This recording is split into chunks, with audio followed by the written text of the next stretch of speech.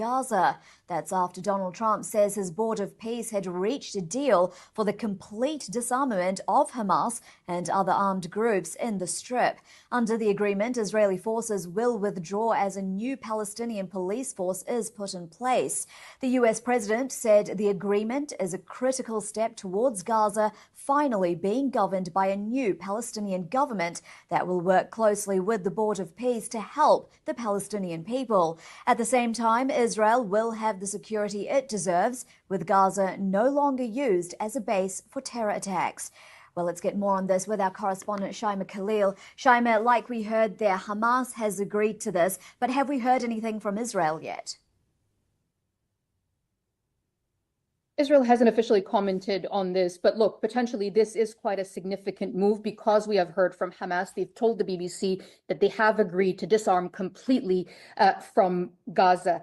And we've also obtained the text of the roadmap, and it really gives you a first-hand glimpse at these phases of the plan to disarm and for them to give up not just civil control, but also military control of Gaza. This is a very complex operation. It will take a very, very long time. And I cannot emphasize enough that when you say there is a phased process, we've had phases before where you get to phase one and it goes on, but then hurdles come and phase two and phase three, especially with so many details. But the plan itself starts with the smaller armed groups in Gaza disarming. Then you move to Hamas's military infrastructure itself.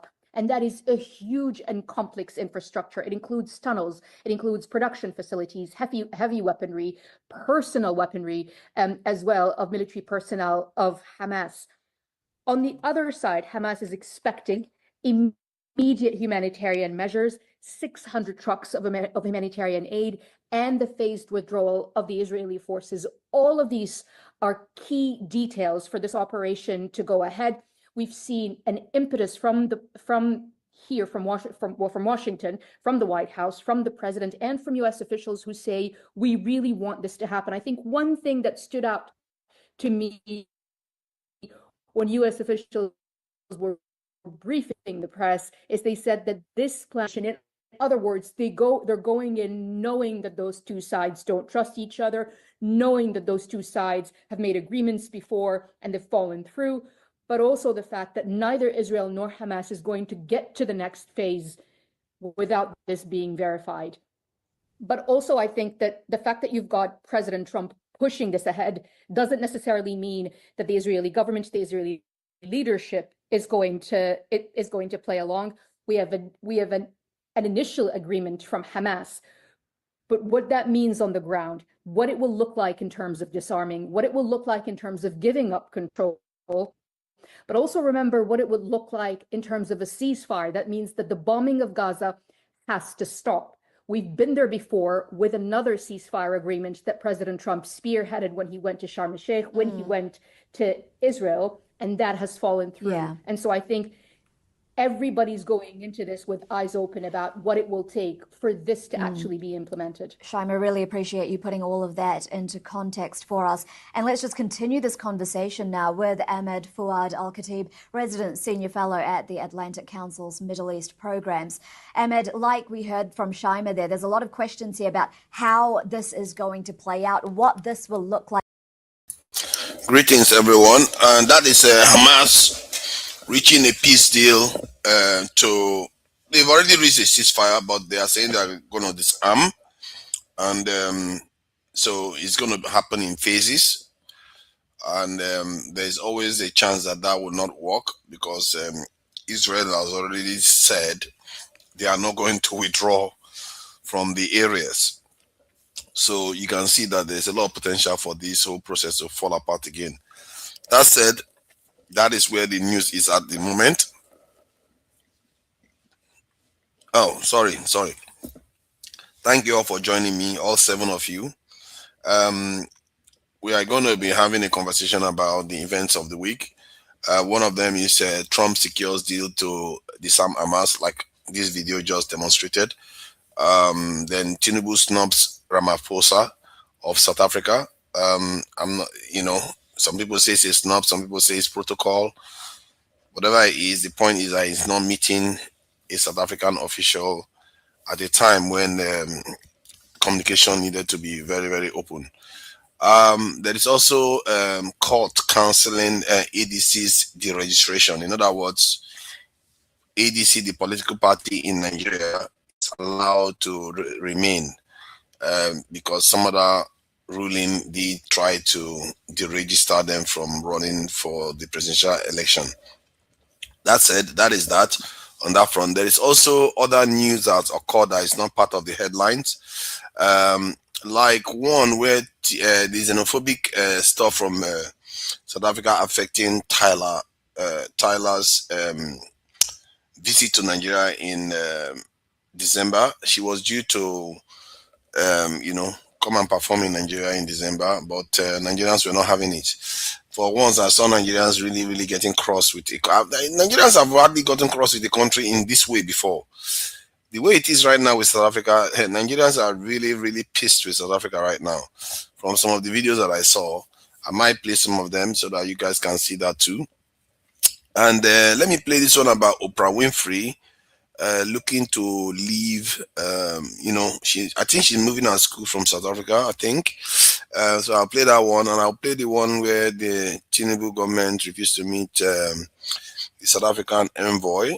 And South African officials have been quite rude. We saw the minister of government or state in South Africa saying something about Nigerians should come and show them where the drug dens were. So that is not a nice thing to say for an official of government to openly say on international TV. And the fact that Nigerian government has not come out, guns blazing, they are lucky. I think if it was Ojukwu that was handling this, they would have gotten a raw deal. I think somewhere along the line in Nigeria, they reined in the foreign minister because she was beginning to really, really go in deep against the South African government. But I guess in time, these things will become unraveled. We will know what is actually going on, because what is going on in South Africa right now doesn't seem to make sense on so many levels. And to be fair, South Africa has not made sense for a long time. I fear the biggest mistake the black South Africans have made is to buy into this rainbow, what do they call it, rainbow color or rainbow nation narrative. I think that's their biggest mistake. They have gotten seduced by all the nice universities, all the nice things that the Europeans built for them. What they are forgetting is that the resources, the technical know-how, all those key instruments to create such these societies are still in the hands of the people that used to oppress them before, and they've not really rested back. That's why I think it's a little bit premature for them to start thinking rainbow nation, when in reality the country is far from being a rainbow nation. The UK is far more of a rainbow nation than South Africa will ever be. The UK is far more of a rainbow nation than South Africa will ever be. I don't know why they call themselves a rainbow nation, because the population mix doesn't say they are a rainbow nation. It's a black country.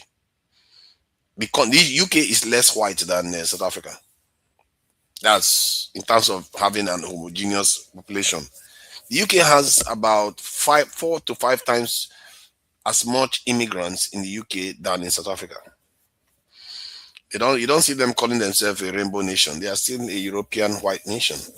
So South Africans are bought into that narrative. If you see the way they are so proud of their universities that are built by apartheid regime, these universities and these institutions are built mostly by the apartheid regime, and they are so proud of it without having control of it. You don't have the capacity to hold it, and you're so proud of it. I don't understand that logic, because those people that control those things, they might decide to revert back to previous status quo.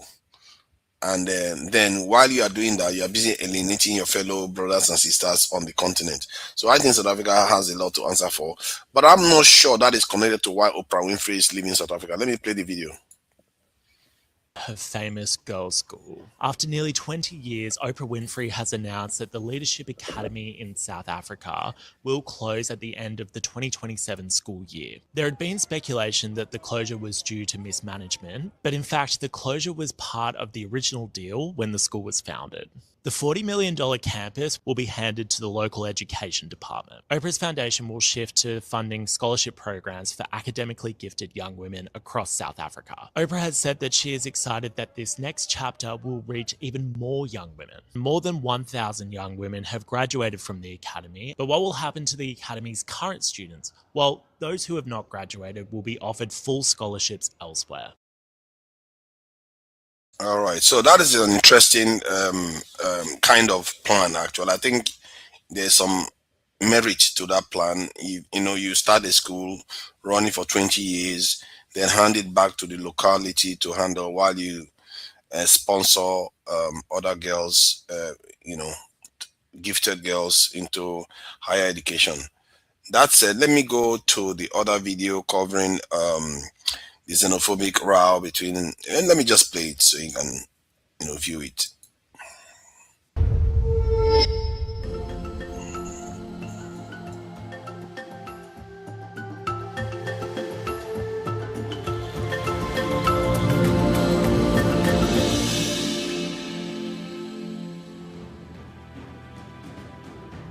Hello and welcome to First Post Africa, where we get you the top stories from the continent and from across the world. I'm Alison LaGrange, coming to you live from Durban, South Africa. First, let's take a look at the headlines. Israeli Defense Minister Israel Katz says that American warplanes used Israeli bases during their attacks on Iran, reiterating that his country was prepared to retaliate if targeted. Firefighters in France and Spain rushed to contain the worst wildfires in living memory, seizing crucial hours before the arrival of another heat wave brings scorching temperatures. Finland's military says it has closed a section of its airspace and restricted maritime traffic off the country's southern coast near the Russian border due to risk of stray drones in the area. Myanmar's military-backed parliament approves a law authorizing capital punishment for those who detain or violently coerce victims into working in online scam centers. And Uganda declares the country Ebola-free following... Did you just hear that? For scamming. Death penalty for scamming. Let me go back again. That doesn't sound real. That is crazy. For scamming, death penalty. Okay, I can't go back. Let me see. I think I can actually. Wow. This lady has not gone anywhere with her news, Okay, let her go out. Let it go on. The East African nation's latest outbreak of the viral hemorrhagic disease that infected 20 people and killed 2 of them. This comes as neighboring DR Congo reports over 3,000 Ebola cases.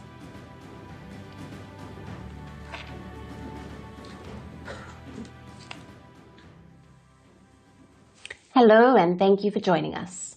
Every great power that wanted to dominate global trade first had to secure the Red Sea. Today, the United States is trying to do the same. But in chasing maritime security, the Trump administration may have just stepped into Africa's most dangerous political rivalry. Washington's latest diplomatic push has been centered on Cairo. President Donald Trump's senior advisor for Arab and African affairs, Massad Boulos, has held high-level talks with the Egyptian... See, I was looking to play the Ramaphosa and envoy video, but it's within this report that she's kind of broadcasting at the moment.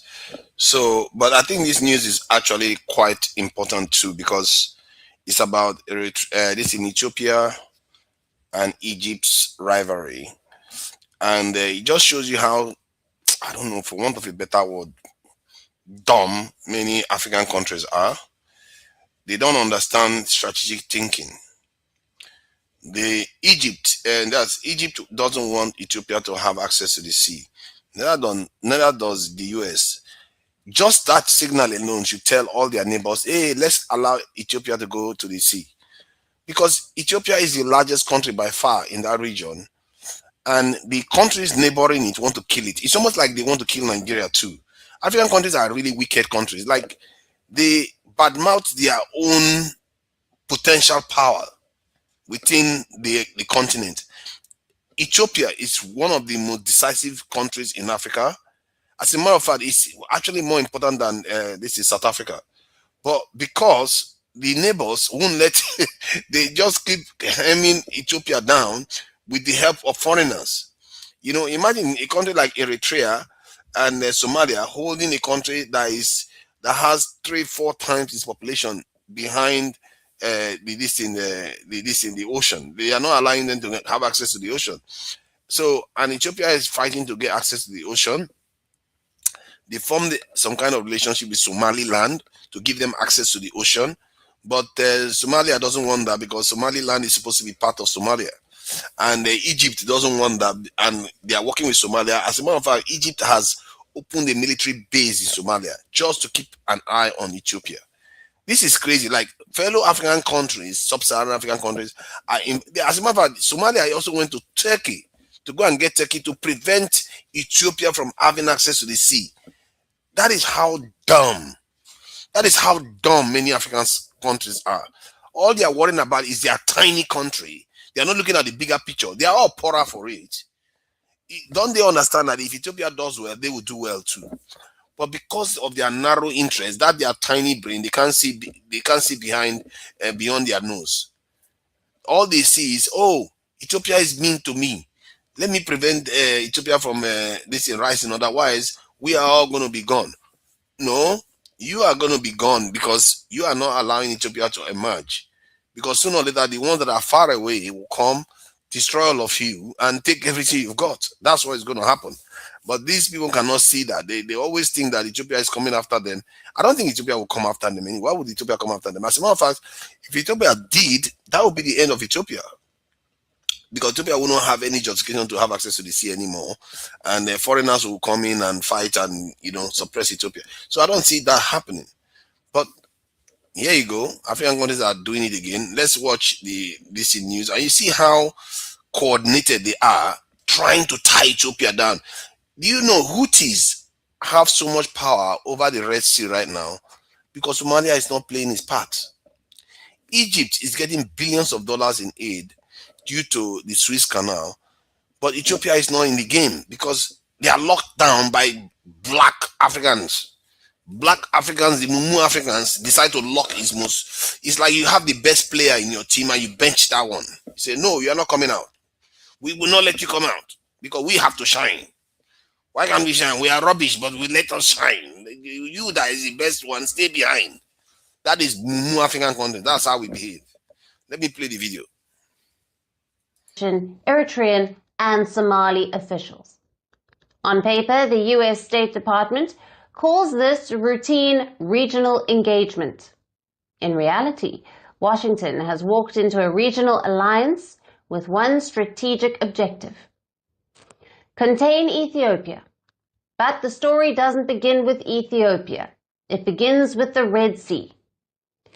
Months of Houthi attacks have turned the Bab el-Mandeb into one of the world's most volatile maritime choke points. Every ship entering the Suez Canal passes through this corridor. For Washington, keeping those shipping lanes open has become a strategic necessity. And that makes Egypt, Eritrea, and Somalia critical partners to the White House.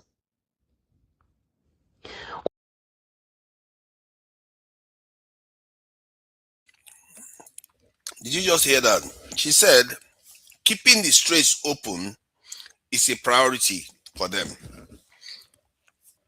How does keeping the straits open being a priority for them but means that Ethiopia should not have access to the sea?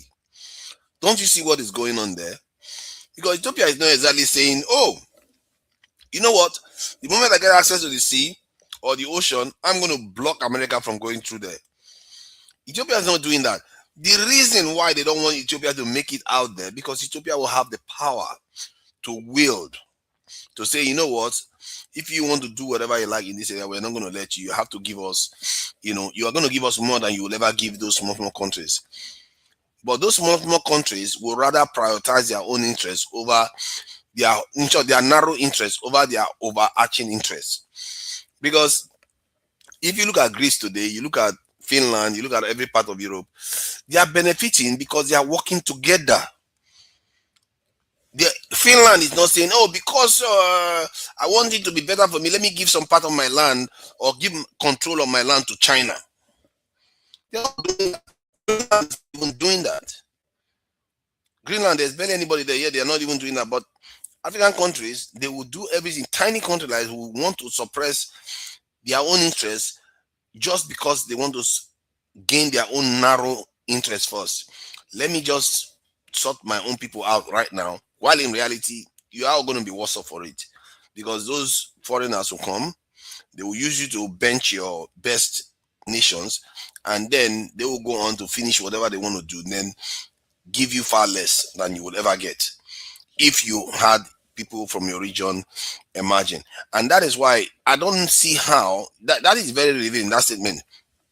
I don't see how what she just said just now, Ethiopia is against it. Ethiopia has nothing. Look at, let me just play it again so you can hear it. For Washington, keeping those shipping lanes open has become a strategic necessity. So why is keeping the lanes open in danger if Ethiopia has access? Why? And that makes Egypt, Eritrea, and Somalia critical partners to the White House. All of these meetings and talks took place in Cairo. Washington believes that it is building a Red Sea security coalition. Egypt believes it is strengthening an alliance to contain Ethiopia. Those are two very different missions. The countries America is now embracing have spent the last 2 years building anti-Ethiopian axis.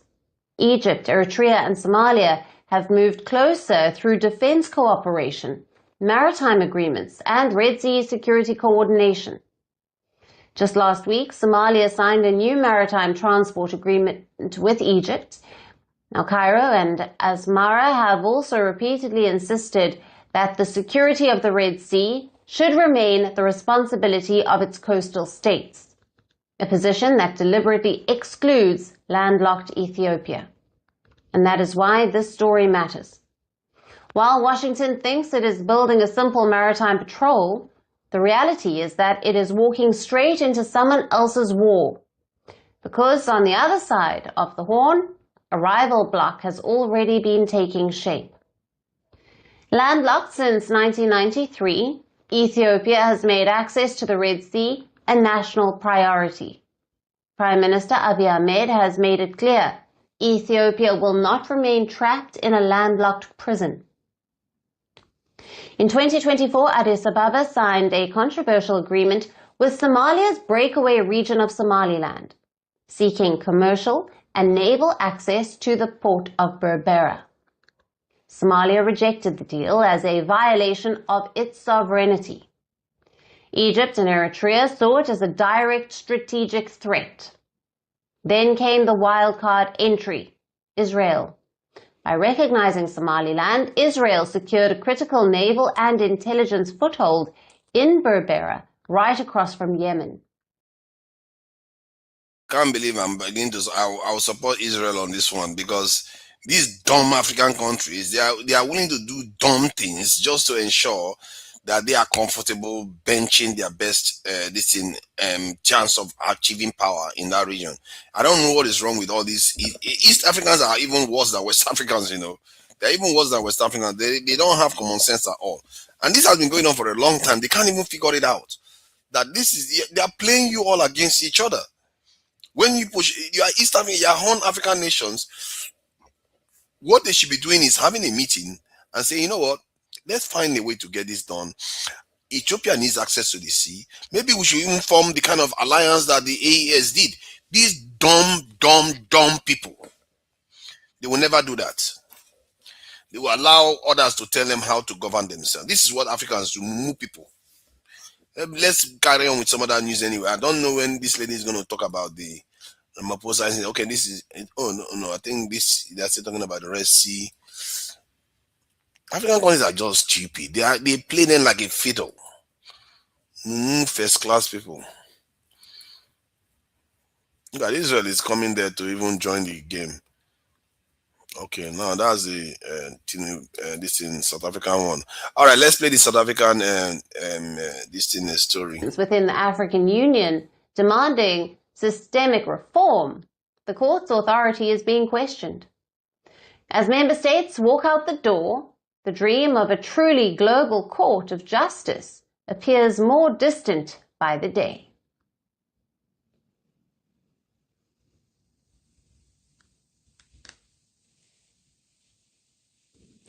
Did Nigerian President Bola Tinubu snub South Africa?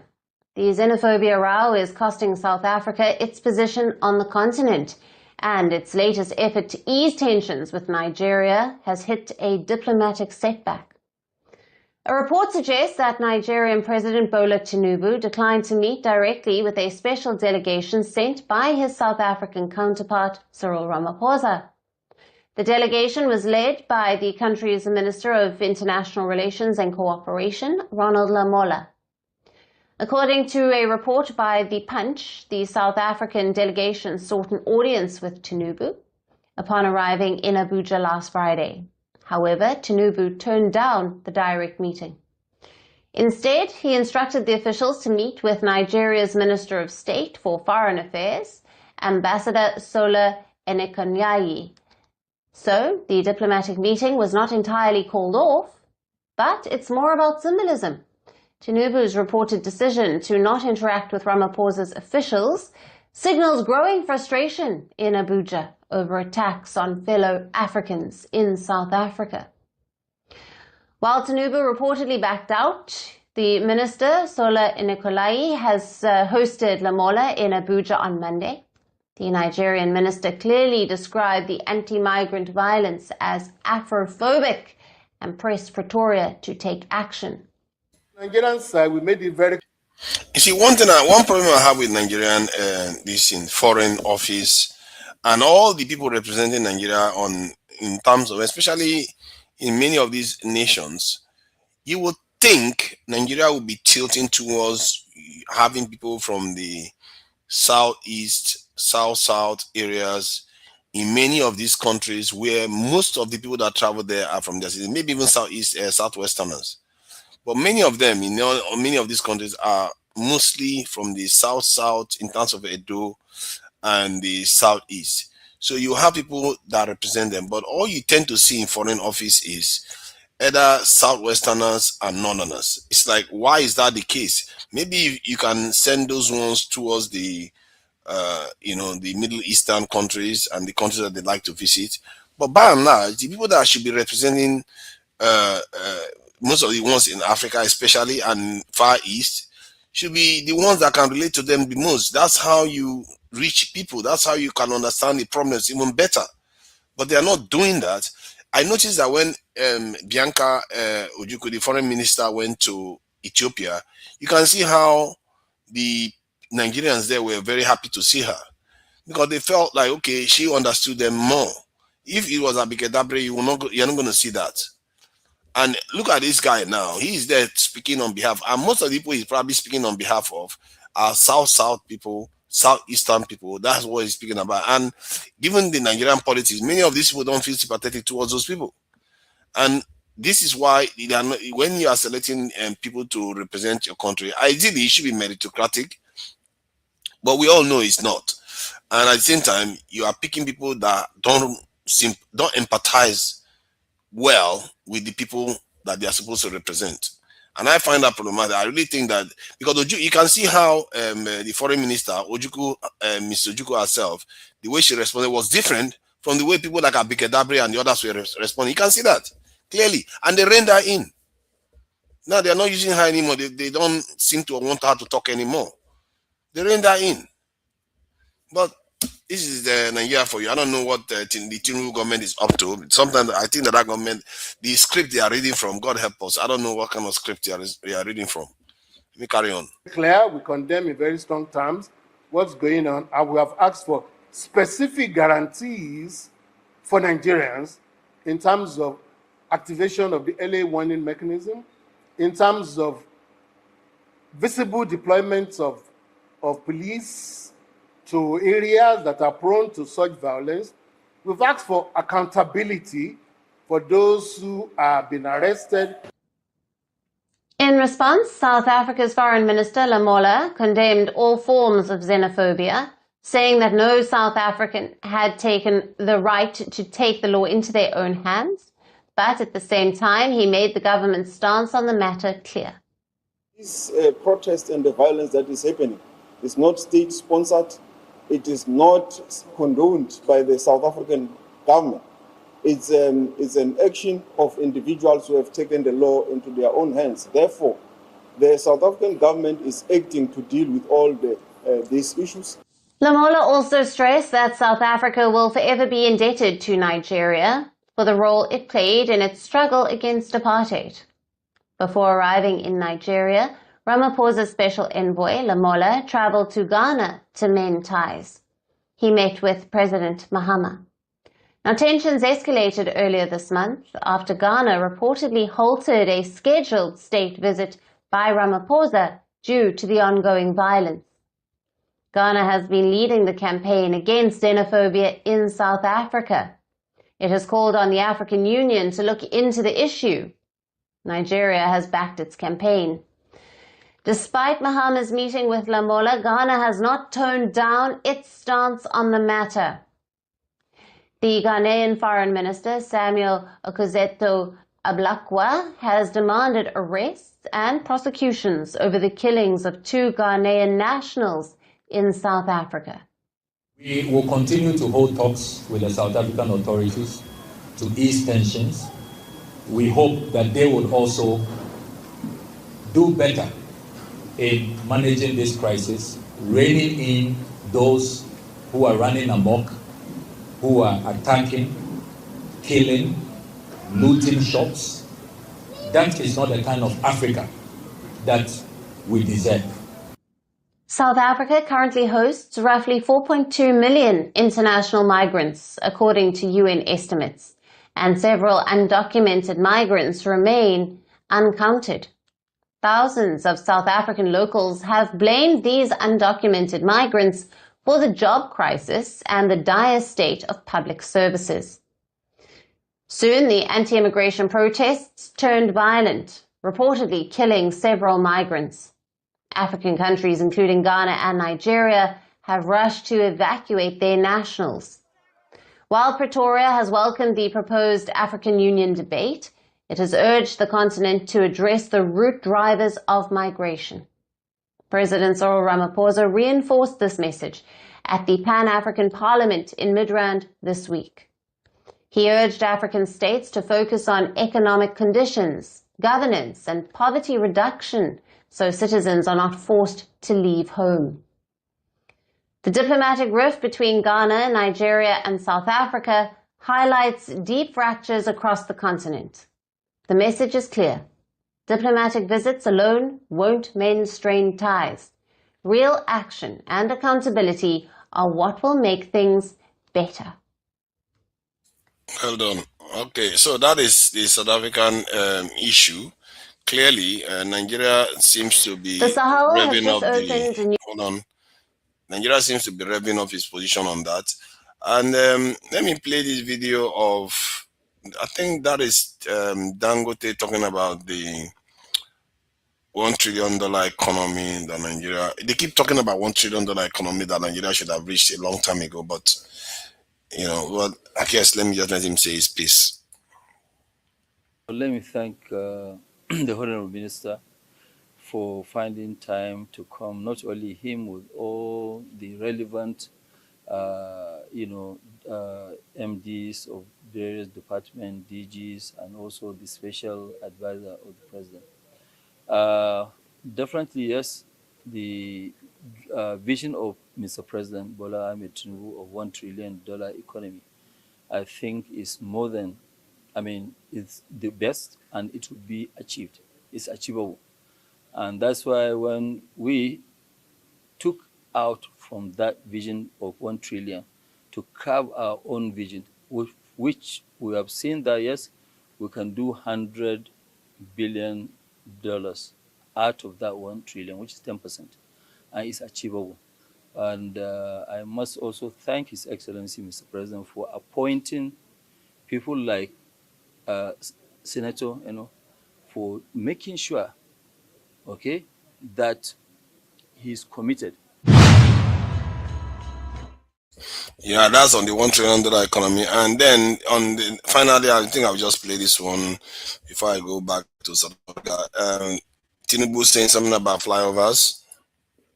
You have governed before as the governor. You need to help us communicate to these governors. Today, the economy of operation is high. More the money that I'm pushing to the states, if you had it during your own time or during my time, it would have been different.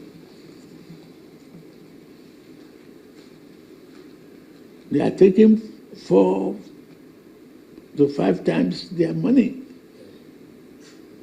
The past. Nobody is borrowing money to pay salaries now. Pensioners are receiving their pay and gratuity.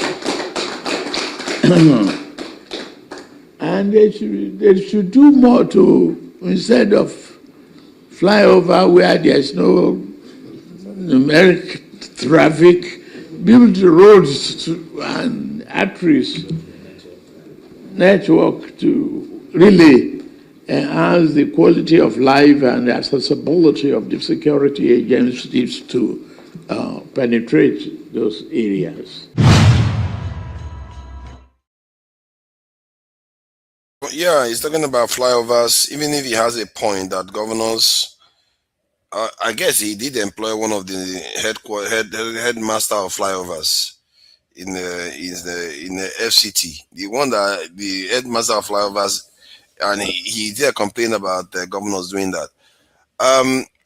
Let me quickly comment on that. Yeah, what the president said is actually true. There are states where area where flyover is highly required in some states. I know some of the governors, they use this as a political campaign. But I want to also say to the president, I wish he can hear me. The coastal road is good, don't get me wrong. If he understands this principle, he's advising the governor on, why did he not focus on Nigeria interstate roads before investing so much money on the coastal road? Because our roads are very, very bad in majority of the states. For example, I heard the Somali complaining of road from Benin from Abuja down to Benin, to Warri, to Asaba, to all the other areas. This road, they are dead trap. I know of family that have lost loved one as a result of the bad roads. Why is he not telling the minister to make sure this road are motorable? In the southeast, you hear southeastern people are complaining of the bad roads in the southeast as well. Why is he not doing that? I would have expected him, okay, minister, the mandate is going to be, I want Nigeria interstate road to be motorable. Once that is done to a very large extent, then you can move to the coastal highway. So he should advise himself also. No, his advice is good. He should advise himself. I think sometimes he's just talking for the sake of it, because you can see that he's very pleased with himself. That is the problem. So that is the problem we are currently having in the country. Politicians just speak. They want to be politically correct. They want to say something so that people will think they are doing something.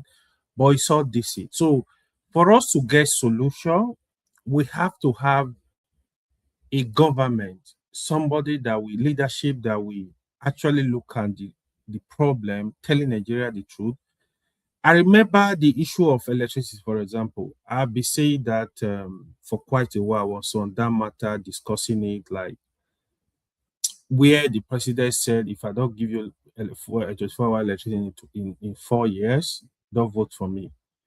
I know Peter Obi before now. I've also criticized him the way he simplified this complex matter, where he said he's gonna give Nigeria so megawatt in no time.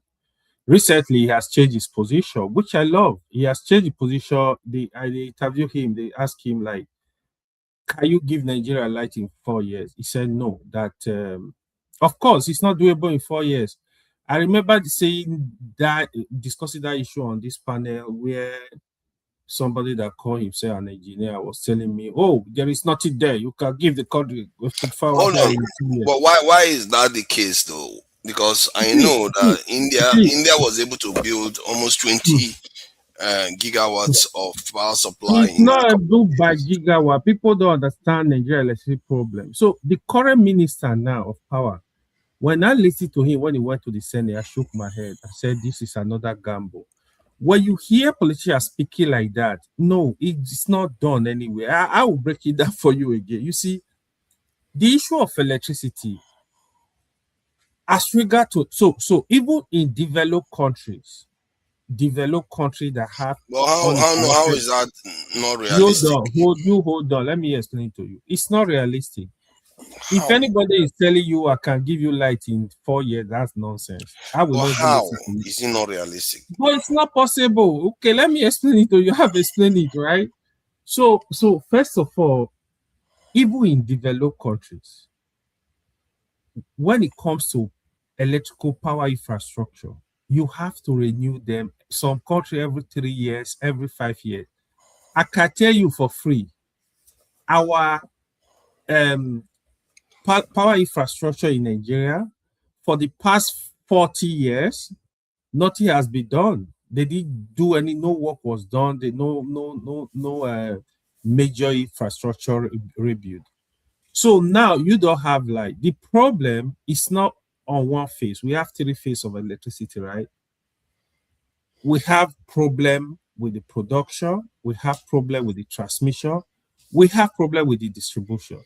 Each of these you cannot even get it. Like, okay, well, let me come in on one side. No, you have been saying this thing now. Okay, finish. Let me hear. You have to let me finish. I've always said it. To build a substation alone, just one substation, it's gonna take you 4-5 years for you to build one substation. So if you order even common transformer today, the transformer you use for substation transformers, if you order one today, the minimum you can get it is 2 years. What is the use of the substation?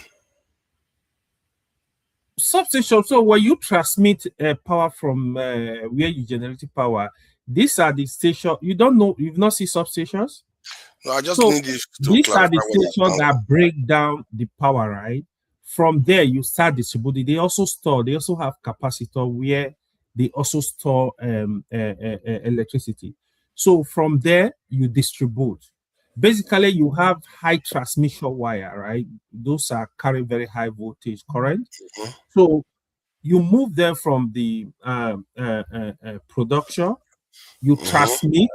So those alone, they are very expensive. You have to also, you see those cable you see, they are highly specialized cable. Even those cable, you can't get them in 1 year. If I order transmission cable today, I cannot get them in 1 year. The minimum where I can get those cables is in 1 year. So okay, now let me do some theory for you so you understand where I'm coming from. Okay, go One, ahead. Almost every home I know in Abuja gets power. The only difference is that they don't have power constantly. What does that tell you? It tells you that they have cables everywhere already getting to all those homes. Okay. Then, if you want to solve the problem, you go to where all those homes get their power from. That's because they connect to the national grid. But you install something there, like a mobile power plant or whatever, between that at that point, that node that connects it to this in the national grid, so that whenever the national grid fails to supply electricity to those areas, then that mobile power plant takes over to supply, because the lines are already there. I know the lines get power all the time. It's just that they don't get it constantly.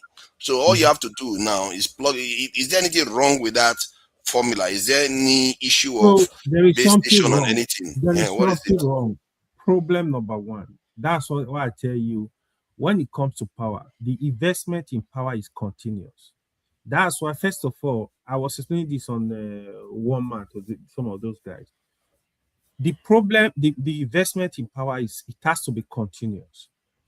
It's not something you can do overnight. So the other thing is, if you watch, I don't know if where you really grow up, you hear sometime you are just at home, transformer will just blow up, the light will go off. Maybe the next 3 months you will not have light.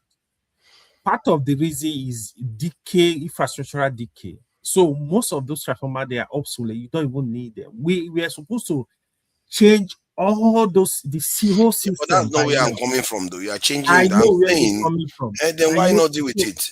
Were you talking about mobile this mobile transformer? It's not the so how many mobile power station? Yeah, mobile power station.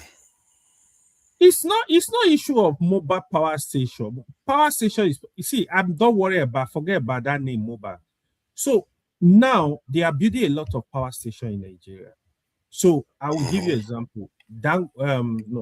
Adeleke is building, I think, up to 2,000 megawatt. Otetola Gregu, I think the combined capacity they built probably is more than 3,000 megawatt now. Traskop, Elumelu is also building one. Dangote is promising to build 20,000 megawatt. That's the biggest I've heard. So if Dangote can complete that, that's going to be a very big boost. You see, the production usually is not really the biggest problem, but all you need to do, you need to have capacity to make sure whatever you are producing is transmitted. You know, but it's being transmitted. I don't know why you keep saying that. All of it is properties not, get power. No, hold on. Tell me what I'm missing then. When you have gets power. Okay, when you have bad infrastructure, bad equipment, even in telecommunication, when you have bad infrastructure, bad equipment, the whole signal you are producing, you can't even receive them. You can't get them.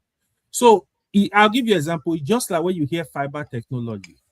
What fiber technology does in telecommunication, what fiber technology does is to reduce attenuation, is to reduce signal loss.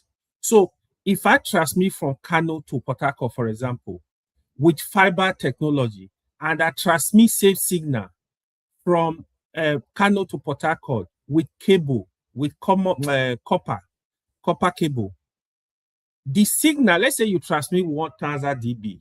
If I transmit from Kano to Port Harcourt, in Port Harcourt, if I use fiber, I can have signal loss of no more than 20%.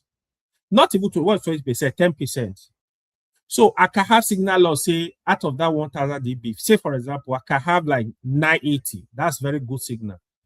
With cable, with copper cable, you cannot even get, if you get 900, you will be jumping up. So how does that affect properties that are already in the city that get power to those houses?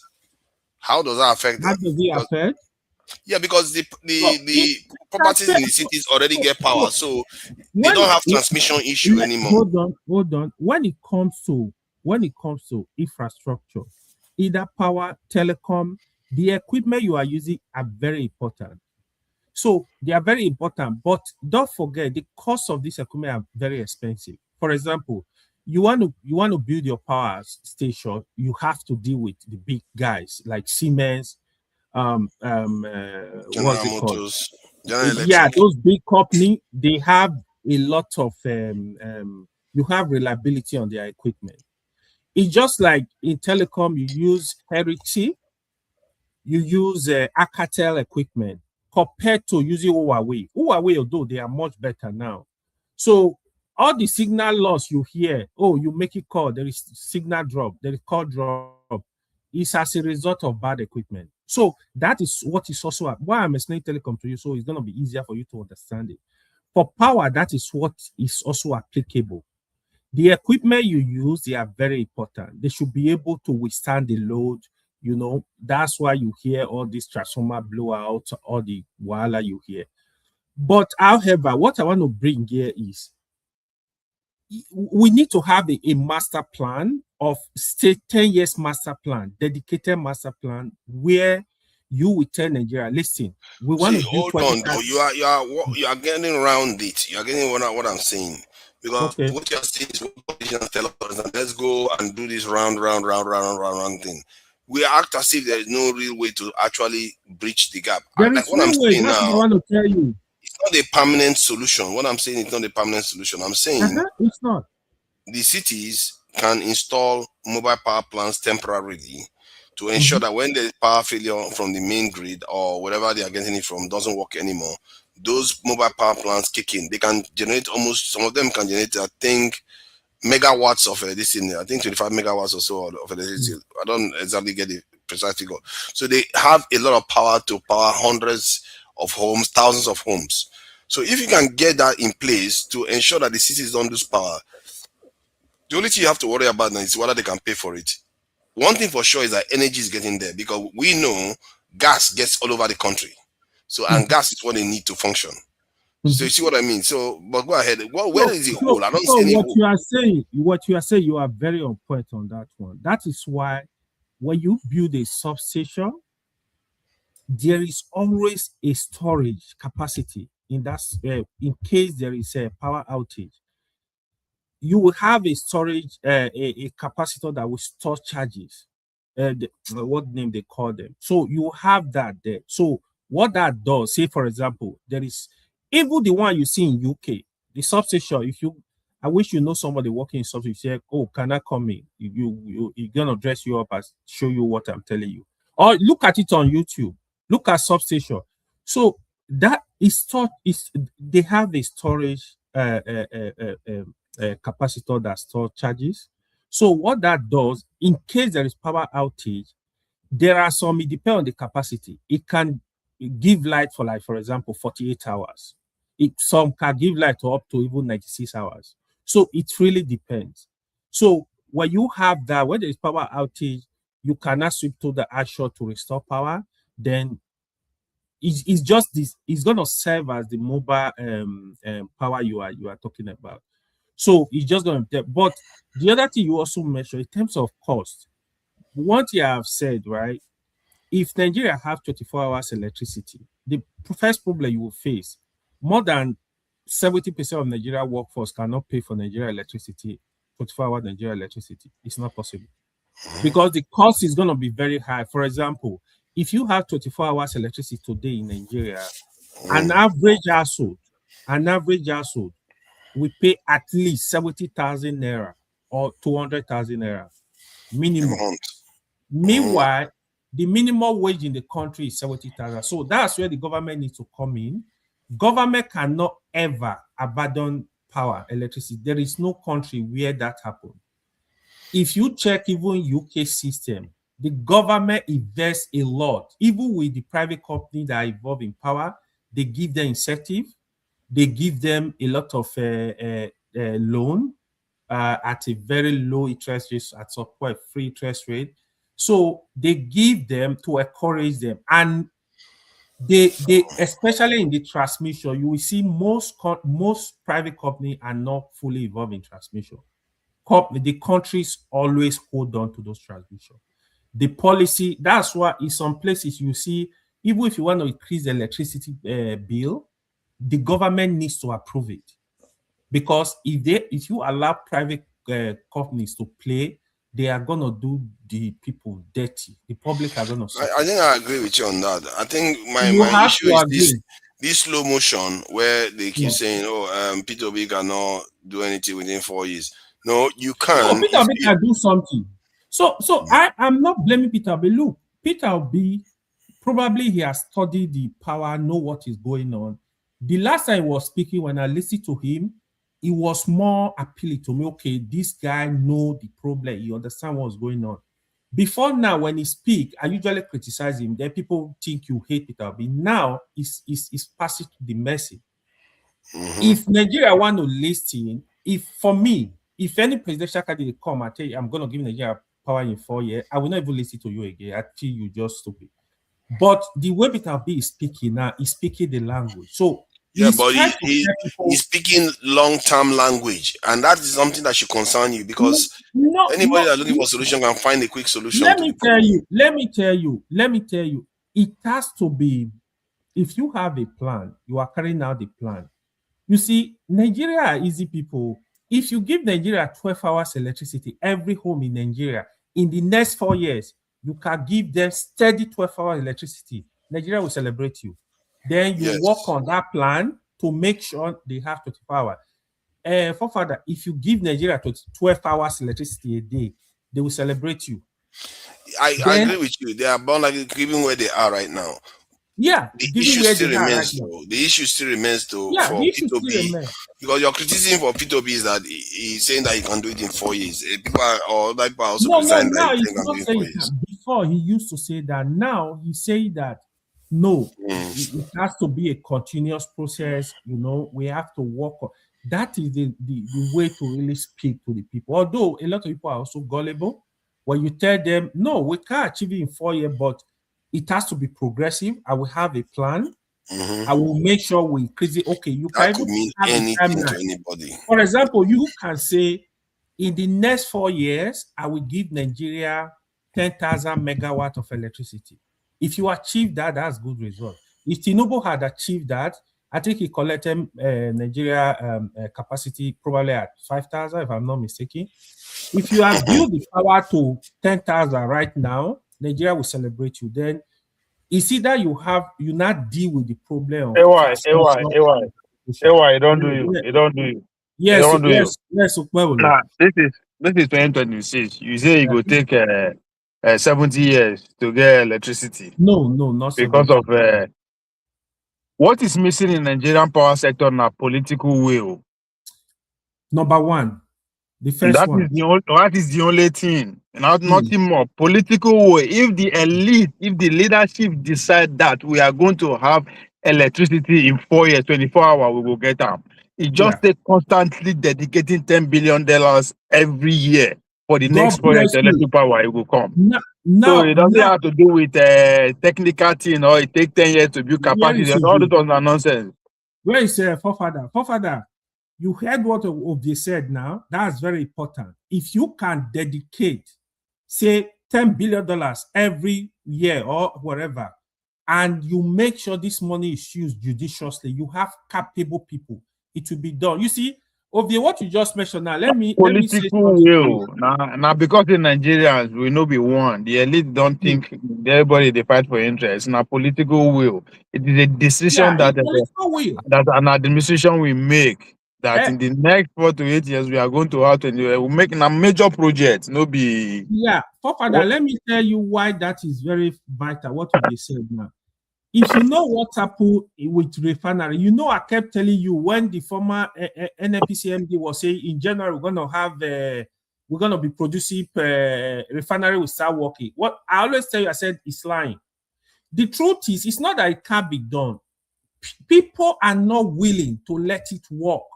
So that is what Dangote has come to change. Yeah. Now. So if that problem exists, AY, if that problem that you describe exists, that like you are believing now that Dangote might actually help to solve that problem. But at the core of it is my own suggestion is different from what Ovie said and maybe what you are pursuing to.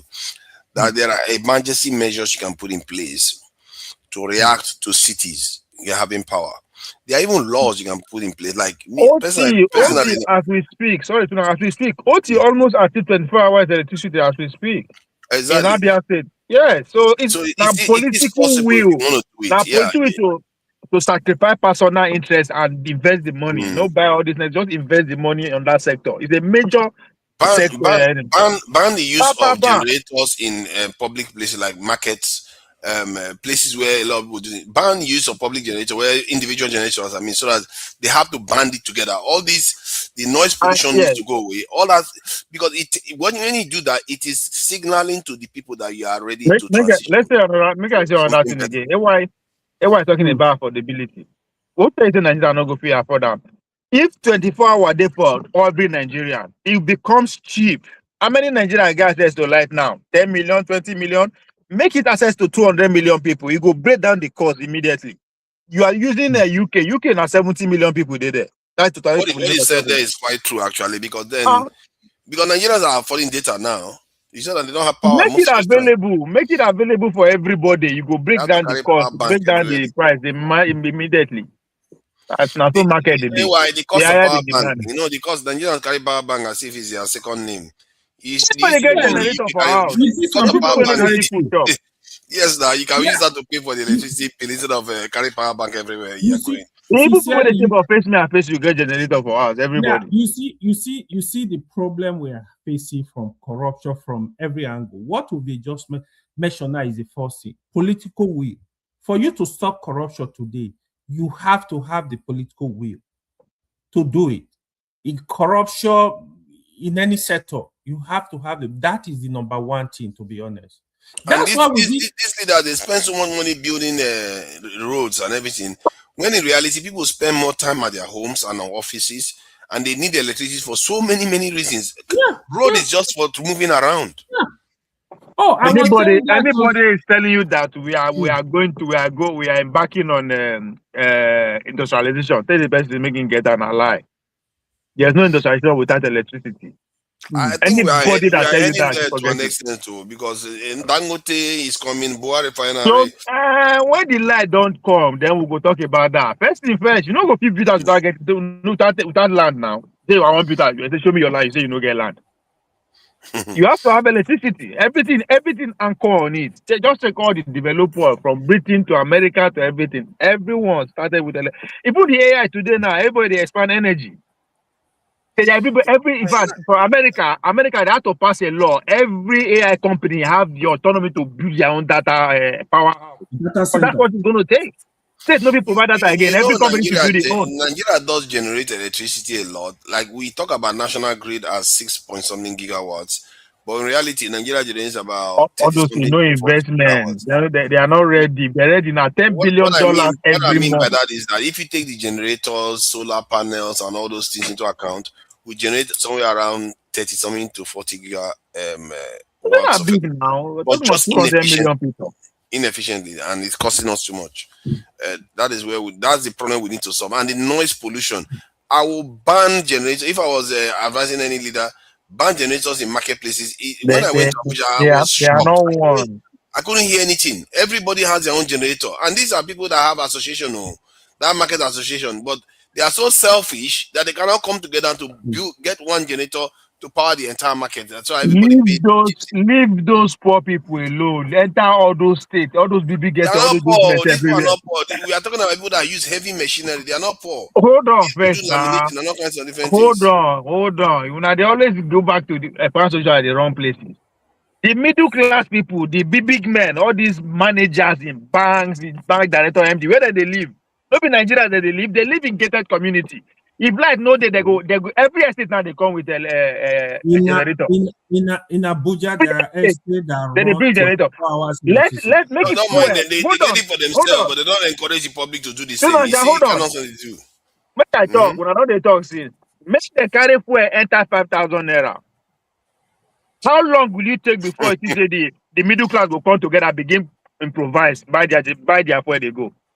They will never improvise to stand against the system. They will find their way. They will find their way to show say I can afford it. I can afford that 10,000. I can afford it. They will oppress. Instead of them to come down to say, come on. This was not money way me and we get. So if we had to organize these mass people, everybody will be well off. But no. So it's our solution no be it has nothing to do with this 2026.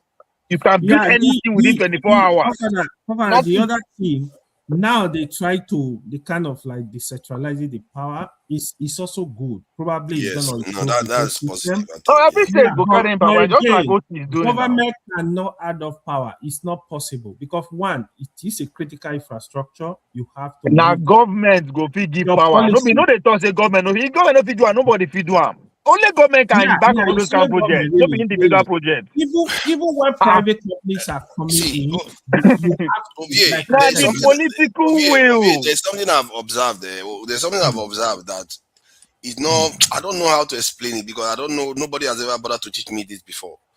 That when you have a system where there is corruption, you need private enterprise to be the one generating those industries. Yeah, Like but you know what? if you sorry, let me finish. If you have like a revolution now, where a socialist revolution or some kind of revolution happens, that government is going to be less corrupt, so they can do state stuff. But Yeah, a country like Nigeria that has had time and the government is already corrupt, they can't run anything. Look at you can see that in the refinery. In Nigeria, they are one. Everybody, private and the government, they sing that they work together. It's a very fluid. But They work together, but they are not the same. One is corrupt. Yes, one will eat his child. Hold the other on. one will nurture the child. That's the difference. To Nigerian problem now. Will destroy their institution. To Nigeria, you are talking of a country that has one soul. Now you go to talk like that. Say private go different government. Nigeria has 3 souls. With two extra souls, come religion, where they follow them. We can deny all we want. This entity operates differently. Anybody with the power would follow your trajectory. That's what we are seeing. There is no oneness at the government level. Say, okay, this is what we are going to be working towards. That's why anybody will come. Private enterprise should be in charge of it. My guy, who is private in Nigeria? Who is government? Tell me. The private is like people like Boa, Dangote, and There's no hold on. There's no Dangote without government. Yes. So what are you talking about? So try to understand. The government is not running Dangote refinery. If the government was running Dangote refinery, I can assure you they will eat it dry. They will come and eat it dry. That's the problem. Again, you are still missing. You are talking about a country that has one. They are one. Then they have these different branches. No, the operation of Nigeria, there is no head self. Everybody are the same. Both the private and government are the same. Dangote no get say without the government. That is true. So what is private? Everything I'm describing here is the same way America was built. All these Carnegie and Rockefeller, all these families you heard. No.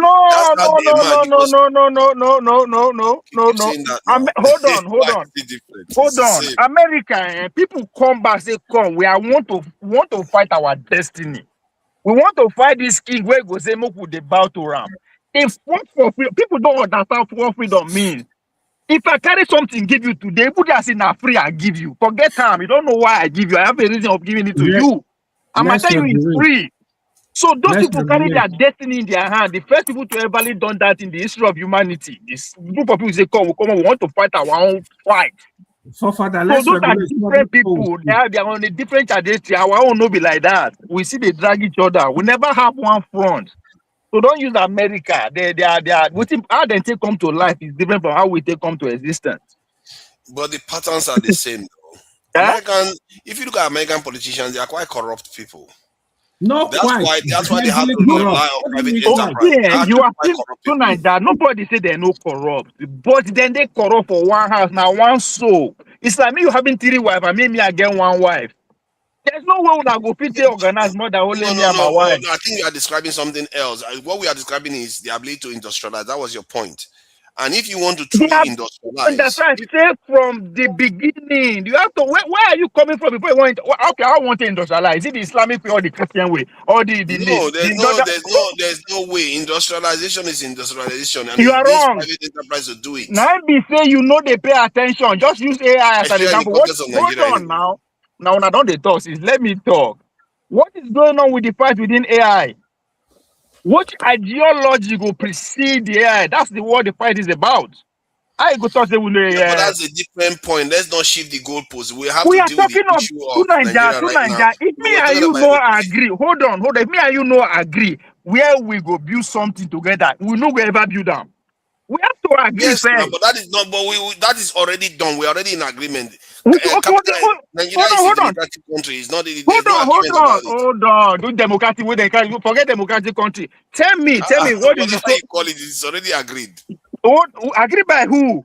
That's exactly the problem. The ruling class already. They are the ones campaigning for election. Sir, they tell you now, the ruling class have 3 foot. They are not on one accord. What are you not getting there? They don't have to be. They don't have to be. In America, No, the South was not even, they never agree with the North. They are some that they hated the North. Until today, the parts of America hate each other. That is not new. Let me say, are we on the same side? We say we should build an industrialized nation. Yes. That is the accord we are talking about. So we need to agree first. We never agree, but why we say we won't build them? We have to come to an agreement. It's that, okay, already in the context of Nigeria, it's already happening. That's how? what you are. Because have you just seen the foreign reserve? The value-added manufacturing is already increasing. The Nigerian naira is getting stronger. Forefather. I'm not. They not be book with the top for here. Show me. Only you they cry say our GDP down slash into our. We are talking about major. I mean, where they take hard? Because Tinubu came in and kneecapped the economy, but the economy is coming back. Again, that is the story that is out there. I don't want you to believe that because it's going to affect us again. No, an order was given. You have to devaluate your naira. You don't get choice. An order. It's not kneecapping. Is that not the same thing? That's kneecapping. So no, they say Tinubu. No, as if say somebody else come, the different thing will happen. No. So, he was the instrument. Whatever. Hold on. So how do you say you have a sovereignty when somebody dictate to you what you should do with your currency or with your economy? It doesn't matter. The point is that he was the one that executed it. He was the one that executed it. No. What choice does he have? I'm not arguing that point. The point I'm talking about is. So in other words, hold on. In other words, you don't have a home to say you want to. Hold on. That means you don't have a home you want to industrialize. You don't actually. Okay, if you want to make the argument that we don't have a home, that we want to industrialize. I don't think people, I've been making. No. But that if you want to make that argument, then you can make that argument. So what argument was I making then? What argument was I making? I guess my point is that my own argument is that if, let's say, whoever is giving him that instruction now believes that it's in their interest for Nigeria to industrialize, which technically, or it's not even in their power anymore, because that's how it all happened in the 70s when the Soviet Union was at its height. Let me finish what I'm saying now, so that you understand where this is going on. When the Soviet Union was at its height, you can see that West African countries were developing. But the moment the West became very, very powerful, then everything just went to pot. Now, the West is weakening again. Africa is beginning to rise again. You are seeing the signs of Dangote and different industrialization moves. Hold on. So, your story. The issue I'm trying to address is whether it's inevitable that we have to rely on corporate power to develop the country. Hold on. The government themselves are very corrupt. You are not speaking of what is happening. You are talking of what wish we are wishing, right? The idea that when Soviet unions were in charge, African country was developing was not right. We have to factor into consideration in the 60s. Who gave us our independence? Oh, like why you they rush? Everything are stage by stage. You they rush. You say we no get house, but you want to develop. How? You have to have a house first. Everything I say, somebody you didn't have a house. You didn't have a house. It's not totally. To Nigeria. If I give you money when you take the job, can only dictate to you how far you could be and how tall you could get. Let's say the house is rented. Let's say it's rented. While you rent it, you still have some authority in the house. Even if the landlord kick you out, you want to start a business. Hold on, to Nigeria. You want to start a business. You want to start a business. You go rent empty land. Come the developer and put 50 million on top of the land, and you say you get the land where you rent. When you finish, that will come to say, man, may you come out.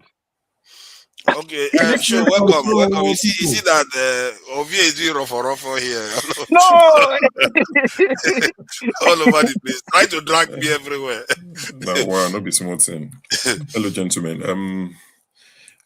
I was listening to the conversation. I was busy with stuff, but listening to the conversation. So I thought I would join. I haven't listened to AY's submission, so I just thought to challenge some of the submissions of AY. Then I changed from my phone to the laptop, so I missed when Ovie came in. Just that split 2 minutes. But by the time I heard Ovie speaking, he was speaking about will, political will. And it's part of what I wrote down as soon as I came in. Because I listened to AY, and AY was talking about how it cannot be done in 4 years. And I'm not a power expert. So, but I just want to, think out loud for a few minutes. I think political will is the number one thing that we're missing. Now, to you on the panel and to people familiar with this channel, they would know that a lot of people who come here are aware of external factors.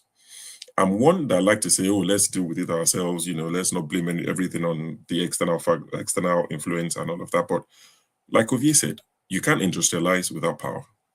It's not going to happen, right? And even the person that denies the influence of the, external forces would admit that they don't want us to industrialize. Everybody would agree on that, because if we industrialize, it's to their detriment. So you cannot take away that factor. But they have willing collaborators, too many amongst us, too many willing collaborators, because they can't do that without collaborators, right? So we have collaborators. AY, now to test that theory of it can be done in 4 years. And I just want, I know that it will be better for you to expand on the answer, but so that I can get my time to speak. Do you think if, and this will never happen, let's say they give Elon Musk the sole license to power Nigeria, private, entity now, it gets the license to power Nigeria, to generate, to distribute, to transmit, all those 3 things. How long do you think it will take him to power Nigerian homes? So Elon Musk, private man. So forget how much it will cost us to get the I know. What we're talking about, let's be very clear. We are talking about 24 hours uninterrupted power supply. Yes, any year. So, yeah. For a company like Elon Musk and his company, realistically, that can be achieved, I would say, in 10 years. 10 years, yeah. So what Nigeria should be looking for is we need significant improvement every year. I know. I hear you. So if you say 10, I don't want to argue it. With dedication. If you ask me, I'll probably say it'll be a lot less than that. But like I said, I'm not a power expert. But if you ask me, I think it'll be a lot less than that. But okay, now that we've taken care of that, I think that what Nigeria needs to do is to find a way to hold their political leaders to account if they are the ones that vote them in. Unfortunately, our votes count for little. So these guys don't answer to us, because I know you said it will be very expensive and Nigerians won't be able to afford it. Then the job of the Nigerian government is to subsidize it. In the UK, forefathers, maybe you might be aware of this. I think it was last year, I just got a random email from, I thought it was a scam, because you can't scam me. I've come from too far, 6,000 kilometers. I got an email to say they are going to credit my power account by, I think, £100 or so. I think they did it twice in the year or something. I just kept getting emails to say they are subsidizing power for whatever reason. I didn't even investigate why. And my friend said, oh, they got it as well. And these are people, it's not like you're on benefit or claiming anything. They just give everybody. So Nigerian government have to stop. And let me tell you, maybe it's breaking news to some of you. I think AY said he was listening to Tegbe, the new Minister for Power. They are going to take away the little subsidy that they are paying on power from next year. So the Nigerian government have announced that they are taking away the subsidy. Now, they said that it doesn't mean that the power prices will go up immediately, but you and I know what's going to happen. You remove subsidy, price will go up. That's despite the fact that they increased it since they came in. And I can tell you that since the power prices have gone up, where my parents' house is built, from the 70s where we lived till today, when I was growing up, we used to have power on the average, maybe 18 hours a day. Now, when I speak to my mom, she tells me that in a week, 7 days, they might get 12 hours of power. True. This used to be one of the affluent areas. Of course, there'll be new development, but it's still a decent neighborhood to live in. If they're lucky to get 12 hours a week, my mom was spending, not the amount you can, fuel prices will fluctuate, but on generator, she was buying 20 liters, and that was lasting at 5 days. 20 liters of petrol, and that's not to power the house 24/7. It's just to keep the fridge cold and freezer and whatever. Now we had to spend money on solar panel. Now her life is a lot better. She can use her money to eat and not to buy petrol, right? So I think if we have the political will, let's even say 10 years. Tinubu supporters are telling us, let's say 10. So 10 years on the long term, right? We have short term, so it will be gradual progress, right? So from the 10 years, it will be, so by the first end of 4 years, we should be getting, let's say, 8 hours average, everybody. We can even get 12 hours. We can actually get 10, 12 hours. So imagine a situation where they wanted to, that there's the political will. At the end of 8 years, Tinubu should be able to hand over to say, from whatever you guys had, you are now getting 12 hours. The average, the minimum in any home is that. And what that would lead to is industrialization. The barber guy can barb more hair. The tailor can make his stuff. The hairdresser, the welder, everything can run smoothly. And you can now tax these people. And you can now make money back into the government coffers. But right now, you're not willing to do that. But you want to tax them. You want to remove the subsidy. So you're literally strangling the people. And when you said Peter B spoke about power and he spoke, like he knew what he was talking about. Sure, before you go there, let me ask you this so that you continue with it. You talked about growing up. Hold on. I don't care about that guy. I don't care. That guy, I don't see. So he's one of the guys I've blocked. So I don't see his comments when he types. And when people complain about comments, when people complain about comment section, I tell people, if there's somebody who's just a nuisance, that's almost dragging your nuts like your wife, block them so that you don't see their comments. Irrelevant. Who cares? Talk about. Sorry. Let me just add this. You see, this is my paranoia with Nigeria. You see, Show just revealed one of the next act that the government is going to use to nick up the Nigerian economy, which is removal of that electricity subsidy. If they do that, they are going to cause problem again for the economy. Hold on, wait. We might not even get. We might not even get to that point. Destabilizing the economy. Hold on, we might not even go there before things explode, right? Sure. You said something about growing up in the 90s. They're almost 24 hours light. But all today, the light is pretty much none. Now, after Hoss said, how much will you factor in the rate we consume electricity now compared to them in terms of factoring the gadget that we have now that are electronically oriented, that we are not there, that we are not here in the 90s, right? Do that have more effect on it at all? Now we have, if you enter us now, other than just having fridge, fan, and TV, now you have phones, you have laptop, you have this, But think about now. Hold on. Let me finish it. Now, if you think that has any effect on it at all, now look 10 years from now, where we are going to have more of electric vehicles, more automatic robots, human robots, and pretty much the world is going to be moving on electronics. Everything that you see is move on chips and all. What will happen then? So before you speak, let me say something very important. Show said, right? When it comes to subsidizing electricity, it's not only that subsidy they give you. They say, "Oh, come and take $100." Government spend subsidize electricity heavily in terms of infrastructure. They pop a lot of billions of dollars to the power industry. If you doubt me, verify from UK government how much they spend, even with the private company you see around. I know they spend billions of dollars. Why highways, electricity, and all that? These are government. Only government will do them. Of course, because before they hand over them. If not for that, for they charge you £1,000 every month. It's capital intensive. Let's you finish. They know the importance of these things. So there's a reason why they won't subsidize internet. Like someone made the example of internet. You can, with your mobile phone, if MTN provides good data, like they're charging people for, even in the UK, not everybody has broadband at home. So the example of internet is not quite the same as electricity. Electricity is like blood. You need that to do anything. So what I'm saying is, if the government would provide that, people would have more jobs, people will pay tax, the government can make more money from that. The economy will expand 10 times.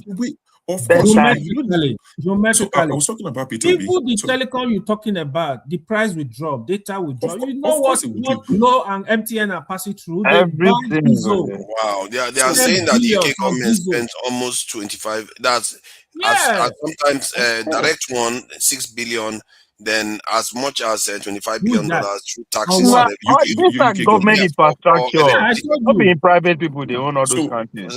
I know. I mean, I used the Yeah. Elon Musk example just to say if we remove the red tapes and corruption, Yeah. that's why I used Elon Musk, not because Yeah, I'm it's a thinking. good example. I just thought, you know, if we, because with government there will be red tapes, there will be corruption, there will be stealing. That's why I used the example, and I thought people would be smart enough to pick that up. But obviously, people are dull for the sake of being dull.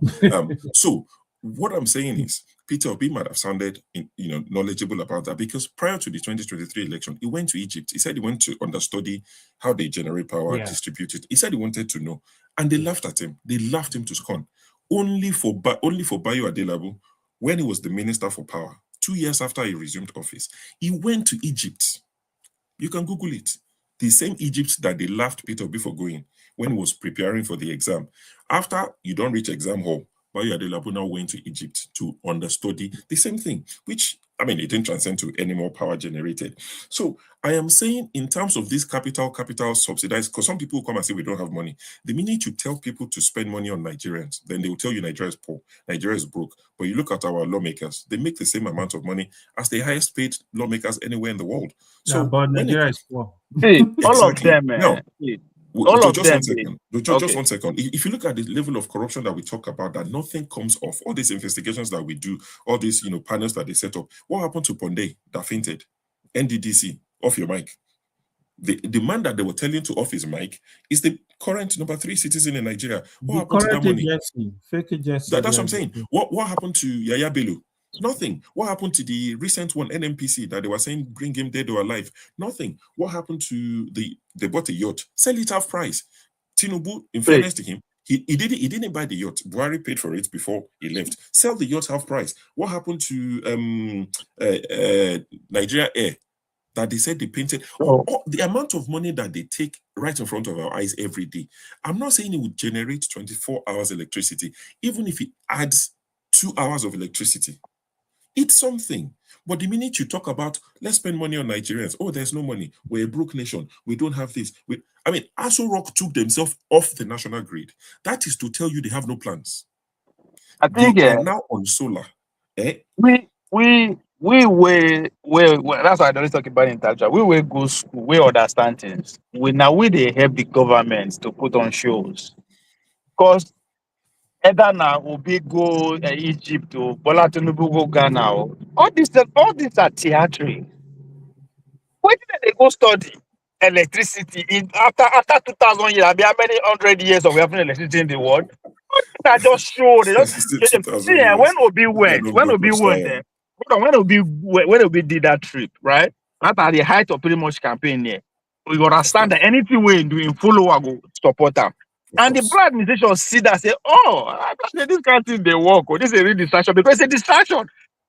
So to get electricity, they travel out. Political will is what Nigeria always talk about when he's using China. We go starve. That is political will. Not be to arrest people. No. Political will means that our political leaders have decided to say we want to take our destiny into our hand.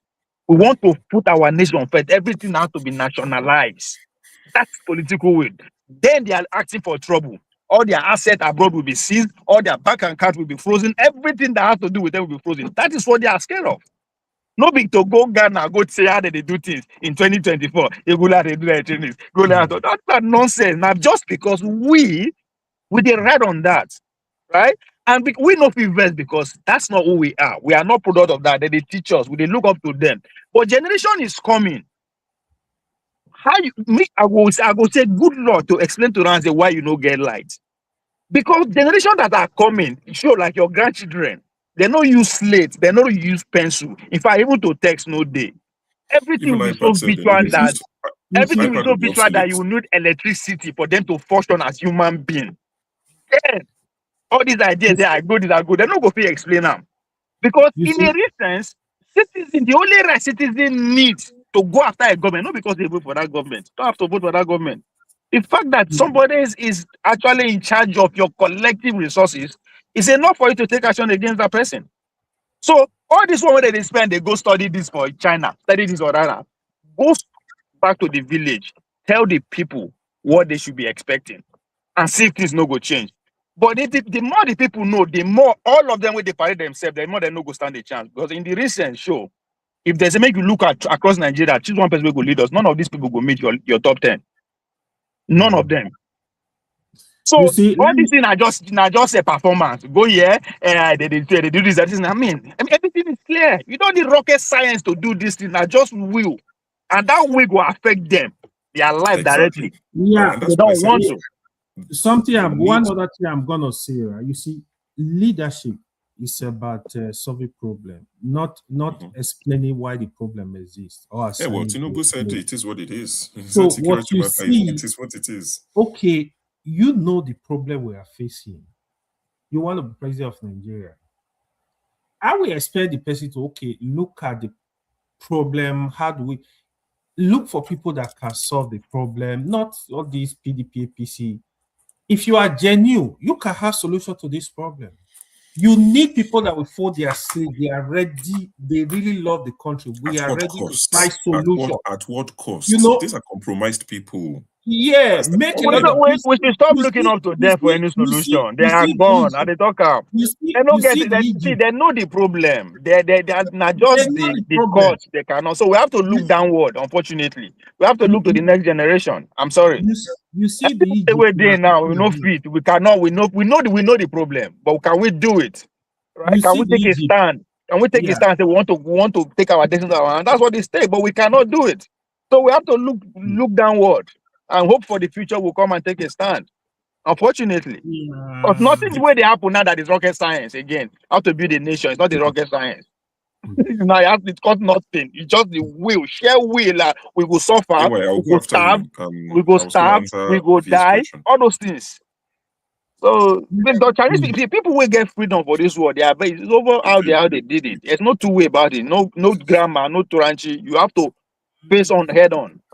Head on, people go die, hunger go come, but that's what it's going to take. It's a freedom. Oh, yeah, for a reason. Talk and quick. So it's sad, isn't it? It's sad that societally, for society to change, things needs to happen in a way that is not like human beings. Like something needs to happen to the society as a whole. Then you see that the society will be jolted to change. All these countries we are talking about, China, all of them, they all went through it. But we just raised the flag. Oh yeah, the ball will be spoiled. And saluted the wealth. They went away, and we thought everything was good. And to be fair, our leaders are the problem. It's not even them, because if you think about it, if we had the mind to say, okay, this is what we want. We want to do this. We want to do this.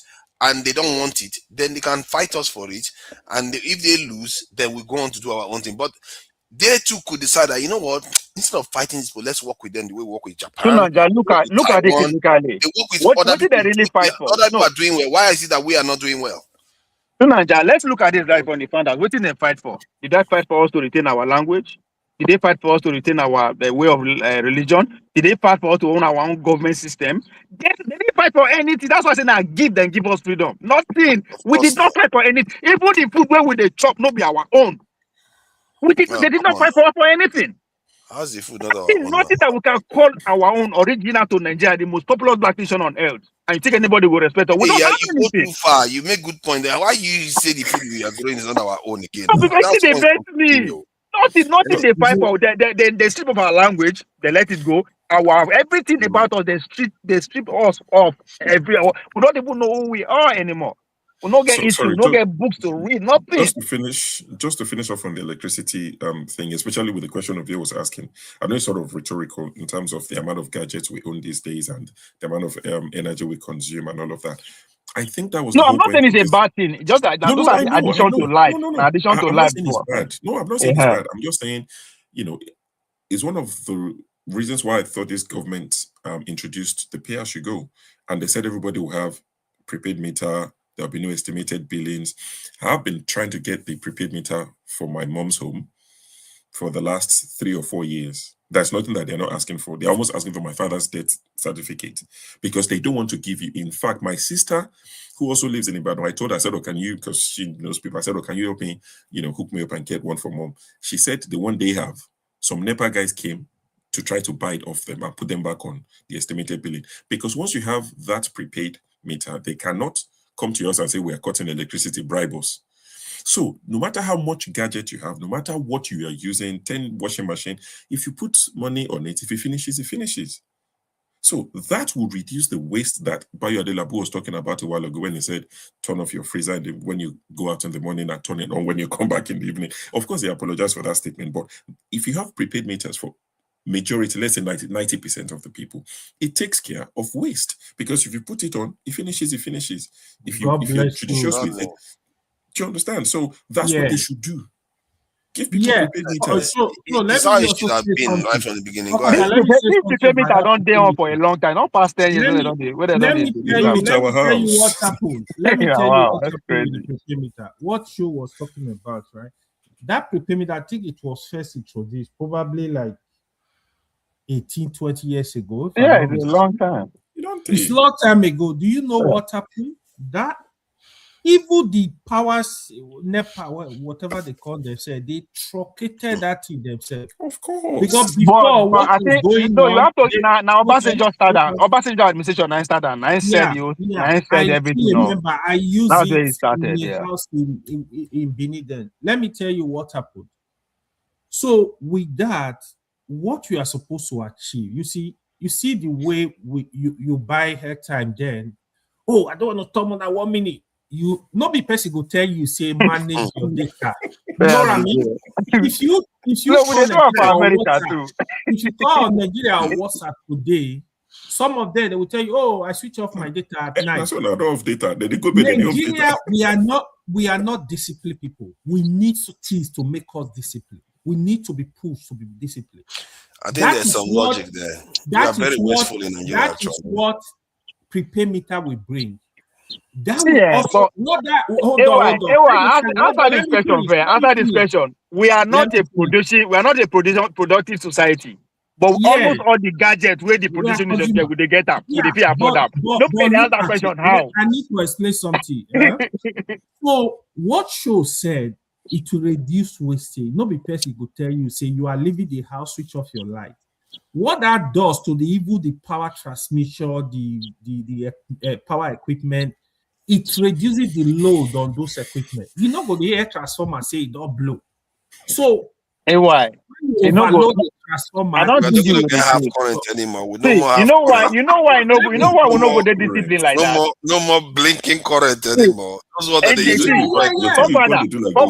not going to be disciplined. We are not going to be disciplined like that. You know why? You need to let me talk. Sorry. You need to let me finish this. But I disagree with that point where you make. The other point is when it comes to even when you build your house, you know what you'll be looking for? You'll be looking for low-end power consumption electric bulb. You'll be looking for you'll be worried about the appliance you are going to use in your house. That is why even here now you see they build a house, you buy a new house, you say, oh, you go change all your electric bulb. You look for low power. The Nigerian electric bulbs, the Nigerian electric bulbs are so like candle right now. You can't even see it. The light is which way you can't see it. When you have that kind of when you build your house, not the person will tell you, say, go find low power. See why I disagree. See why it no go work. You know why? See why it no go work. It no go work. Now, let Nigeria, you go. You go sleep. I go tell you, say over 60% of people they drive Mercedes. No, they no work for them. About 70% of people they use iPhone. They no work for them. We are not a producing nation, but we they get within rich people they use, rich nations they use. How? So the only way we can remain disciplined. Now, when we they work for them, they produce the thing, they buy with our hand. Then you go no they call. When you go work, come back. You go say come. You go calculate the salary you go make. Then you look at the utility. The AY is right though regarding the fact remains that if you're wasteful, you pay. Nobody's telling you to not waste it, but you pay for it. It's fine. No, but you will not see just like you send phone go give your anybody for Nigeria now, right? The way you go use them go they different. But even they go work, right? They come, they pay for them every month. It's By not the the time you phone. go, you go It's work the and you come back, airtime. you go sit down for your house. It's the What is the airtime. It's the percentage of Nigeria airtime. that have access to that money? That's What's the why we percentage? need to get back to the basis until we start being a production of which that means we have to still go back to the crosses of getting our own act together, doing things ourselves. Because we are living on a borrowed economy. They just give us money they spend. Ovie, I think what AY was saying is that even if you got the money from easy source where you didn't have to work for it, Irrespective. you don't want to spend it very quickly on electricity. You just use a TV. You have to pay 5,000 or 10,000, and you think twice now. Yeah, but look at it. The money where we they spend so far now borrow with the borrow and they spend. Oh. All the money where all of us they spend from the rich to the poor now both that with the borrow. Now the money where they borrow, they log it our resources to go borrow come. We know they produce anything where with it. So that's why Tinubu got for all the legislators can afford to buy Jeep Prado for everyone. Governor will go entourage because now borrow then they borrow this money. So when you they end up by yourself, that process we go enter your. Just imagine you come back from work tired. The first thing when you go think of now, cap this month now 30,000 I go collect to come. Why like that light they on? I don't go feed people. You look at your earning to make a decision. But if you don't day out, many people there for Nigeria, they look for duplex, look blind fly cash, and money they just can't So give what them. you are describing right now is basically what happened to Nigeria If when we can no longer stopped borrow, oil. if we can no Because longer oil, borrow money. we didn't have to work for oil to generate income. But Okay. when we had to farm, when we had to do all those things, we had to work for it.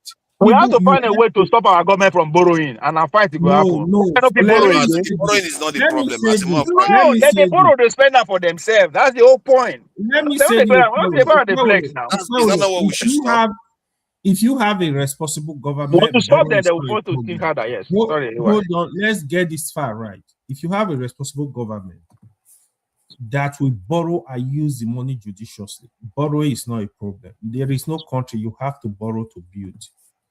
Where the problem is, you borrow money, you go buy SUV. Are you crazy? Like, even just on a personal level, how do you go to bank now and say, borrow me money? Oh, it's going to be 10% interest rate. You take the money, you go to No, AY, where the problem is that we expecting them to be responsible. AY, the problem is that we expecting them to be responsible. That's where the problem is. You don't expect a grown man to be responsible. You have to make him be responsible. We are not agile enough to make our government responsible. They borrow every year with all the follow they analyze the process. You are expecting them to be responsible. What I'm beginning to think now is that at the top of the Nigerian society, I don't know whether the tippy top, whether it's like that, but very large proportion of the people at the top area, that are running the country, the way of thinking is so warped. They don't see anything wrong with ordering those SUVs and doing those because things. nobody challenging they are the ones them. that are happy to see Nigerians shipped overseas. They don't. You will do the same thing. Very warped. You will do the same thing because there's no consequence. Where did they drive all those cars? Nobody Nigeria they drive them. Anything happen to them? Anything happen to them? Forefathers, when you do something, when there's no consequence, I go on do. For me, that is not the good way to make money. I will make money, but the way I will make it is not that. That's Mumu way to make money. I don't know why. There's no consequence in their misbehavior and all they are doing. That they do and get away. We will just come argue on all the platforms. I'm not on. Even at this point, I don't think it's about the lack of consequence. I think genuinely, most of them don't see anything wrong in it anymore. I'm beginning to believe that they don't see anything wrong with it. Because they've been doing it for the past 20 years. There was a senator that went on, I think, channels with Shimon Kimberley maybe about 3 or 4 years ago. Or I think it's the Senate when they first got in, and in fact it was this 10th Assembly when they got in and they got their first money for SUVs, and it became every year we talk about it, we get annoyed. And one guy went to channels to speak to Shim, a senator, and he said, "Oh, have they seen the Nigerian roads? That they need 4x4s to drive on Nigerian roads." A senator. He didn't he didn't think, oh, it's our job to fix the roads. We are the government. That's what I'm saying, that they've become so desensitized that they don't even think it is wrong. And initially, they might have felt the guilt. Now, sure. Now, what the man said, he said the roads are bad. He need SUV. Now the job where the whole community give him. In other words, the community no matter the feel the sufferer, but he has to go work. So you have to read the meaning. Any man, grown man that come out and make that decision, even though in do out of foolishness, it is left for you, the citizen, not to be foolish. Of course. I Exactly. agree. So to say that they don't get, they don't, of course, they don't have soul. They don't they practice this.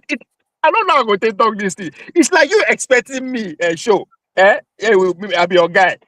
You are always me and you they do business. Just they look away. You always me to do right. Expect me to do right. Yes, I will do right, but there's no guarantee 24 hours. We always be do right, Abi. That's exactly what they are human like us. They get feeling like us.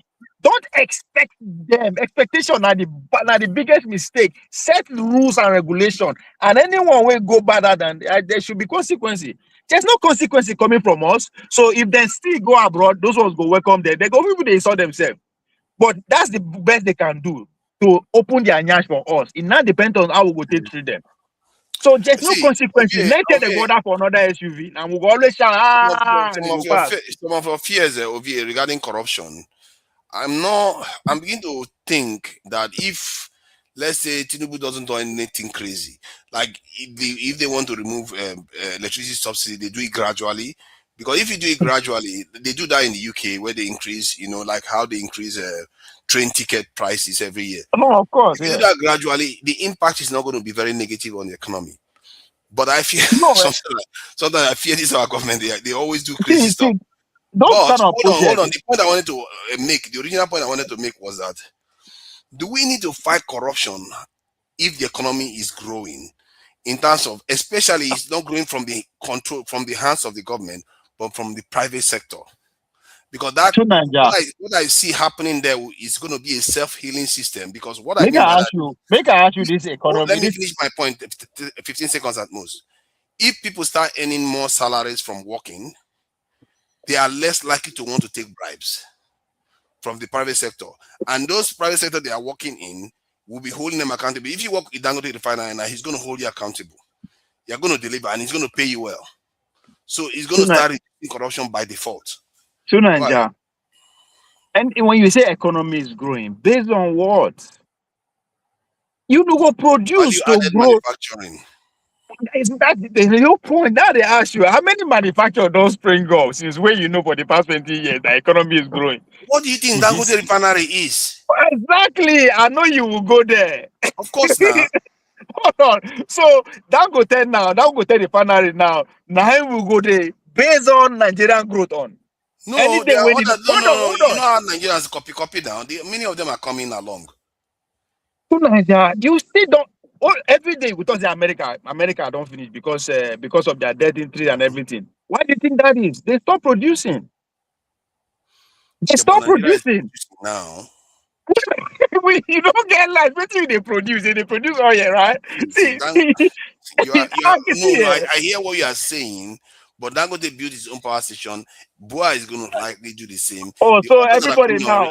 Hold on. Hold on. Imagine a show now won't go start business. Business where you go feel employ like 500 people, right? The major concern to build own electricity. What thing will happen? You go reduce the employee to like 5 or 10, thanks to AI. So you because AY don't start business, employ 5 people, the economy is growing. Hold on now. You see, hold on. When everything is in order, you go employ 500 people. We are not growing if we are not producing, and we cannot produce without electricity. We just agree on here.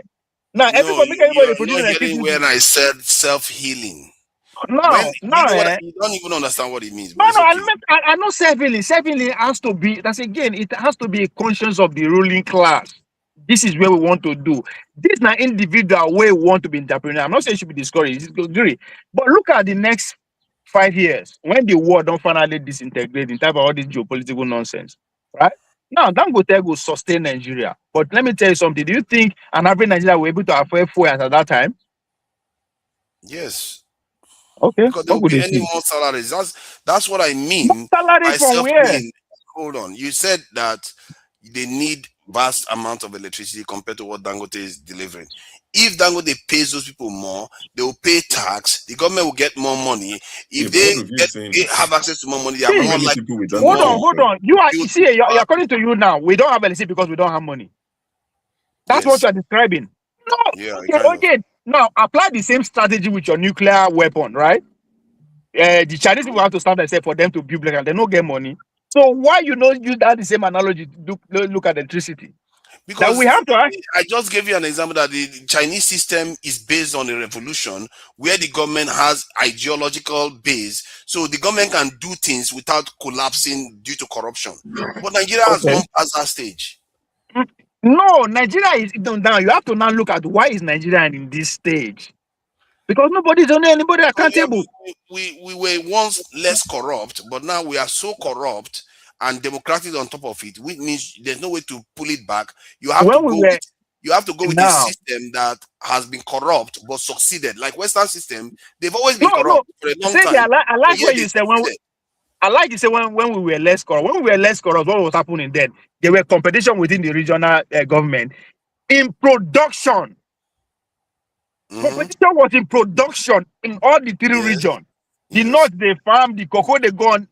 That's where you see that less corruption because everybody is busy. Now, the amount of work where you go put, now you go produce, now you go chop. But these days, they go sit down, wear suit, money go come from IIF Bank, World Bank, Chinese Bank, European Bank. The competition. I think you have a point on that front, but I feel like the best person in Nigeria that is setting a good example, and he's the richest man in Nigeria. He said, telling you that would you consider Dangote to be working for his money? Who is he working for? I don't know now because I don't know where He's you working for his consider. money, of course. Is he working for his money? Yeah, so he's working for his money then. So people should How many copy him. Dangotes? He's How many doing the Dangotes right would thing we and he's need? the richest man. Exactly, Joe. I mean, you see, now that's all sector. We need now government. See, government is very important when it comes to all these land mark projects. Now, government they do them. Electricity, interstate road, all these big things. These are government projects. You have got to now, when government don't put everything in place, they will come subcontract them.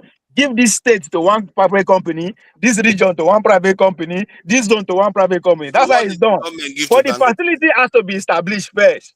But what did the government give to Dangote to be able to do what he did? They gave him money. Nigeria's money was part of. No, they gave him money. They gave him money like they gave everybody else now. Foreign exchange now. Is that not it? No, not foreign exchange.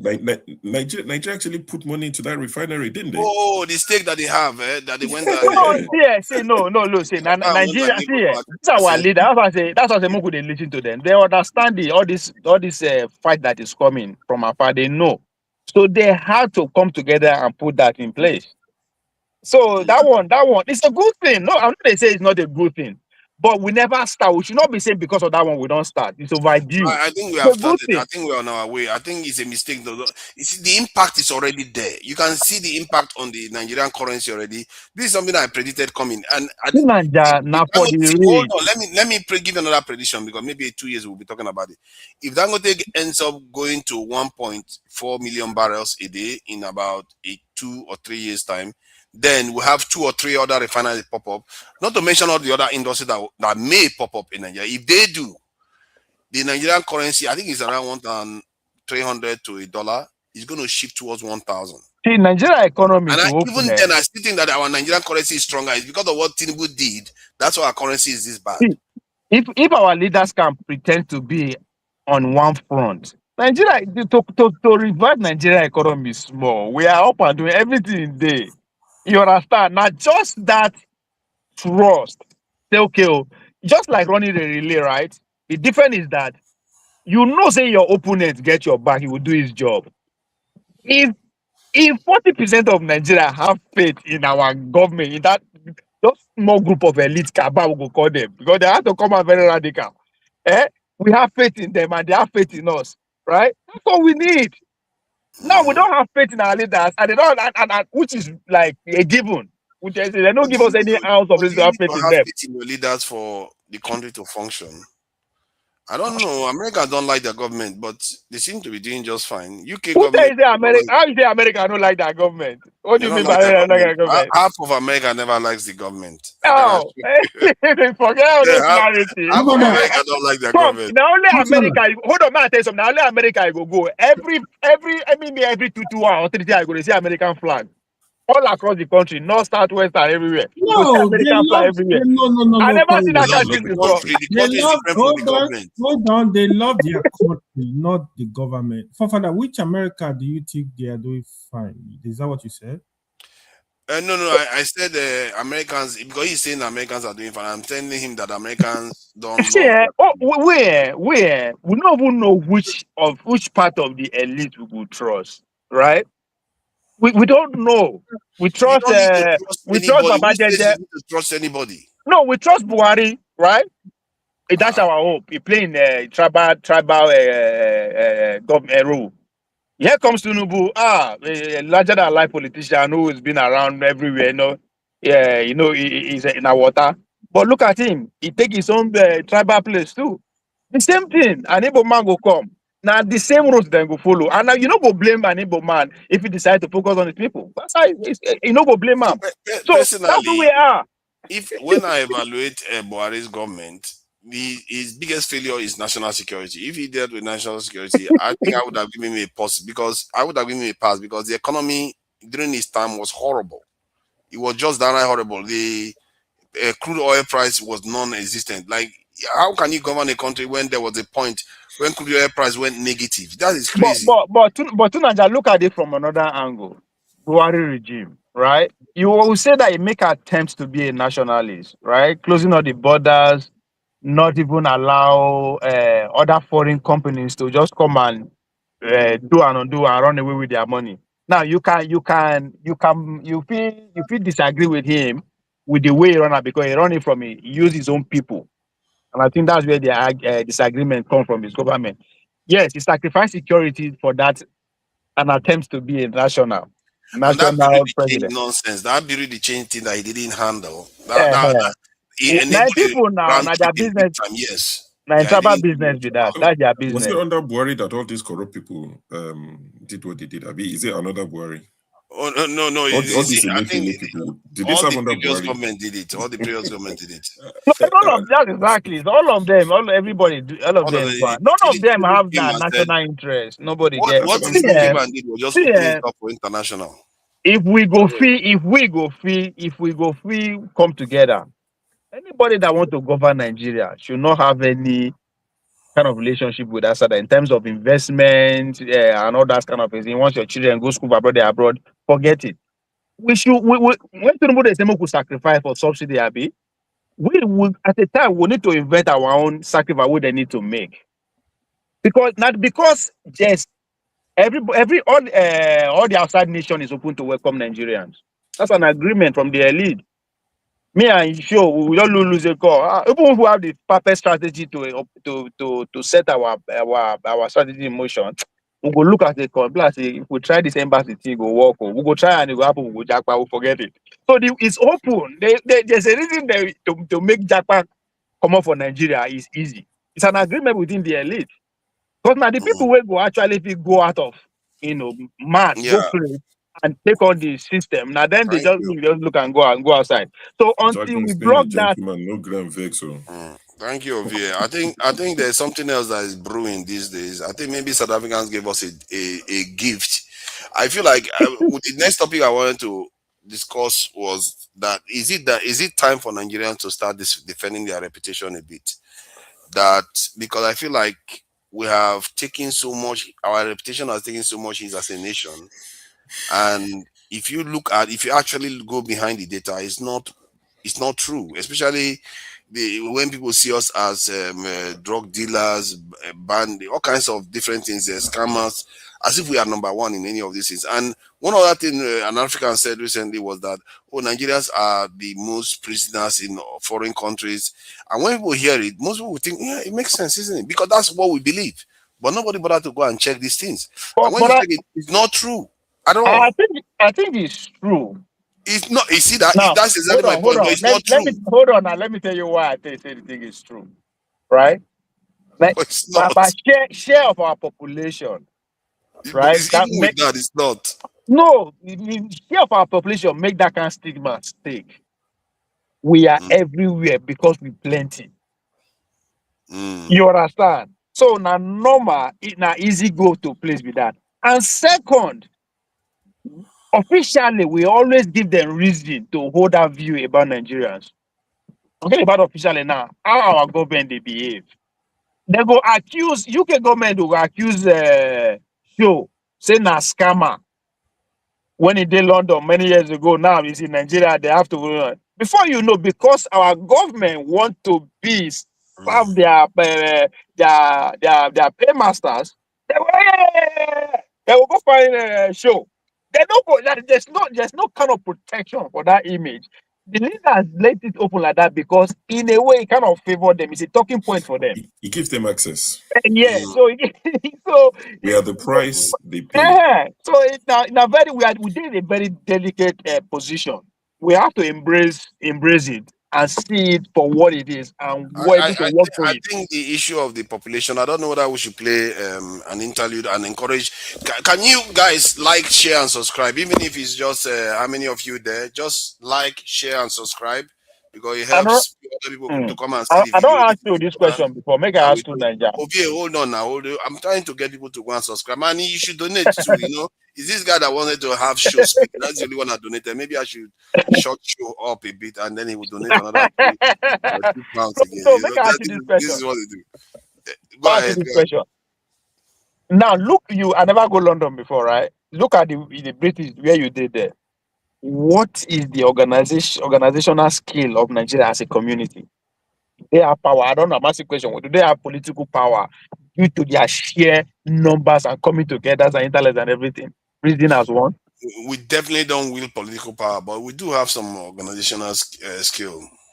Because we don't have political power, so what are you now expecting? So it's come from there now. Now, few of us are there. Now, few of us there, right? We can't get it together. As we many reach, as our manuscript small reach, we can't get it together. We don't get problem of electricity. We don't get problem of food. We don't get problem of work.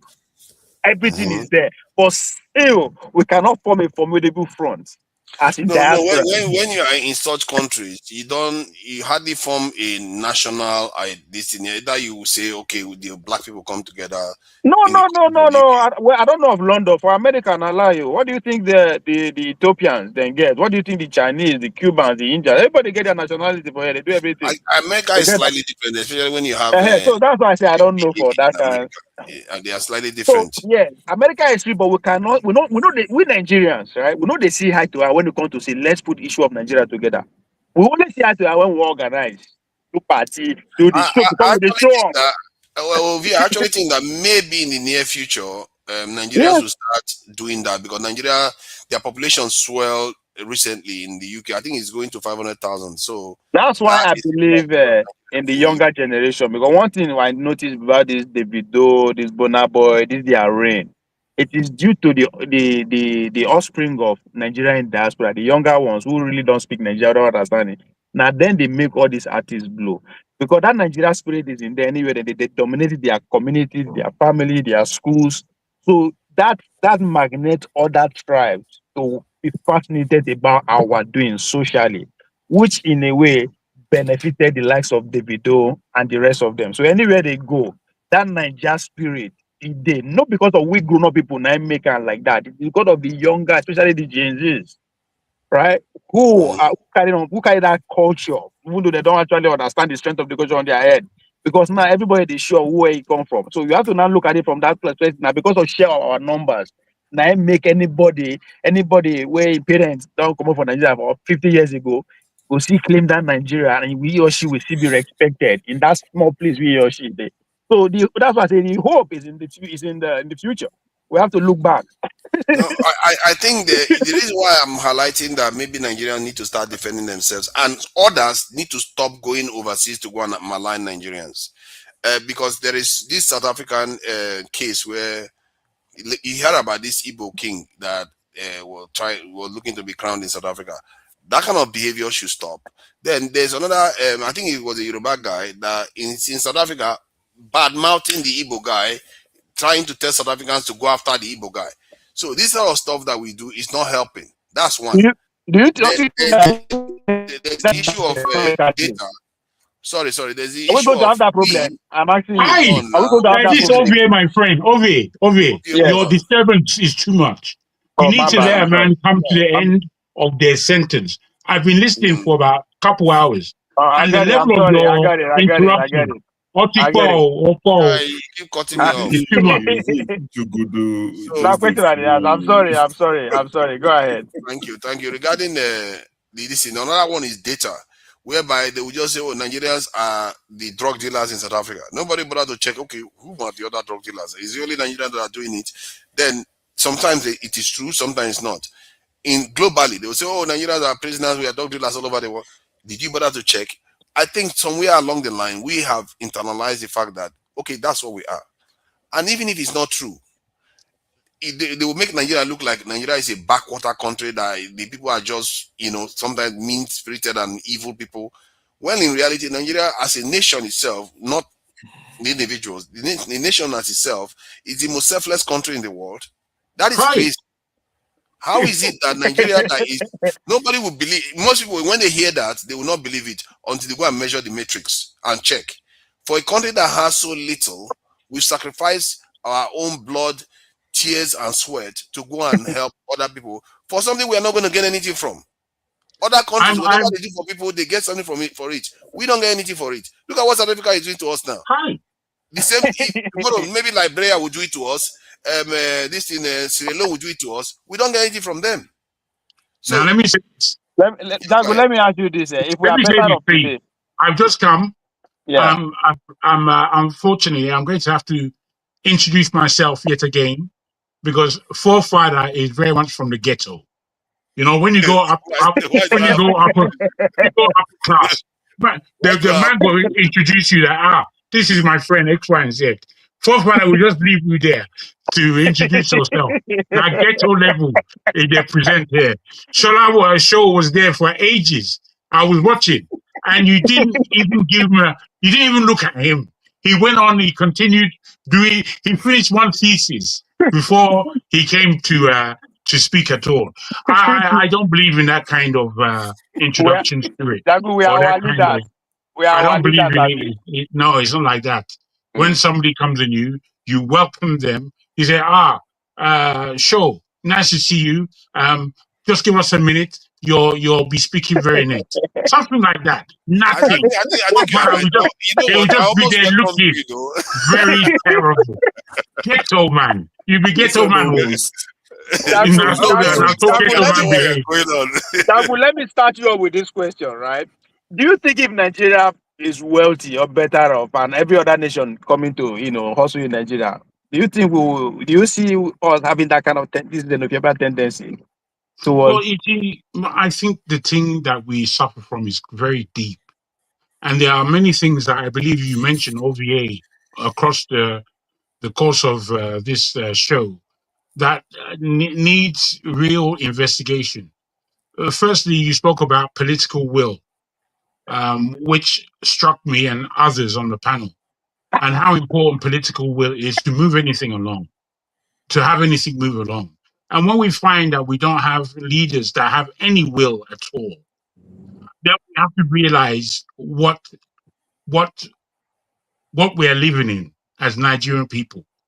Then you spoke about the level of organization within the UK and America as to how do Nigerians organize in these areas. And it's a shame because they have tried. I have tried.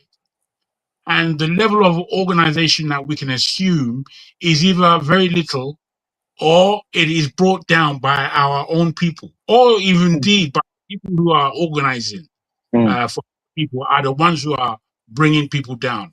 Now, it's such a shame that we live in this kind of climate, but it does, both good and bad, emanate from the country we come from. I remember my father, again, I have to speak of him. I remember what he used to do as an individual, an unassuming individual. We used to go to Nigeria a lot during our primary school ages. And our school was so interested in where do these people go? These Chola, Soji, Ati Shoga. Bolonlo, where have they gone? Where have they been for the last 6 weeks, 2 months, et cetera, et cetera. They were asking so much that they had to ask my father to come in and give them a speech about Nigeria. And me, knowing my dad the way I did, I was embarrassed immediately. This man is coming to the school, or he will catch me doing everything. That kind of fear. Anyway, he came in, and the way that guy made me proud wasn't a joke. The way he consumed the whole school in breaking down what it is to be a Nigerian and what Nigeria is. The amount I learned from, it was not learned that I didn't know. It was confirmed learning, where my father came into school and gave a précis about what Nigeria is, a big précis. And when he left, the whole school was running after him, asking more and more questions. Their interest was deep. What he was speaking about has never been spoken about. I'm talking about 1970 something, 1974, 5. So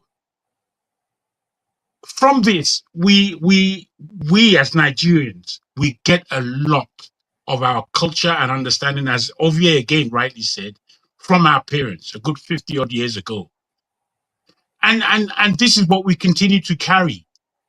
We have tried in many aspects. If you come to London, you would see there are many places that they call Little Lagos, Peckham, Woolwich. They will speak about places in North London which are particular to Nigerians of the more wealthy brigade, where people like Shaw and this Folk Paradise is living. You know, they went to pack themselves to where they can find greener pastures. We here are left there. Anyway, I say all this to talk about the level of organization that we don't have as Nigerians, the level of collectiveness that we don't have as Nigerians. What our man AY said about it will take 4 years is not sufficient for electricity to be burst correctly in the nation. I totally disagree with that, because it's simply about capacity. You argued a lot between yourselves, and it just comes down to capacity. Do you have the capacity to generate electricity in your nation? The capacity comes from so many of our natural gifts in our country: the oil and gas, the waterways, the land mass that we can entertain, the renewable energies, the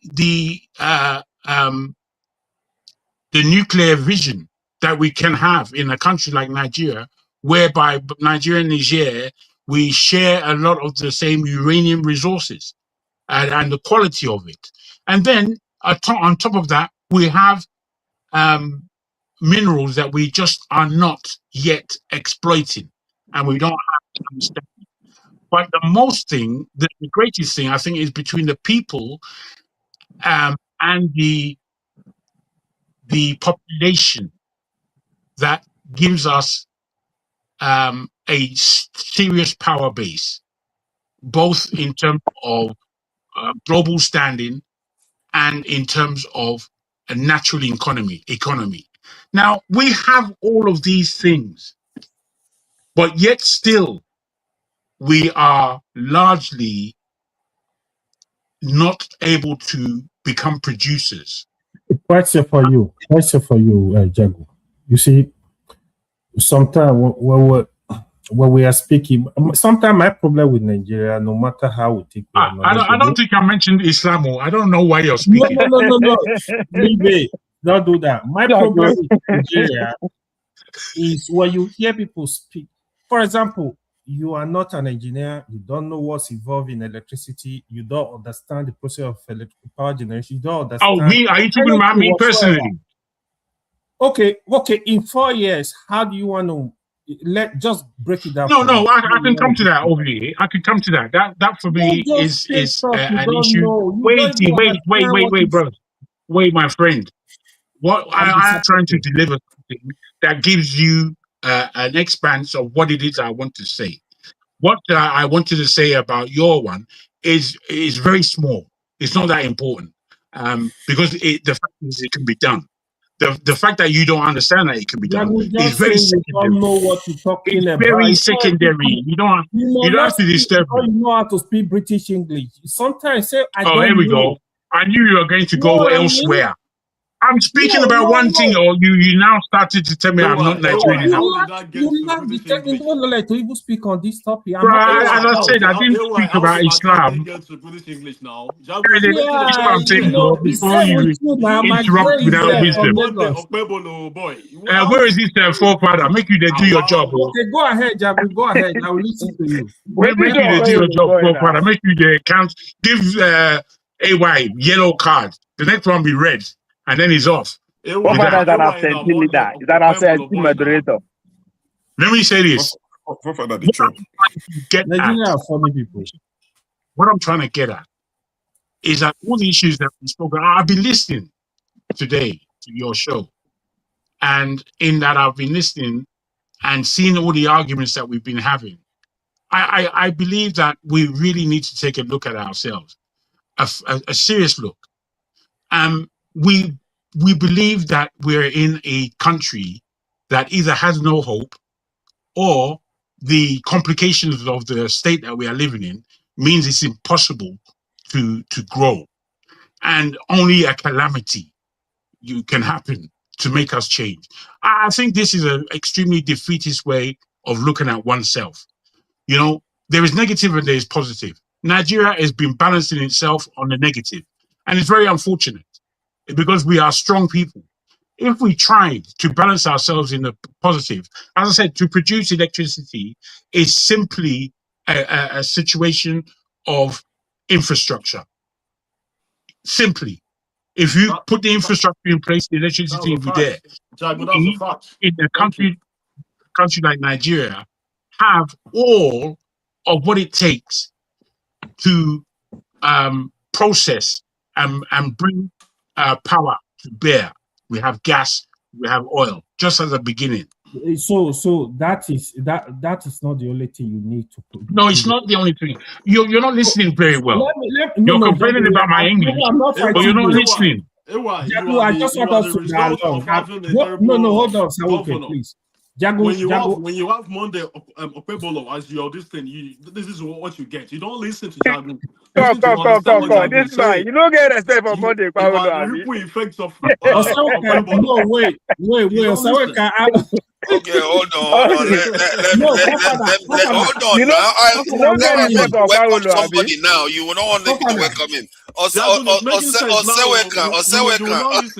Don't welcome him. You don't have respect for my governor. Don't welcome him. He's not welcome. You see that? You're welcome, let me welcome him. After this, let me, Jagu. Welcome him, please. Allow him to be welcome. Because I with your Kwegolo Wahala. Don't start another Kwegolo round. I enjoy Wekwan. I enjoy him very much on this platform. All I'm saying is that we have had a show today, and I've been listening for about 2.5 odd hours. And within that time, I believe we have had a fair conversation, but clarity hasn't been born. Apart from, I would say, Show, who has a different speech mode than the rest of us. We are very argumentative in the way we speak. We are not able to ascertain the way people are trying to explain things. You know, there are a few of us on the panel who speak in a way where they'll start a sentence 4 or 5 times, and then you don't even know where you are again. And it's like, Jed, how about this, what you said? It's like, man, come on, don't speak like that. Speak straight so we'll make men understand. The fact that man can complain about English, I think is another Nigerian shame. The English that my grandfather spoke is better than the English that is being spoken in Nigeria today. That's a shame on us as Nigerians. We all speak Nigerian English, whether we like it or not, is the national language of the country. We don't speak Yoruba, Igbo, or Hausa as a national language, even though I believe they should be underlined as national languages. But we don't. Those are not our. To be ashamed of English at this stage is weak, and not to understand the strength that you have in the world where English is a global language. It's a shame. What are you talking about? Come and blow all your English. Like you're making it. Jago, you are debating. Let me. I haven't finished. AY. No. Hold on. Let's go back to electricity. Don't run Let away. me finish. You know you are guilty of many of these things, which is why you're speaking. I need you to continue listening, please. Now, I just want to land on this, on the point of. I told you after smoking, don't come to the panel. Sometimes you just cause connect. Are you sure? I tell you this. Once you are guessing about what I'm doing in my own house, once you are guessing, learn to speak like an elderly man. Huh? Okay, let's leave it. So the what I was talking about was Nigerians being able to. My brother, how can you do that? You can't say that we just went away from it because so hold on, because you're turning off my mic. The mic that you should turn off is AY. It's my turn. I turned this off and it remained quiet. So my point is that we're talking. The topic was about whether Nigerians have let themselves down. Sometimes we go and encourage it so that other people say bad things about our country, and then we don't defend ourselves because many of us are not even armed with the right information to defend Nigeria from some of these accusations we get from anybody. You're very right. Let me round up based on what you just reminded us of. Thank you for that. Where I was actually going was to answer the question until I was veered away. The fact that we have this concentration of power in so many areas of the world, places like the UK and America, where we have enough indigent Nigerians in there, we need serious organization. And that organization will be reflected in what takes place in Nigeria. I can guarantee you. Now, we, myself and forefathers sometimes meet on other platforms. And the way that Nigerians are being looked upon is terrible. We're not looked upon in a very nice way. People actually don't like us. They don't like what Nigeria. They come from small countries or Sierra Leone. Because you don't like yourself. All right, That's thank the you. problem. Charity begins at home. Okay, fair enough. We don't. The Sierra Leone, Liberia, or Burkina Faso, all these small nations who have not done half of what Nigeria has done are the ones hating down on us. Now, we have to accept a lot of this hate, a lot of this rhetoric from them. We have to, because there's a lot of what they say that we ourselves say. But hearing it from someone else is terrible. And I see the way that forefathers also see it. But you see, the only way you can answer or reply to fickle situations and fickle individuals is by organizing, is by making things right. And Nigeria we know it's not correct. It's not correct at all. So I'll just end by saying what we get, we probably deserve. However, how much are we doing to really defend our own dignity as Nigerians? I'll end it there and see how the conversation goes. We know that we have given AY yellow card. He only needs one more and he's off. Jago, don't come and fool yourself. Do you think that don't be silly there? AY, do you think don't that come and fool yourself? I'm not going to take it lightly with you today. You need to don't be silly. Don't see. You don't know who you are. AY, you worried about Jago? I told you to stop Leave talking him to me alone. on the TV. They leave him. He doesn't. He's very. You are letting Jago AY, come on, don't do that. I told you, don't piss me off today. You're pissing yourself off me. You try to upgrade yourself. Wow. It sounds like with your modular TV. It sounds like a crying baby, man. Jago, leave it there. Jago, leave it. Let me go to show. Do you think that we deserve what we get? Because that's what he's saying. I feel like maybe some Nigerians deserve what we get, but I don't think necessarily the country deserves what it gets, because I believe that the nation itself is more altruistic to many African countries, and maybe even globally. We kind of sacrifice ourselves for others. And personally, that's what we are doing to the Commonwealth. We are acting as if we are houseboy to the Commonwealth constantly. And what are we getting out from it? Nothing. And we will help West African countries. What are we getting out of it? Nothing. We help South Africa. Instead, they are killing us now. So as a nation, somebody said that we are stupid. That's why we are doing those things. But if you look at it from another way, we are quite altruistic as a nation. But as the people, maybe not true. So maybe the people deserve what we are getting, but the nation doesn't deserve it. I don't know what you make of that way of looking at it. I think it's quite the opposite. I think the nation deserves what it gets. I think the people should be treated as individuals. And I think I've said this before on this show where I said, I think you were talking about, representing Nigeria and talking of Nigeria, in good light and promoting Nigeria, basically be pro-Nigerian.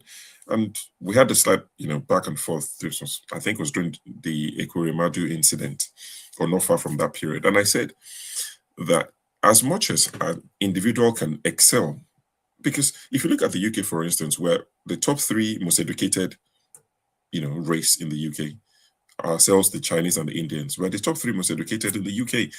That's including the Caucasians, the owners of the land. They're not the top 3. Do you understand that? Yeah, so exactly. So as individuals, I think we excel. Of course, everywhere you go, there are bad people. So we have the crazy ones amongst us. But collectively, majority of Nigerians are well-behaved. At least in the UK, in the US, well-behaved. Because there are laws.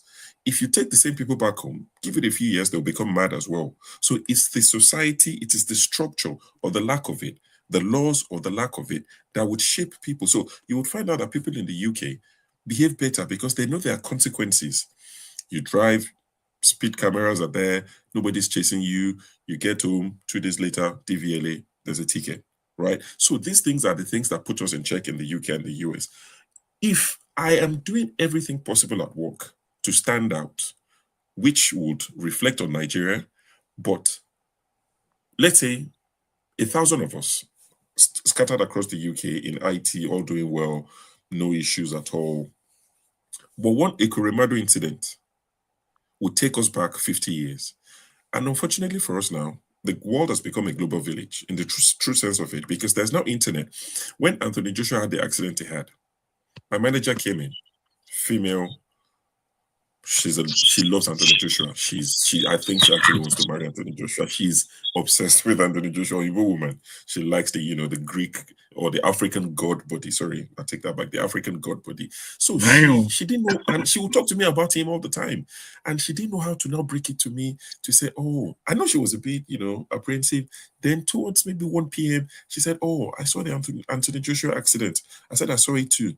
She said, what baffled me is the lack of emergency, that people were dragging him, that you would even think people should know the basic health and safety. Someone in an accident like that, you don't drag him around. That these are basic things they should teach you, because you can make it worse. I said they were only trying to help, they didn't know any better. She said, but where were the ambulances? I said they were on their way. So we left it there. So incidents like that, they take us back many years, no matter what you and I can do individually. And that's why, Tinubu went to Brazil. I've said this on this platform many times. Tinubu stood in front of the world. The president of Nigeria stood in front of the world and said, if you can provide a Nigerian child 1 egg, as they called it, 1 egg a day, they will go to school and stay there and learn. So it was basically telling the world to give us money so that we can buy eggs and feed our children. This is the country that you're saying doesn't deserve what it gets. No, I don't want it to be that way. So people don't misquote me and say it's celebrating Nigeria getting what it gets. And I'm saying that our leaders, what they project is poverty. What they project is ineptitude. We are clueless. We don't know what we're doing. You saw the NSA, and I know that made your blood boil.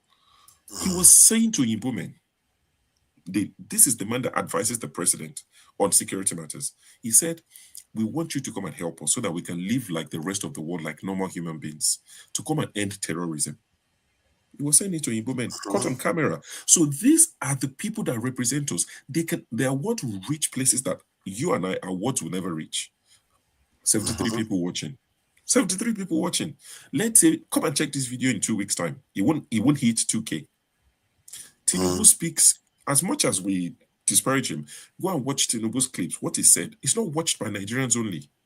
If there's this stupid banter they do on Twitter, Nigeria versus Kenya, Nigeria versus whoever, go and look at the. I mean, they will be telling you things Tinubu had said that I would have to go and research and find out that is true. Let me show you. Let me try to share what the picture I'm trying to paint. Imagine a NGO that takes care of orphans, and that NGO by and large selflessly doing that job and everything. Then tomorrow you find out that the NGO on the inside, there are a lot of abuses going on within the NGO and all the rest. So you would want to not say the people that will get the punishment in that NGO would deserve it, while the NGO's job is actually doing a good job in terms of what it is doing for the orphan children. That is the way I'm looking at Nigeria. That Nigeria is quite selfless when it comes to helping other people. Nation as a nation. Nigeria doesn't operate itself on its own. The name Nigeria, it doesn't do anything. There are people that pilot the affair of Nigeria. That is interesting. That's interesting. Those are the most critical people. It's plain. It's plain. Nigeria's an entity. What is it? What Sorry, can they do on its own? The same thing applies to that organization, because in other words, even if it's an entity, it has different ways of manifesting itself. The NGO was set up for a reason. If you can tell me what Nigeria was set up for, then we can come to an agreement. For a country now to be part of Africa and shake their backside everywhere and do But the is I don't know what you are dealing with. So I think the question is, do we deserve the reputation we have? Should we defend ourselves more? We do as individuals. Honestly, most Nigerians would defend Nigeria outside Nigeria. When we attack each other is when you meet on that Rofo place you go to. One man went to Mo. When some people come here and we antagonize each other. When Nigerians are speaking against foreigners, people that are not Nigerians, we defend Nigeria. I just told you the Anthony Joshua one. I didn't want to, but I defended this as much as I could without lying. Not telling too much lies. I said they're coming, ambulance was late. We will defend the country. Majority Nigerians love the country. We hate and despise the people in charge of it. And that would reflect occasionally, and that's why people would get frustrated and say, Nigeria would happen to you, like they're cursing. We genuinely, if people don't love Nigeria, you're in the UK, Jaguar's in the UK, I'm in the UK, it's 1:48 a.m. My wife thinks I'm crazy. My friends think I've lost the plot. My friends tell me, you go to one place, you discuss Nigeria, you must be mad. My brother, my blood brother, who I came to the UK before him, he came about 20 years ago. He does not know the governor that came in after Oshoba, which was the 1999 set. He doesn't know anything after 1999.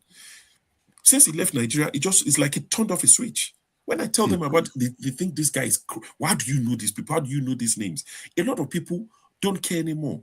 But you still see majority of us, we care about the country. We will defend the country. When one of the problems you see that raises its ugly head is one thing that you probably try to, you talk against it. We are divided as a nation, or as a country, or as whatever you want to call it. All this, all this, in terms of what people say. Some people say it's a nation, it's a country, it's not whatever. Nigerians are not united. And it reflects every time we come here, most times, not every time. So when you now get to the UK, there's a small issue, then the profiling starts. That is what you see. That's internal wahala. It's a family matter. Occasionally, outsiders must see it. But when we are talking to outsiders, oftentimes we're united. It is when you now see somebody say, oh, go and buy all the Yoruba people, go and buy all the Igbo people. And it would happen every 4 years. It will be heightened during the election cycle. Oh, no, actually, that's exactly my point. There is a new flavor. I'm not sure you're aware of it. Like in Ghana, when the Ghanaians were going after Nigerians, Yoruba people were telling them to go after Igbo people. Do you know when in South Africa the same thing is happening now? It's a new flavor, but it's not far-fetched. Forefathers, this became worse. It's always existed, but not pronounced. This became worse because of the last election. I want to believe you genuinely are not linking it, so I wouldn't say let's pretend not to know. Listen to some of the things that were said during the last election. I'm a Yoruba man. proud Yoruba man, Omo Yoruba Tata Omoluabi, of finest you would find anywhere. But listen to some of the things that were said. Bayo Nonoga said this is the last time the Igbos would get involved in Lagos politics. He was rewarded to speak for the president. Do you understand? Some of the things that was said, these are things that would take time to heal. So when you now see people now fighting each other, they will point people out. They will say, oh, it's the Igbo man doing it. It's the Yoruba man, because we now see it. We are enemies, basically. It's like we're at war with one another. Yeah, the moment P2B emerged as a rival to, and Tinubu became the flag bearer, that's when the whole thing sparked. And you would see worse in 2027. So brace up. You've not seen, the one that you see is baby. It would get worse after 2027 because people would, based on the experience of 2023, the Igbos are now saying we're prepared. The Yorubas are now saying we will show you. So all this thing that is happening, it won't help anybody. This is and why you now have people like Kemi Badenoch as well. Sorry, you now have people like Kemi Badenoch as well, who is a Nigerian or was a Nigerian. When she speaks, her words carry so much weight. They travel far. And she'll be talking about how they stole her brother's slippers, how the police collected her brother's watch. I mean, forefathers, go on Twitter and search Nigerian police, whatever. The amount of things they do. The other day, they allegedly collected money from the head of ICPC. They didn't know. They extorted the guy. I don't know if it's a made-up story, but the police were saying that some of the officers did not know the ICPC boss, and they extorted him. So these things, the internet hasn't helped us in terms of the global image we have. It hasn't helped, unfortunately. The things that go on in Nigeria, we can't pretend that they don't exist. Tinubu speaks and you're like, oh my God. Peter Obi can speak and you can laugh at him. He's not the president. He's irrelevant. Okay, let me give you an example so that people understand. I hear what you are saying, and I think you are right on those fronts. However, if somebody says, oh, Nigerians are all killers, would you not defend yourself based on that? Of course I will. So that's the kind of one I'm talking about. Like, no, of course. When they go overseas and they start bad-mouthing Nigerians, many Nigerians will be like, it's okay. Do we not do that to each other? Like when some of them South Africans were saying we should clear that of South Africa. Some Southeasterners were saying, yeah, after all, you people did that to us in Lagos. What is the difference? And all that. So this kind of stuff we get. And then let me just play the video quickly, please. Okay. This man has a lot of things to say about Nigeria. Initially, I thought he has anger issues, but you need to watch this. Let's go. Almost every country on earth, there is a Nigerian prisoner. However, no one wants to go to Nigeria. Moving abroad is the top 5 career categories in Nigeria.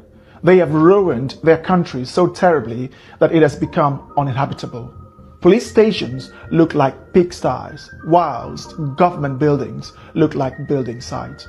Corruption in Nigeria is no longer frowned upon. Instead, it is praised. Criminality is celebrated in every echelon of society. The people themselves do not elect decent Nigerians. They elect criminals. In Nigeria, the pastor is corrupt, the doctor is corrupt, the engineer, the teacher, the professor, the custom officials, the police, the passport official, the teller, the banker, is this true? The ministers, the president, and everyone is corrupt.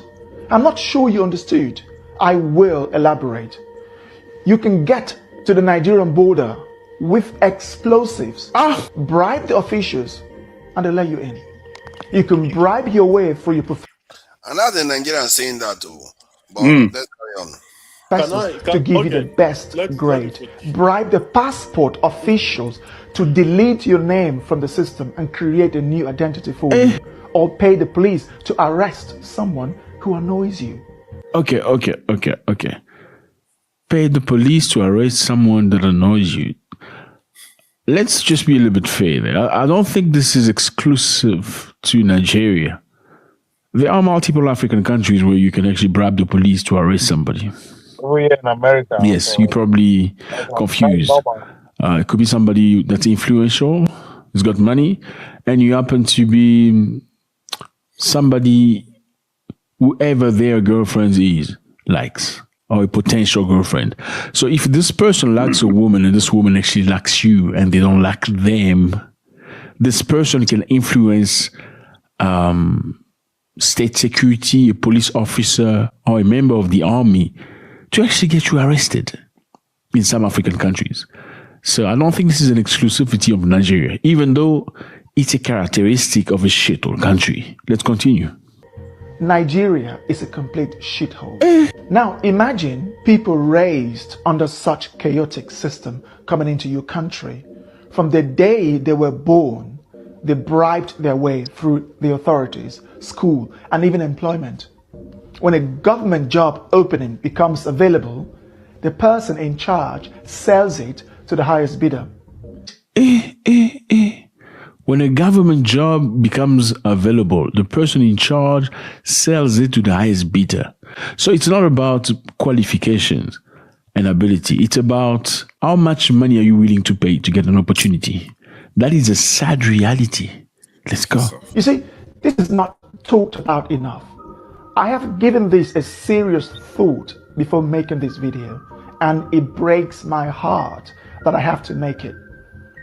A Nigerian have no sense of queue, keeping the street clean, respect authority, law and order, or the faintest idea of customer service. You should see them bashing, fighting, hating, and disparaging each other instead of working. And I believe this man is Nigerian. Okay, so it's not a...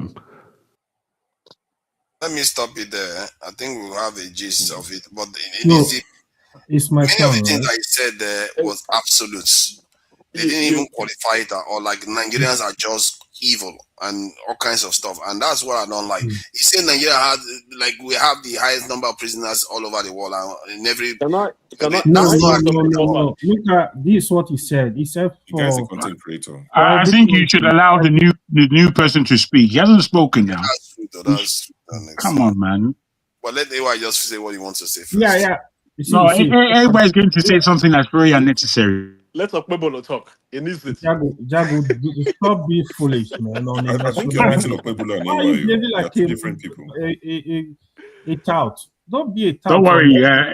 Forefather. Behave yourself now. Behave yourself. Don't worry, forefather. You spend over 50 years in UK. You are just taking your life away. Come on, how are you You don't know. You need to respect yourself. Don't do that. You know nothing about me. You are better than this. He's not If you decide not to be respectful, I'm gonna put you in your place. Don't be silly. You could be. Why is that every time you come, you have one target? That is me or you. Respect yourself. Come on, give it. I'm AY. for the last time. AY, you have forefather on your side. Any language I use on you, you have to take it. Respect yourself. Don't be. I'm not taking it. Don't be a foolish old You have man. a bigger problem at hand. Okay, Father. Again, Jago, I'm warning you for the last time. Be careful. Okay, Father. You see, when you listen to that video, I can't see anything wrong with the video. Whatever we just heard, that is what we are. We cannot deny it. You see, like Sho said, on individual basis, we have very good Nigerians, professionals, not involved in any form of crime. When it comes to crime, listen, we can blame the government all we want. Nigerians are doing too much. We should not pretend we don't know. From America to UK, to Canada, to Africa countries, to Asia countries, Nigerians are doing too much. We need to caution ourselves. From Yahoo. Somebody from a different country. Sorry. I felt like he made some very absolute statements that you were saying that is correct. So there are statements that he made that just blanket that Nigerians are that way. But clearly it's not all of them. And I don't think you believe it's all of them. And that's the kind of stuff that some Nigerians do that is not, it feels like, why are you doing that? You don't get anything from doing that kind of stuff. You have to call the problem what it is, but don't paint the whole Nigerians as all corrupt. Story is anger issues, but he's a content creator. Yeah, he is, but many Nigerians do the same too. They come on the channel and they say the same. It's zoo, he says zoo, all kinds of stuff they call Nigeria. You need to watch this. Let's go. Almost every country on earth, there is a Nigerian prisoner. However, no one wants to go to Nigeria. Moving abroad is the top Why are five we going to watch career this again? category. We've watched it now. Yeah. Hold on. Then he says no one wants to go to Nigeria. Those are the kind of absolute You statements. said in every country on earth, there are Nigerian prisoners. I don't think, forefather, I don't think you can defend every position. And that's not how I'm going to live my life. Once I hear a certain level of truth on the Sorry, internet, it's not your turn. It's not your turn. That's I know it's not my turn, but I'm just wondering where you are coming from. No, are you saying that there should be no critique? No, not at all. Let's bring Oseweka before I start going on again, because before you know it, we'll forget you for another 5 hours again. Oseweka, it's always beautiful to join this conversation. It's been chaotic from the onset. Jagu, much respect to you. Okpebolo Jr., I have no respect for you. Show, I salute you. Forefathers, I don't like you. Anyway. so Oseweka,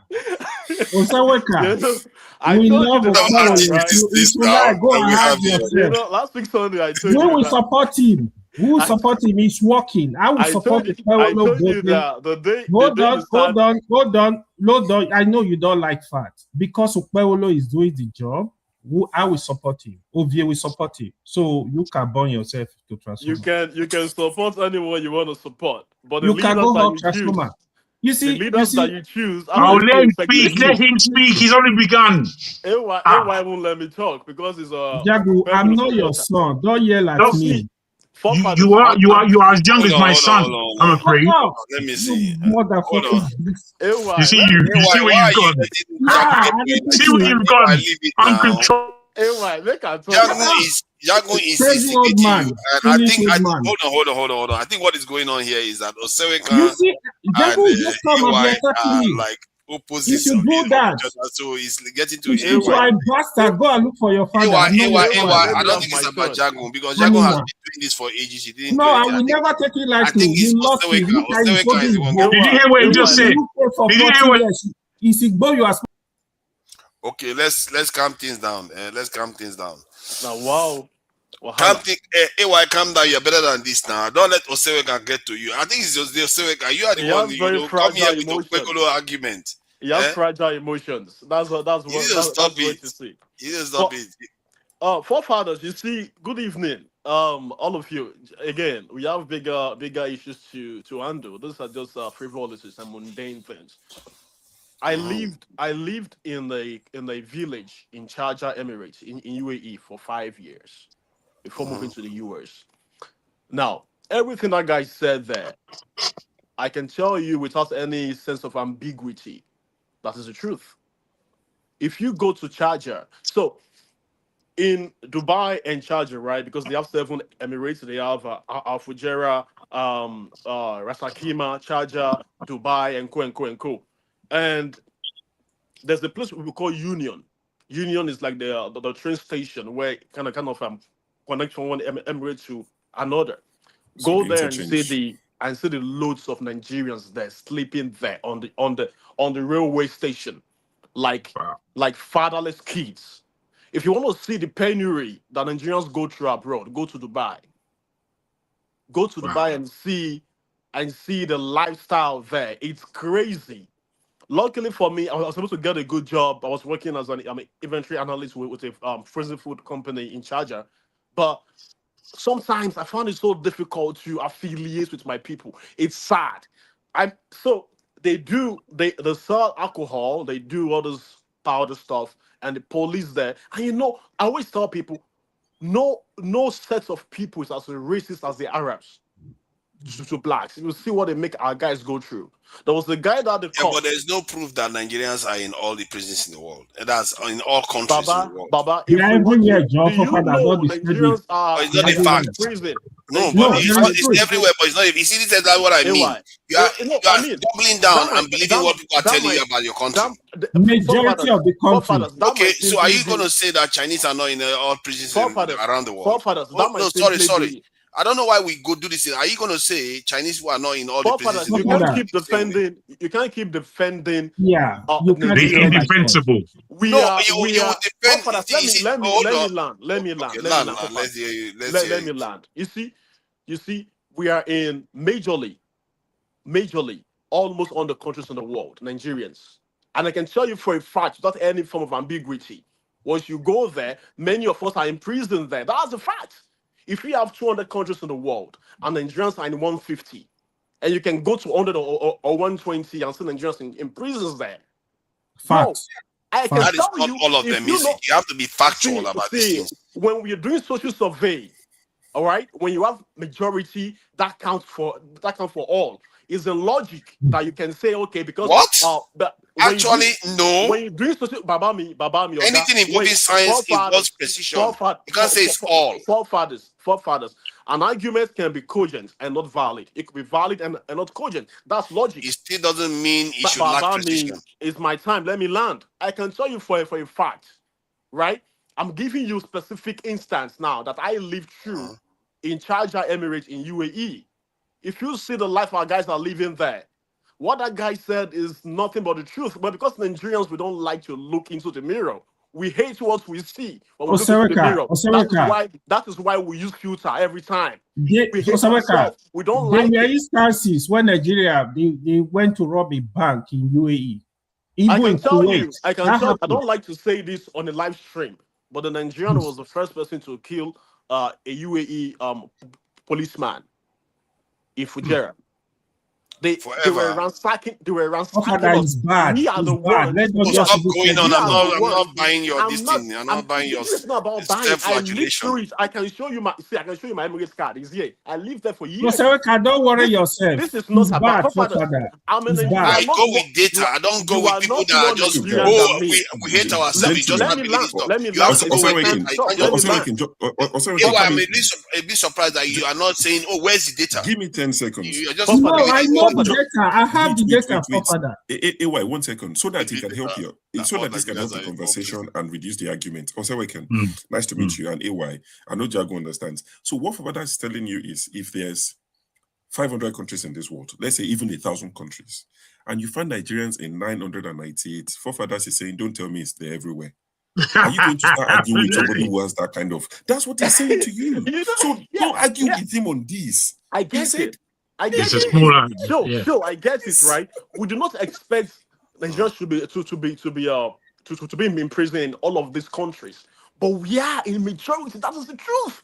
Okay, now, hold on. That's your argument. Hold on. Stop, please.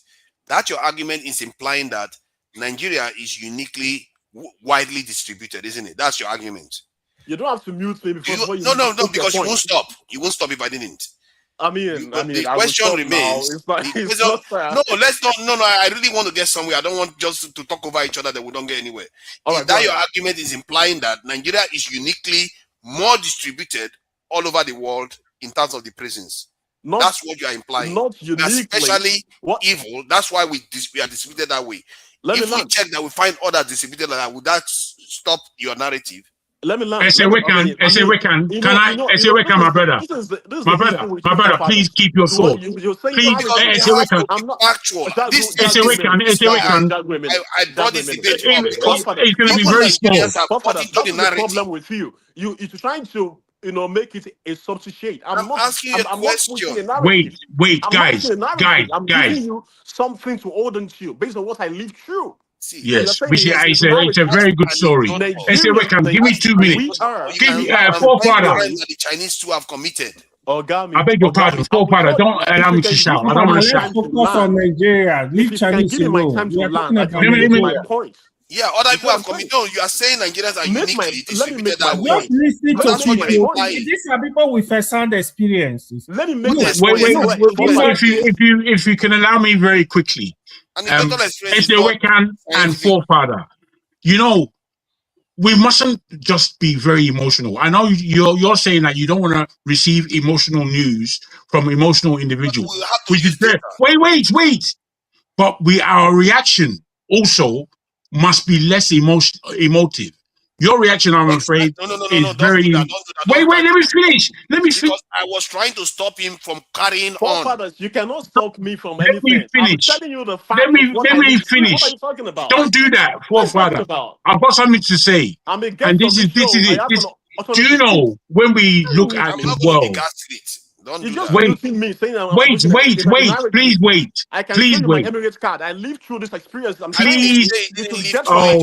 experience. I didn't You say should he didn't learn live from through it. it. Shall try to Jago, please go alleviate ahead. some of the argument. I'm going to do this. You see, in the world that we have today, the modern world, when we look at how it kind of came into becoming a village, we had the Europeans, especially the British, going around the world committing serious crimes. They would have been in a position that is said that Nigerians are possibly in being in all the prisons in the world. Now, whether that be true or not, it can be still looked upon differently than the way we are arguing right now.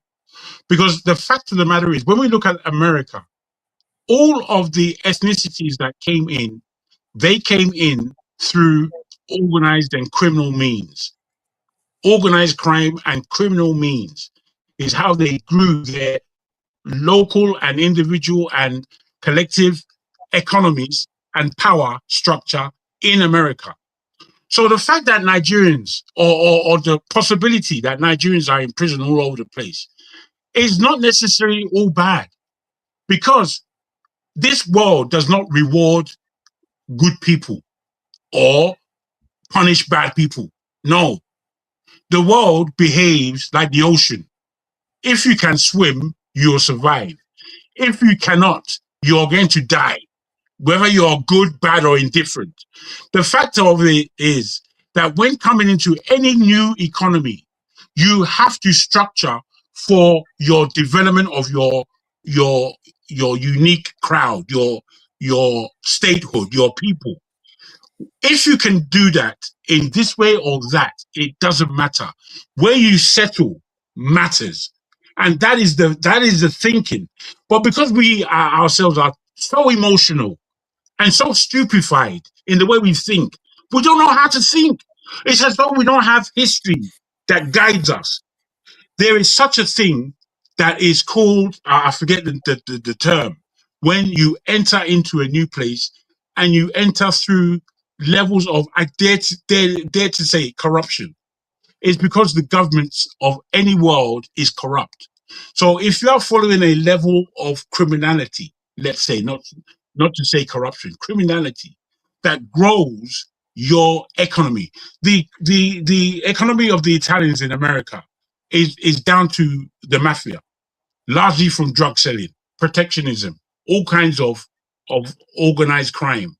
But Italians in the world today, in America today, the lower classes own restaurants. They work in construction. The higher classes are in politics and at a very instrumental level. So the way we look at crime sometimes, oh, I don't want any dirt. There's nothing like that in this world. There's nothing like that. So stop begging, forefathers. The way you are putting yourself forward is as though you are some kind of person who just wants to have Nigeria have no issue. There's nothing like that, I'm afraid. As much as it's embarrassing, That is not what I'm all saying. these, no, brother, the way you're looking at it 30 is not seconds. correct. We have to go by seconds. data. I'm supposed to talk, Governor. but you guys cut me. I can't even see anything anymore. It's okay. Osaweka, please, 30 It's seconds. so terrible. Father, what I think we should be talking about, we should be talking about what percentage of Nigeria involved in this crime. You know, we have huge population. So it's not every Nigeria, but if you want to deny Nigeria not committing, you know me, you know how I love my country. I can take it. That is basically what you do, to be honest. No, I thought I no. saw this. I'm Okay, let saying me that- say this, right? Okay, let me repeat this because it looks Father, like let me say we're this. confused. Father, I have friends almost all over everywhere. Oh my God. Nigeria, Don't worry, they're not real friends. The Jagu, you need to shop your Let me. Okay, You know you please, don't have start real this friends again. now.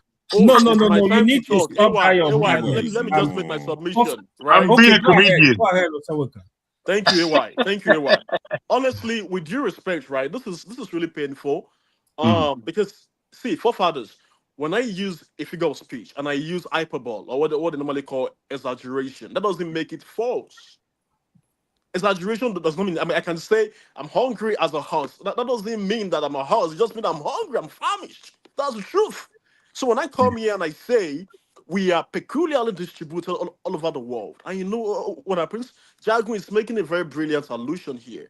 The people that commit the most crime in the world are those Caucasians. But you know why they don't get paid? They don't get accosted for their crimes, because they know that whoever accosts them, the leadership of those of their country will come after you. And that's what happens. The truth is that leadership, I've always said this, and last week I was saying this to AY and the other young man. I said, leadership is everything. Leadership is the primary custodian of your nation's destiny. That is the truth. Because in Nigeria, we deceive ourselves a lot because we don't like. There's a Latin word for this. It's called speculum. Speculum is the objective truth, the reality that you see. We look at reality on the face. We see a brown book. We say, oh, it's black. That's who we are. We say that leadership do not matter. We went ahead and consensually, or probably not even I don't even know what to say, but we open our eyes like this, broad daylight, and allowed someone with a criminal record be a president of Nigeria. Someone that is perpetually beholden to another country, that forfeited $500 million to another country. Someone with someone that's a Methuselah to be a president of the country. Nobody respects our president. Nobody. Nobody gives a fuck about a Nigerian because your president has no value in the leadership system in the world, and that's the truth. Nobody fears you because nobody fears your leader.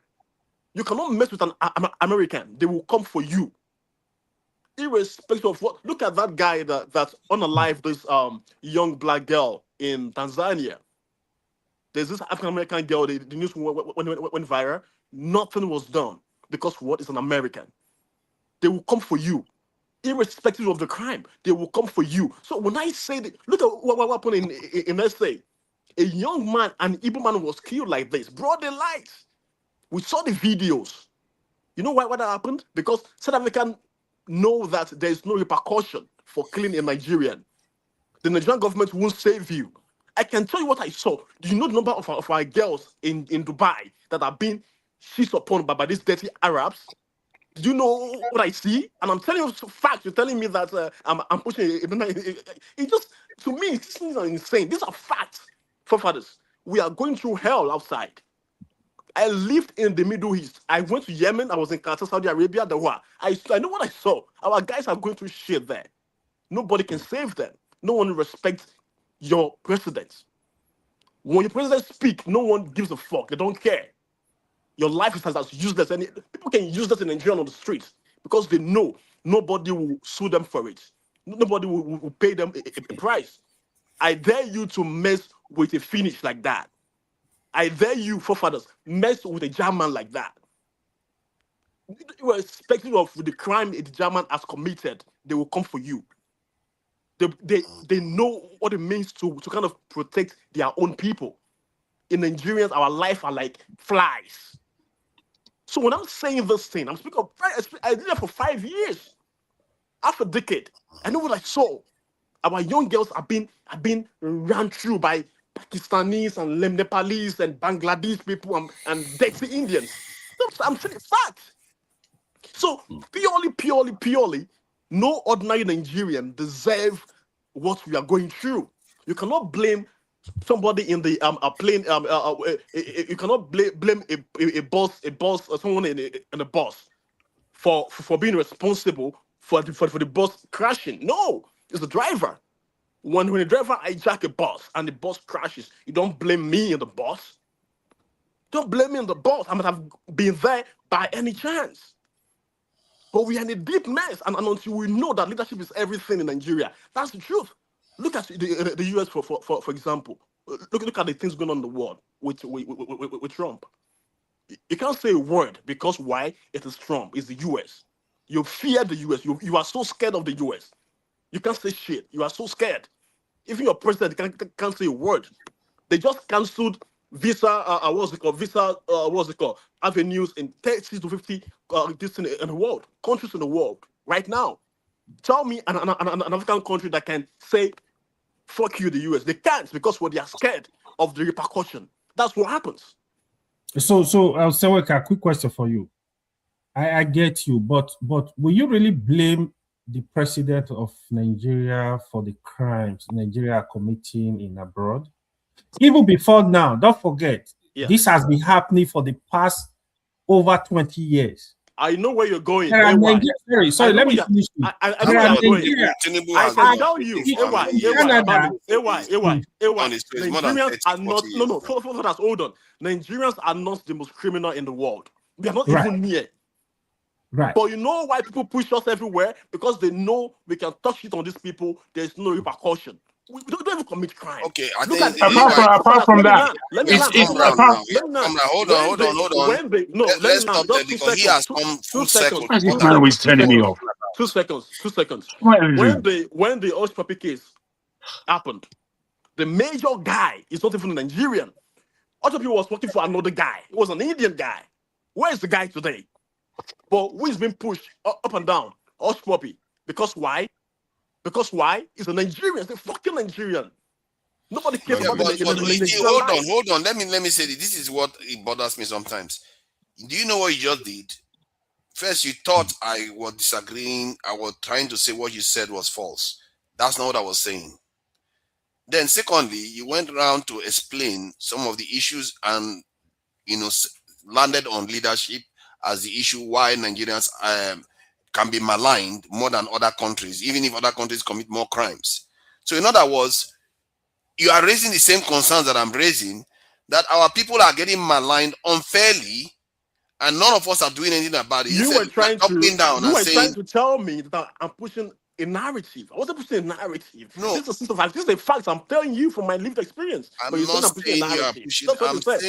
I'm saying that if you carry on saying like the way you are, because you can't have it both ways. 1 minute you are saying we are kind of unfairly maligned, then at the same time you are saying we deserve that reputation. I never said we deserve it. I literally gave an what's it called? Yeah, but when I try to say that we have to go with objective fact, why are you fighting me? Listening is important. I made an allusion here to a bus. I'm a passenger in the bus, and the bus gets crashed. You don't blame me as a passenger. I made an allusion to that. But I'm saying, I understand that. But I'm saying effectively so that you're listening, obviously. But you're fighting me for no reason. I don't technically, we are on the same side. Well, you are thinking that I'm trying to excuse the fact that Nigerians are committing crimes.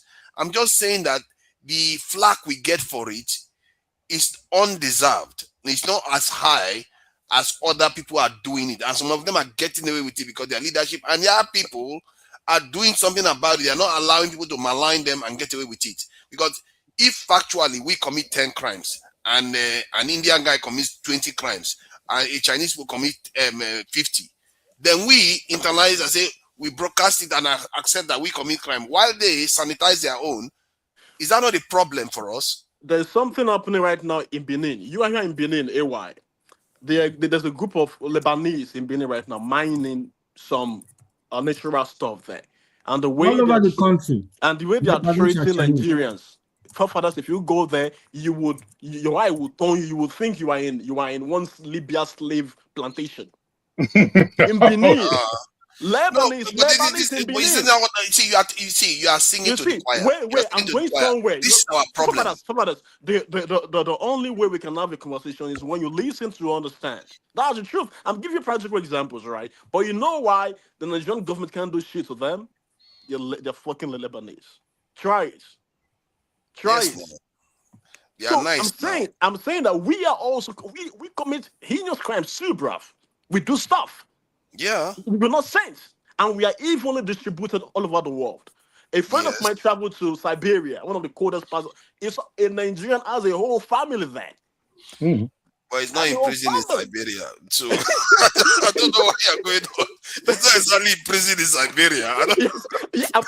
I'm just giving you that we are everywhere. No, Nigeria, they are everywhere. We are everywhere, bruv. This is the reality we must face.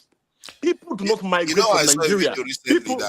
Yeah, go ahead. Okay, I'm done. Yeah, I saw a video that said Nigeria seems to be even like synonymous with Africa now, or to an extent even more popular than Africa, because when you mention Nigeria, they tend to pick up, or you mention Africa, the first thing they think about is Nigeria.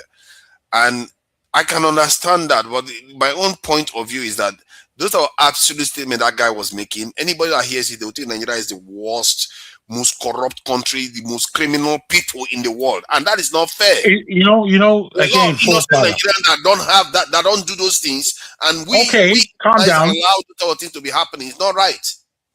It's like what you said earlier. I heard you. I wasn't on at the time. You spoke about news and the good news and bad news, or good spectacle or bad spectacle.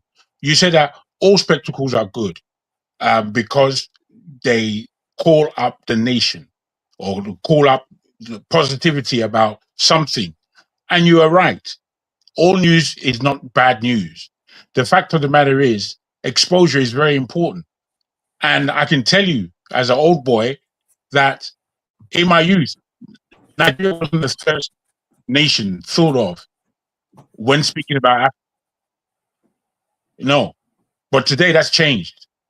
And it more remarks the size of Nigeria in comparison to any other African nation.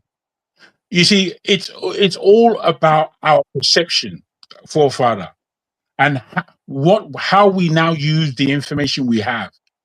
Because you can be looked upon as being a bad country, and there are many people that will do that. But I actually remember and recall the time that Nigeria's name was growing through the music, through things I didn't even necessarily appreciate. The film, the exposure, our culture, what kind of people we were, the parenting that we received, all these things has come out.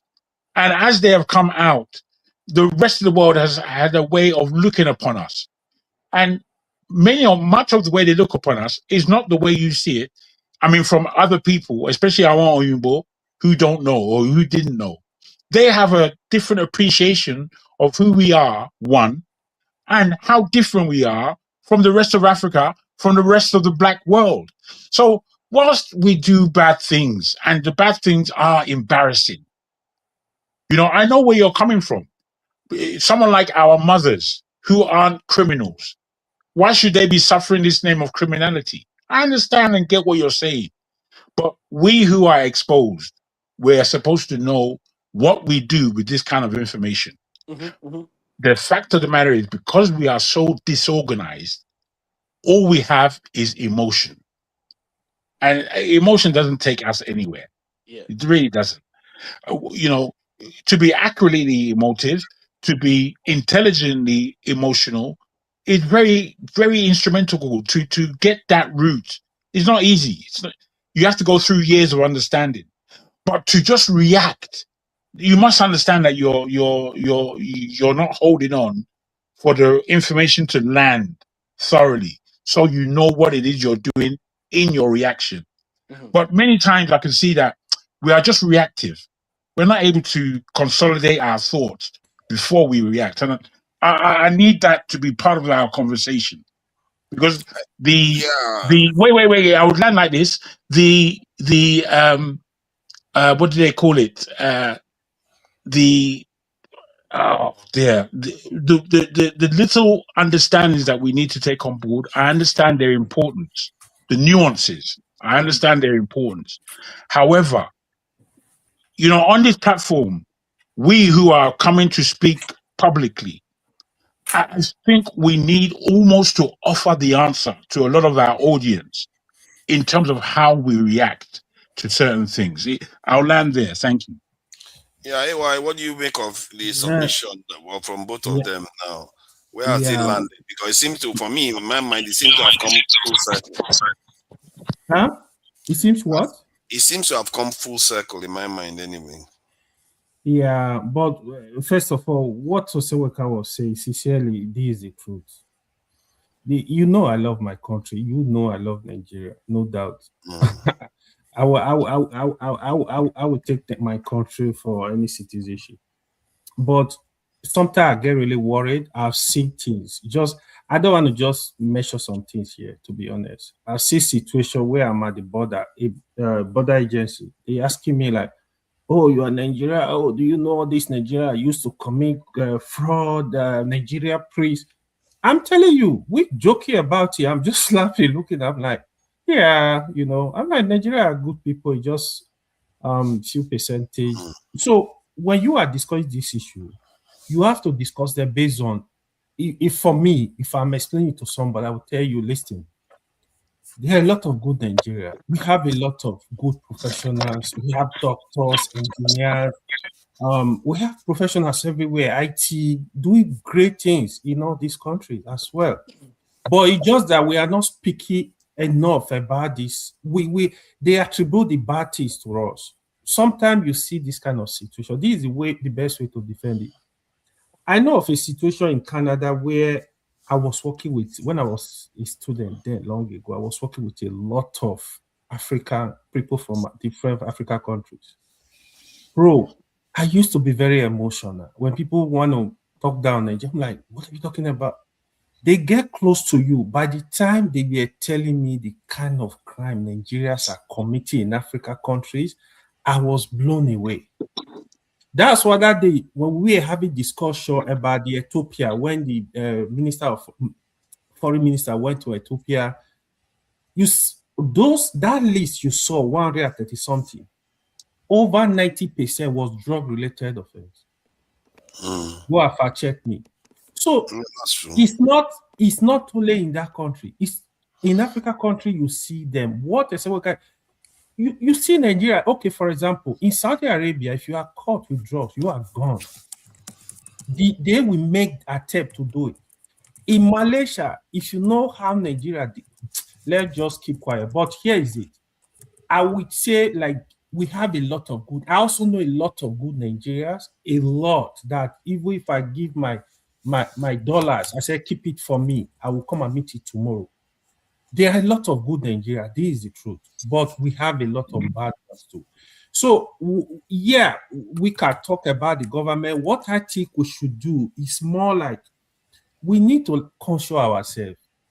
For me, sincerely, my own principle, there are people watching this show that knows me. If I know you are involved in crime, you can't be my friend. You can't come to my house. I don't care who you are.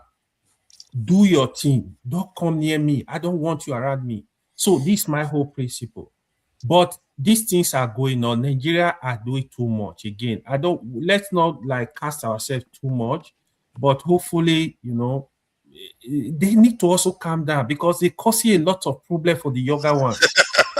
No, they need to also calm down. That is definitely true, all right. This is what I think to deal with that. We need to. You notice how Sawaka was emotional about it. Sincerely, that's the hold on. Okay, there's another angle. There's another angle. I understand. I will come with that. I think what the Sawaka shared. I think maybe I kind of wasn't paying attention how emotive it was for him because I think because it's first-hand experience. Anecdotal experience like that, you don't just generally. But my head was on you know, let's keep it objective.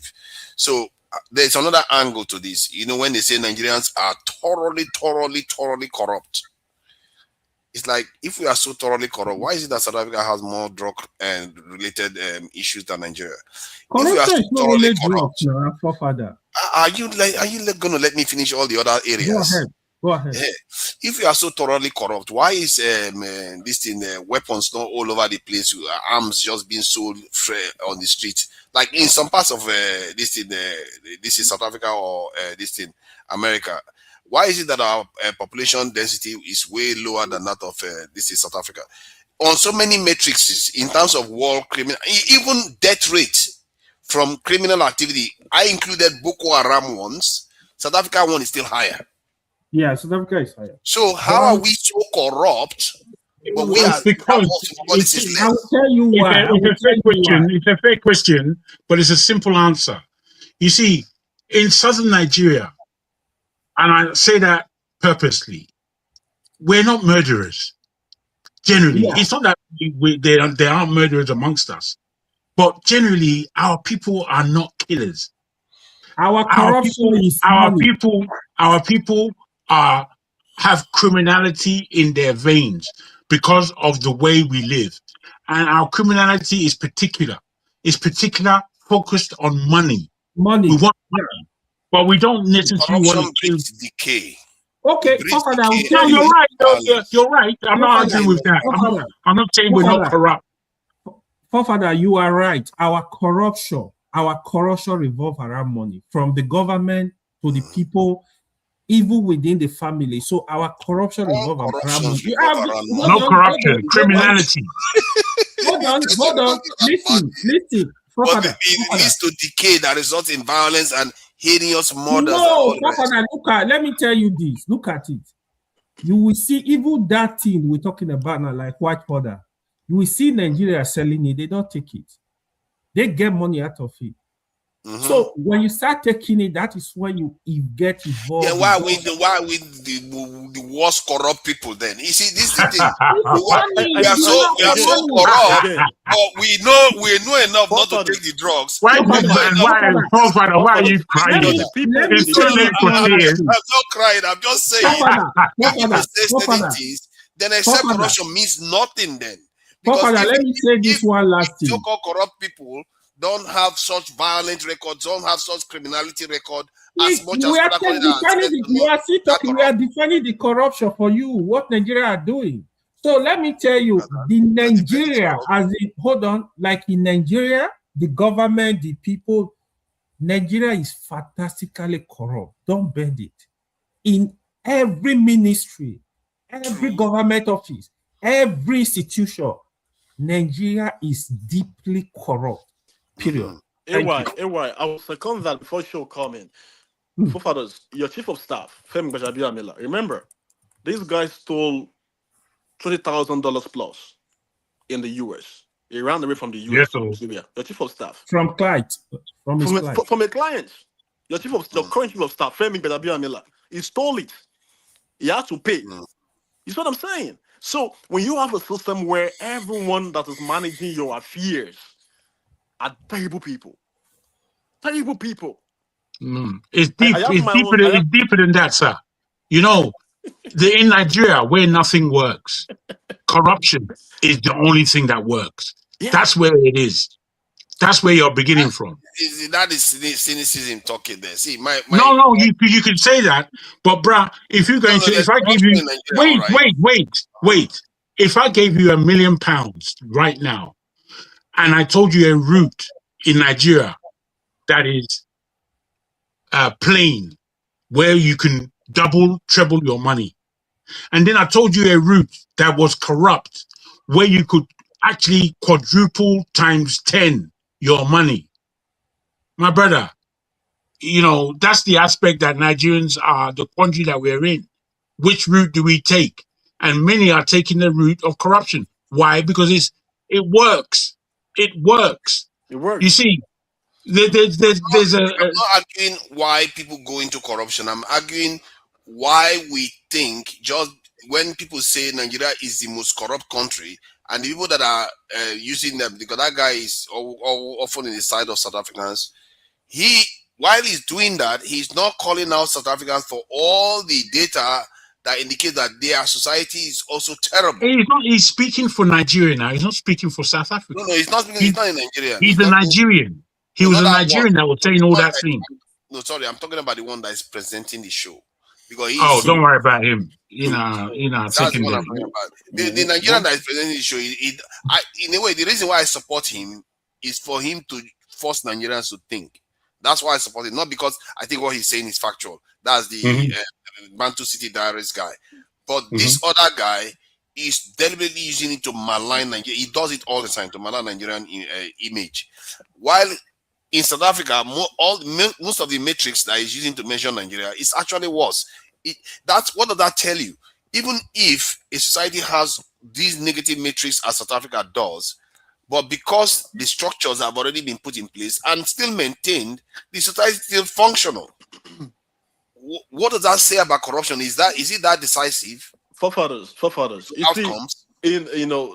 That's a huge fallacy there. That's a huge fallacy of two Kokwe, you two.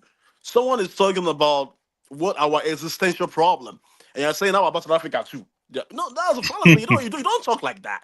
What about This is our truth. Exactly. Two Kokwe. What about them? No, we have a problem. Yes or no? Yes.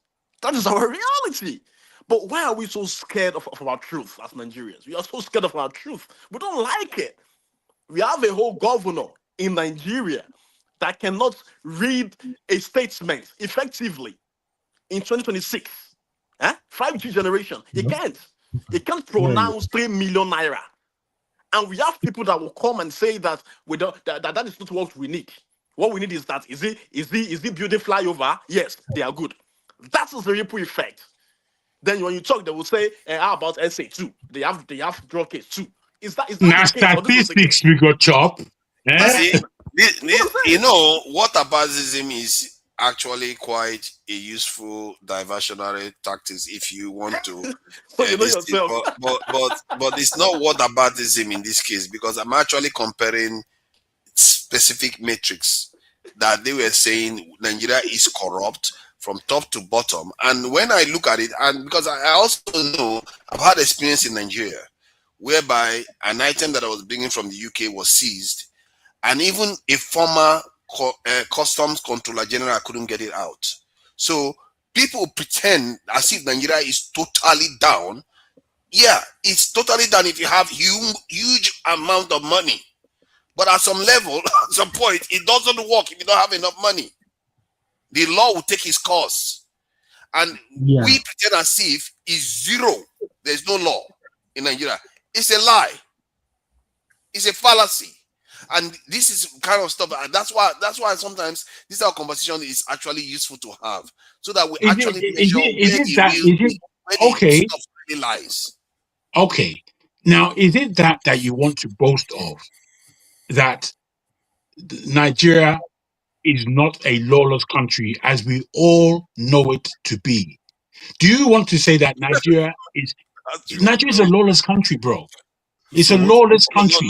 Now, wait. Hey, wait.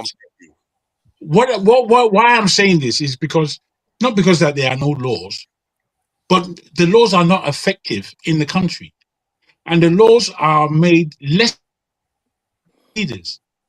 And what that does to the minds of the people is to say, why would I follow this rule when he upstairs is not following the rules? Let me just go the other way, Joe, and get on with my life, because I've got things to do. I've got mouths to feed. The way you're taking this, unfortunately, it's almost as though with your love that you have for Nigeria, you are putting it somewhere else where you wish something entirely different can happen.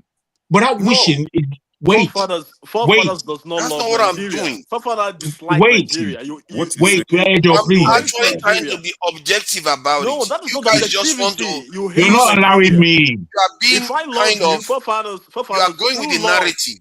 You don't want to hear that Nigeria is let me tell you what love is. To this point, not absolute. You don't want to hear that Nigeria is corrupt. Let me tell you what love is. You just want to believe that Nigeria is totally corrupt. Let me tell you what love is. Why do you want to believe that? I can only say we're arguing over nothing, forefathers.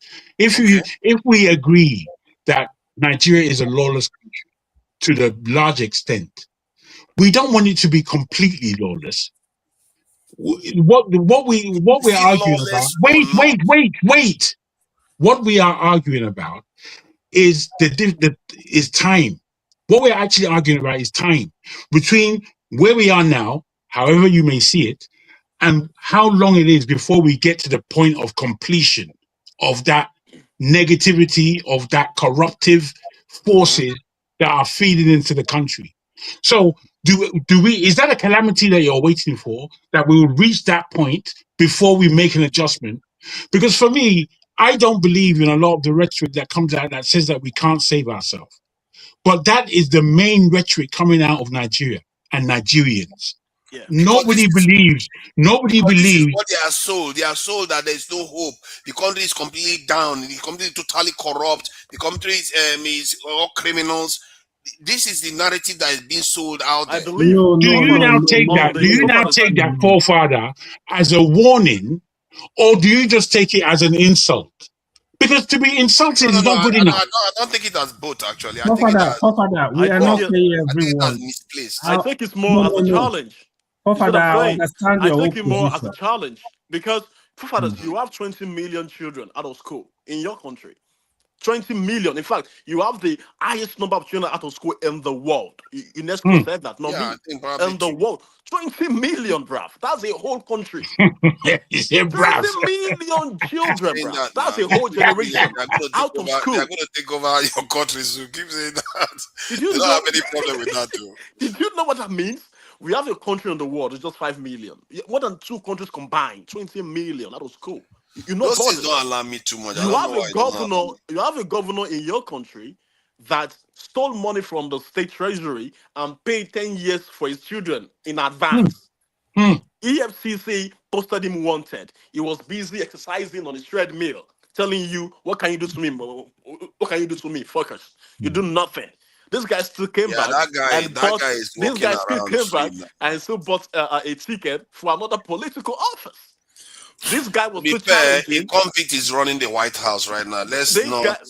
You see this same whataboutism. Whataboutism. So let's get back. No, because you are doing anecdotal when you should be dealing with the overall. That is not the issue. You see, I'm giving you instances that this thing. Yeah, but that is not what we should be talking about. No, it stands. It stands. Anecdotal news.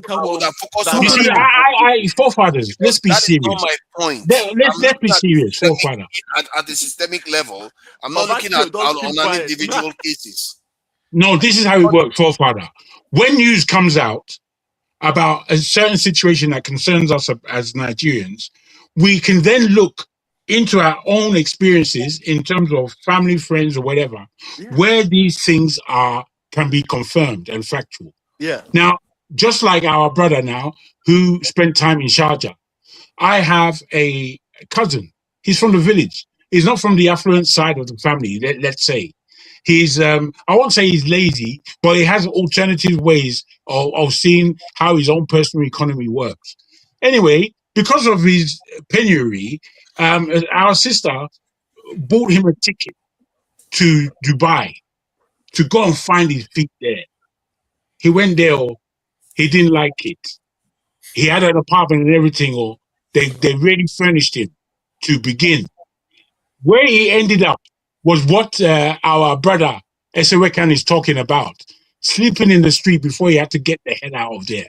These are factual things that if we check within our own local societies, we will find out that there are people suffering from this very aspect that they're speaking about on the news. So all this defection that you're having, or all this paranoia about we as Nigerians should, brother, come on, man.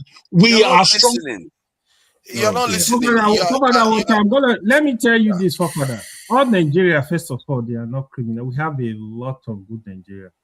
Oseweka might be criticizing, but you know what you say, a lot of them are true, but it's a bit political. We kick his favorite out of office in Edo, so he doesn't like the governor. So that one is one. So Oseweka has his own biases when it comes to the political terrain in Nigeria. So you have to be careful what you take from him. But what he said about Nigeria abroad, I agree with him 100%. But we don't have to be emotional about it. Sincerely, I used to be emotional. Like, what's this person talking about? Why do you hate Nigeria? Bro, I have to switch. I have to change. I'm telling you the truth. Now, if I meet anyone, he's telling me Nigeria did this in my career, I just tell them, listen, they know we have a lot of good Nigerians. If you go to Canada, go to remote area, you will hardly see an hospital where you don't have Nigerian doctor. In America, they know that, but when you go to hospital, they harass you. When you go to airport, they harass you. Hospitals. Is it engineers? Is it IT guys? We have Nigeria doing great stuff all over the world. This is what I know too. Nurses, nurse practitioners, we have them. But this few percent, Nigeria, we have a number, right? When we say few, I would even accept significant percentage, let 10% me of our population are criminals. I okay, can accept that. I'm not defending that. Let's say Nigeria abroad, the population is say 10 million, for example. If you have less than even 10% involved in crime, you already think it's everyone. This is what's going on. So that's a large percentage. Yeah, it's real. We should not even. I would prefer somebody can give me solution. How can we? This is exactly why we never deal with the issue, because we keep looking at. Let me try to state this clearly. We keep looking at the nature of our criminality, when we also acknowledge that other people are also criminal, but they don't get the same flack. What I'm saying, I'm not saying that we are not criminal. Okay, our people don't commit heinous crimes, and a lot of them don't do it. I'm saying that why is it that we become like we make it part of us, like we accept that this is what we are, while other people don't? Other people, they sanitize their image enough for them not to be associated with it at all. Or is it because their country is well off, that's why they don't go through that? Because clearly Mexicans are horrible in terms of criminality. A lot of East Africans were horrible in terms of criminality in Europe, but you don't see them completely being associated with criminality. We support it ourselves. We say, yeah, we are criminals on top of it. There are many reasons for this. Okay. One of the reasons is population. 200 million to 50 million, call it whatever you want to call it. I think the second most populous country in Africa is Ethiopia with about 120 million. Then I think Egypt about 110 or thereabout. So if 10% of these countries, these three countries, commit a crime, for Nigeria, that's 20 million. The next person will be 10, 12 million. Then the next person will be 2. Our size does not help in that, in that sense. That's one way of looking at it. Another way, and to even backtrack, the reason why I didn't get myself involved in the last 45 minutes or thereabout is because I think I know what Fofada is trying to establish, and I didn't think he warranted the three of you even engaging. I won't say semantics. Fofada is trying to nitpick. So what he's trying to establish is don't say Nigerians are corrupt. Say majority Nigerians are corrupt. And that's what you've argued for the last 45 minutes, essentially, which I don't think deserved that length of argument. He's trying to say, oh, how dare you say every Nigerian is corrupt? And you've all agreed with him in the end that, oh, we know it's not all Nigerians. And that's what you've argued. So you could have just agreed with him and say, we know it's not every Nigerian, majority Nigerians, full stop. Or few Nigerians, full stop, whatever. So his argument is the absolute. He mentioned the word absolute a few times. So he's trying to establish the fact that the way that guy spoke on YouTube, he was just saying, he said nobody wants to go to Nigeria. Which that, like someone, I think it was Osawaken who said, it's exaggeration. How can you say nobody wants to go to Nigeria? Any airport in the world, there are flights to Nigeria every day. So it's a stupid thing to say, or inaccurate. It's inaccurate to say nobody wants to go to Nigeria. But that guy said it out of exaggeration. He's a content creator. At best, he's trying to make money off YouTube. At worst, he's being sponsored. So when people like that speak, like Rudolph would always say, you would hope that there will be counter arguments, counter videos to say, based on what this guy said. So a South African has decided to react to it. And that guy reacting to it is also cashing in. So this is where, and for fathers, I know I do this a lot and you might not like it. This is where somebody like you, because of the passion you have and your eloquence when it comes to things like this, you can react to such videos, the ones you don't like, and, dispassionately counter them. And so the guys in the middle criticizing Nigeria, the South African guy latching onto it, making money, and he doesn't like Nigeria anyway. And you pro-Nigeria can react to such video and say, oh, these are the statistics, these are the numbers. And that might be a thing that you might do when you have the time. I'm not saying, no, make it your job. But when you have the time, you see something, it really annoys you, do a video to counter it. And people will learn that way. As opposed to argue with Jago and Osenweken and they will drag it to everybody. No, to be fair, I've reacted to Bantu City there. Most of the time, he actually saw the points that I'm making, some of the areas he never actually saw. Okay. I didn't even know that was a thing. To add, that's why I said, to an extent, I understand where he's coming from, why he's doing what he's doing. He knows what he's saying is not 100% factual. But You see, just to show that there's some aspects that you are not picking up on, there are aspects of data that doesn't support the narrative that we have accepted. Of course, it's not that I'm saying that, or because you are saying course. that my argument was it's not absolute. But you're correct. It's not absolute. But it No, goes you are beyond correct. that. You're correct that it is not absolute. Data that is not accurate at all. I It's agree not with sorry. you. It's not about absolute now. It's also about being factual. Like sometimes they will say, "Oh, Nigerians are the biggest criminals in the world, spread all over the world." Well, in reality, there are other countries that are more than that. So that is that factual statement that is not accurate. I agree with you, but I said there are many factors that affect our reputation. So AY said something, and he was quoting our former prime minister. Forefathers, you will know this. He said, "Fantastically corrupt." That carried weight when it was spoken. Jagun will know who said this. Forefathers, you should know who said it. David Cameron said this, and it was caught on hot mic. He did not know his mic was on. I think he was speaking to the former Archbishop of Canterbury. It was in the Queen's Palace, in Buckingham Palace of all places. He said Nigeria is a fantastically corrupt country. David Cameron. Do you know what he meant by that? Do you know what he meant by that? I mean, evil.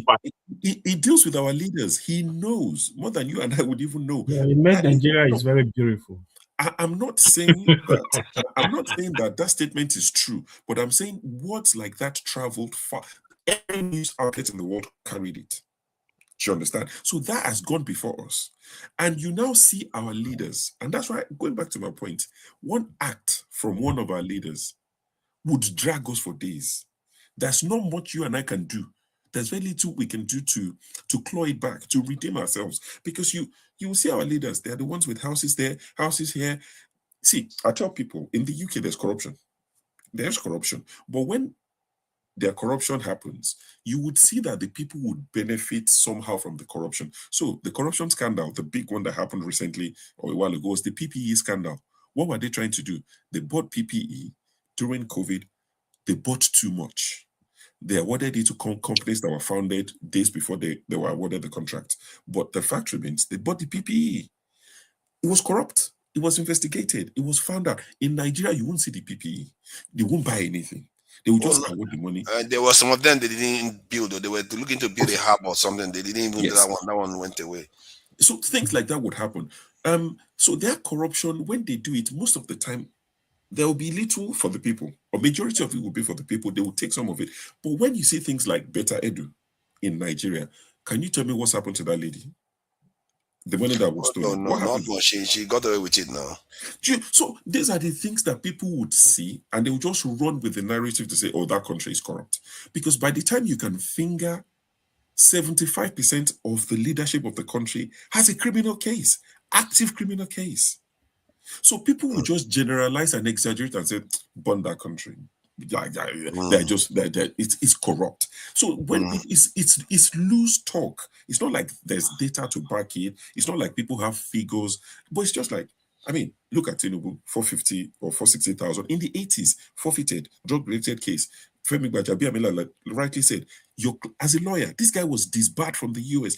He was practicing law in the US. You took your client's money, 20K, and ran away with it. The Ogun State governor, the guy that published Ogun State's governor's mugshot, they locked the guy up in Ogun State. A journalist published the mugshot. So you look at everywhere you turn, criminal cases. Akpabio had cases with EFCC. Then he said he had arrhythmia. You know, when your heart doesn't beat regularly. He said he had arrhythmia, couldn't attend the EFCC. What was his reward? Became number 3 citizen of the country. We can go on and on and on and on. So when you look at a country like that, and people say, "You know what, just drop it and just bin it." It's a cesspool of corruption. It doesn't mean you and I are corrupt. And that's why when Ovie was saying everybody is corrupt, I'm not sure if you watched the episode, I said, "Ovie, I'm not corrupt. Don't lump all of." And that's why I said individuals can exonerate themselves. But when it comes to your country, my brother, you go explain tire, as they say. When it comes to the defendant, I will explain. See, you are missing the point. Keep explaining. Keep missing the point. See, you see, brother, Show, you joined our argument, the 3 of us. You can't try to make 4 now. You think that you can stop forefather? No, you Make it can't. a You can't because you're all missing the point because you have all been conditioned to think one way. See, Oh dear. you have been conditioned to think one way. Don't worry, you are going to see. You're going to see Baba, clearly. What you I'm going can't to do save is this that man. You if I can't have save time, what forefathers. I'm going to do is I'm going to make a short video about it so that I will share the data so it will be more objective. Because some of all these things is if like the way that Bantu City Diary does it in such a way that you can see clearly what he's saying. Because sometimes when we say, Nigeria is not as corrupt as you are thinking I'm trying to defend whether we are corrupt. No, I'm just trying to put it on the board and say, okay, look at all these nations and look at how they're all behaving. And Nigeria is one of them. But Nigeria has certain things that is doing better than some of all the other nations that we like to say that they are not corrupt at all. Why is that the case? Why is it that those countries that we say that they're not that don't doing better than those? Can I offer an answer? Areas? Just No, one no, thing. no. This Bantu Diary guy, does he compare Nigeria with other people? Does he just talk about Nigeria? He compares. He compares a lot. Really? Yeah, he compares. Because I don't he talks about how we the other day we was even saying that we perform better with Oyibo people's supervision and all the rest. So, in terms of when they accuse Nigeria of something, what I tend to do is that, okay, I'll say, okay, is this true? Because sometimes I want to start from scratch. Because what I hear from many Nigerians, who speaks Yoruba here? Nobody. It kills me. There's a Yoruba saying that if they call you thief, because English won't do it justice, even this pidgin. If they call you thief, if they accuse you, say you be thief, you say no, they carry goats picking, no, they carry them, like baby. So basically, in the neighborhood, they say this guy the thief with the thief. They can't they see you with kid like baby goat. You can't they carry them holding it dearly. Who holds a baby goat apart from the fact that you want to steal it? It's going to make you look suspicious. Do you understand? Don't look suspicious, in other words. So that's it. So when they say Nigeria is corrupt, and people anybody, if they say, somebody that's been dead for the last 200 years, wakes up today and they say Nigeria is corrupt, and it's like, okay, let me check. They tell him about Google and he types it. When he starts everything that they will reel out, I'm not saying it's true. There's a reputation that they've created for us and we've supported unconsciously in most cases. But what I'm saying is, if they now put it to tests, forefather, we won't come out in smelling like roses. If I say America is corrupt, and they will not come out smelling of roses. But that's my point. It's not objective. It's more emotive. We accepted it because of conditioning too much. Not that we are not corrupt, but we've gone way beyond. Like now, I can tell you that when I went to Nigeria, I don't know how many situations where I was forced to be corrupt. That they will even try to make me corrupt. What about this? Any of the system. While I went to Nigeria throughout a month, nobody told me, let me compromise the system, give me this money, so I compromise it. Not one. Okay, that's good. That's a good thing. Let me bring this into it. Do we believe that Nigeria is organized corruption from outside the country? Do you believe that Nigeria has something written in somebody's clause in one cabinet somewhere that it shall not be allowed to develop? And in this, or from this, becomes a narrative is created, derogatorily about our nations, and our nation therefore is giving our nation's progress some kind of hindrance. Because I think we kind of have to understand that Nigeria is a serious country. We all know this, that Nigeria is a country with immense power, immense opportunity. And with this, to encourage it to progress for many institutions, many nations in this world, is to cut their nose off to spite their face for the way they see things. Now, if we bring this in, it should help us to balance these equations, because I believe that we're all on the same side in this argument. But I also believe that we are looking at it in a way that progresses the narrative. as opposed to looking at where the advantage. There's judo in this world, and judo is to use the other person's force against himself. And this is something that it seems that in the negotiation skills that we have in this world and things that are brought to bear within our own individual industries about how we tackle matters, especially contract matters, there are ways of negotiation.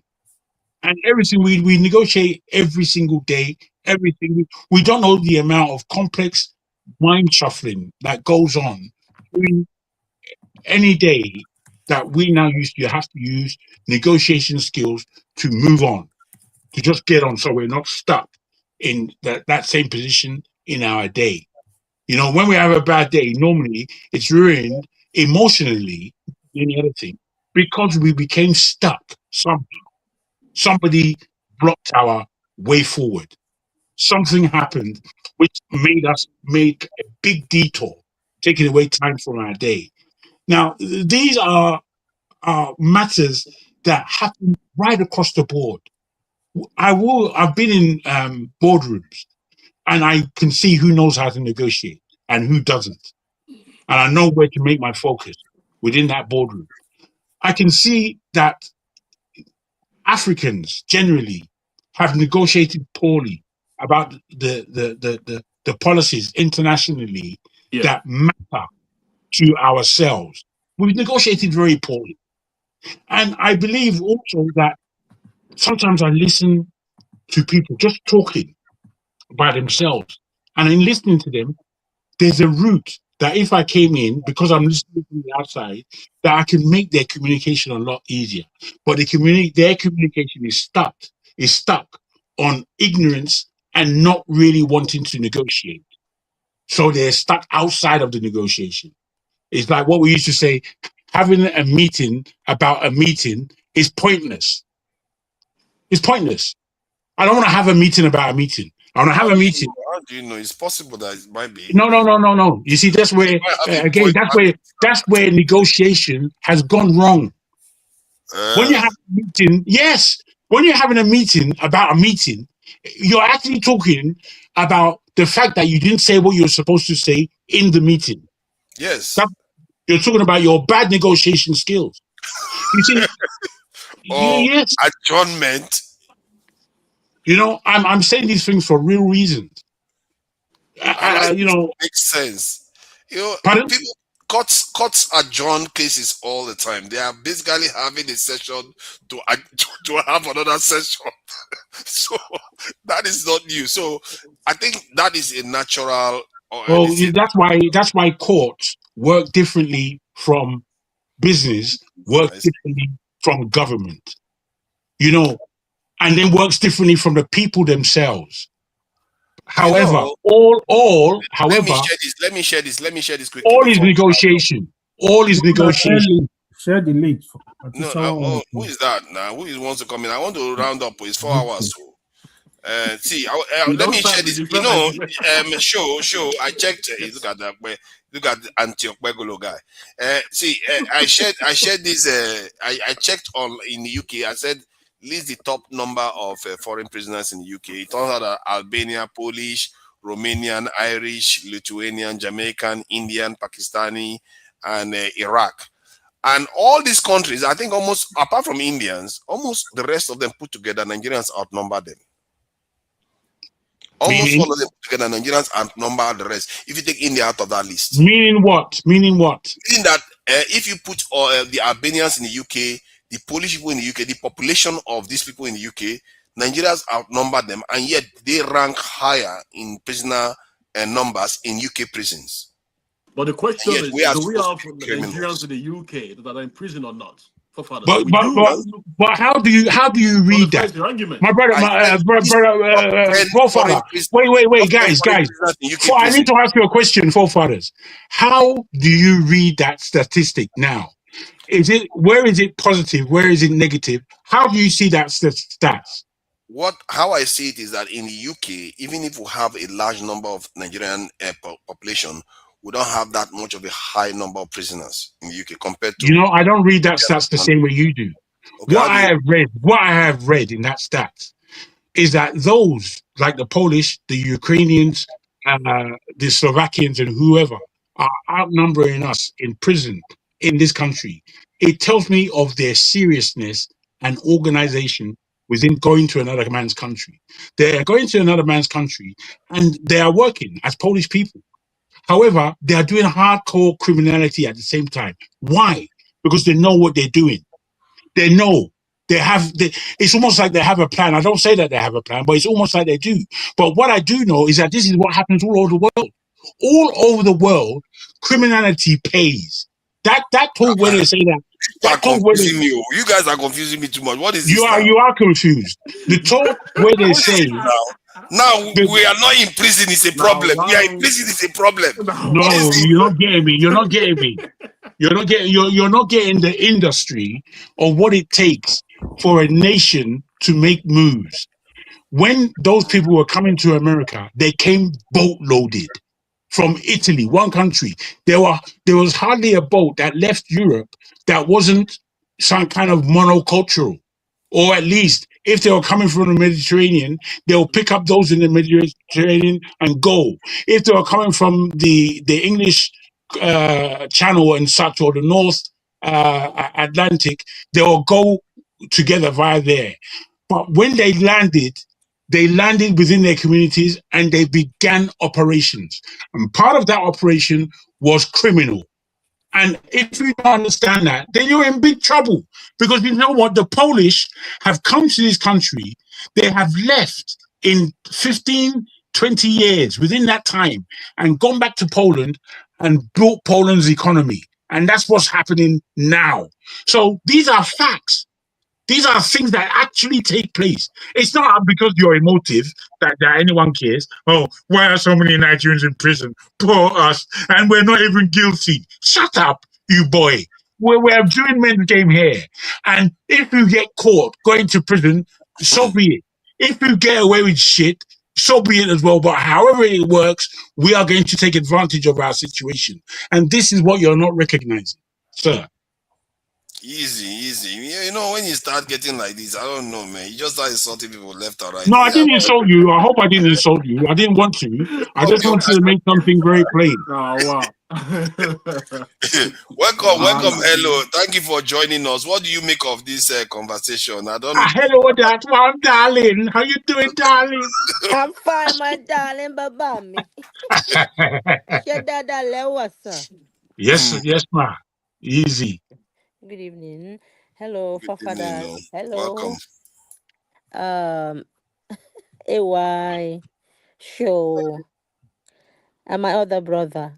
Sorry, I couldn't pronounce your name. Why is his name Ochewekan now? Very easy. I'm used to it. It's terrible that no one could pronounce my man's name. My screen is so tiny, so I'm using my phone. Sorry. Just say the guy from Lagos. I'm sorry about that. Call him the guy from Lagos. I'm not doing that. I'm not going to be offensive to anyone. Okay, yeah. So no, he's. I would make peace between all of you, so I'm not going to be a weapon fashioned against anybody here. So, listening to you guys is nice, but I'm wondering if you guys are distracted. If Nigerians live online making noise, sometimes I wonder.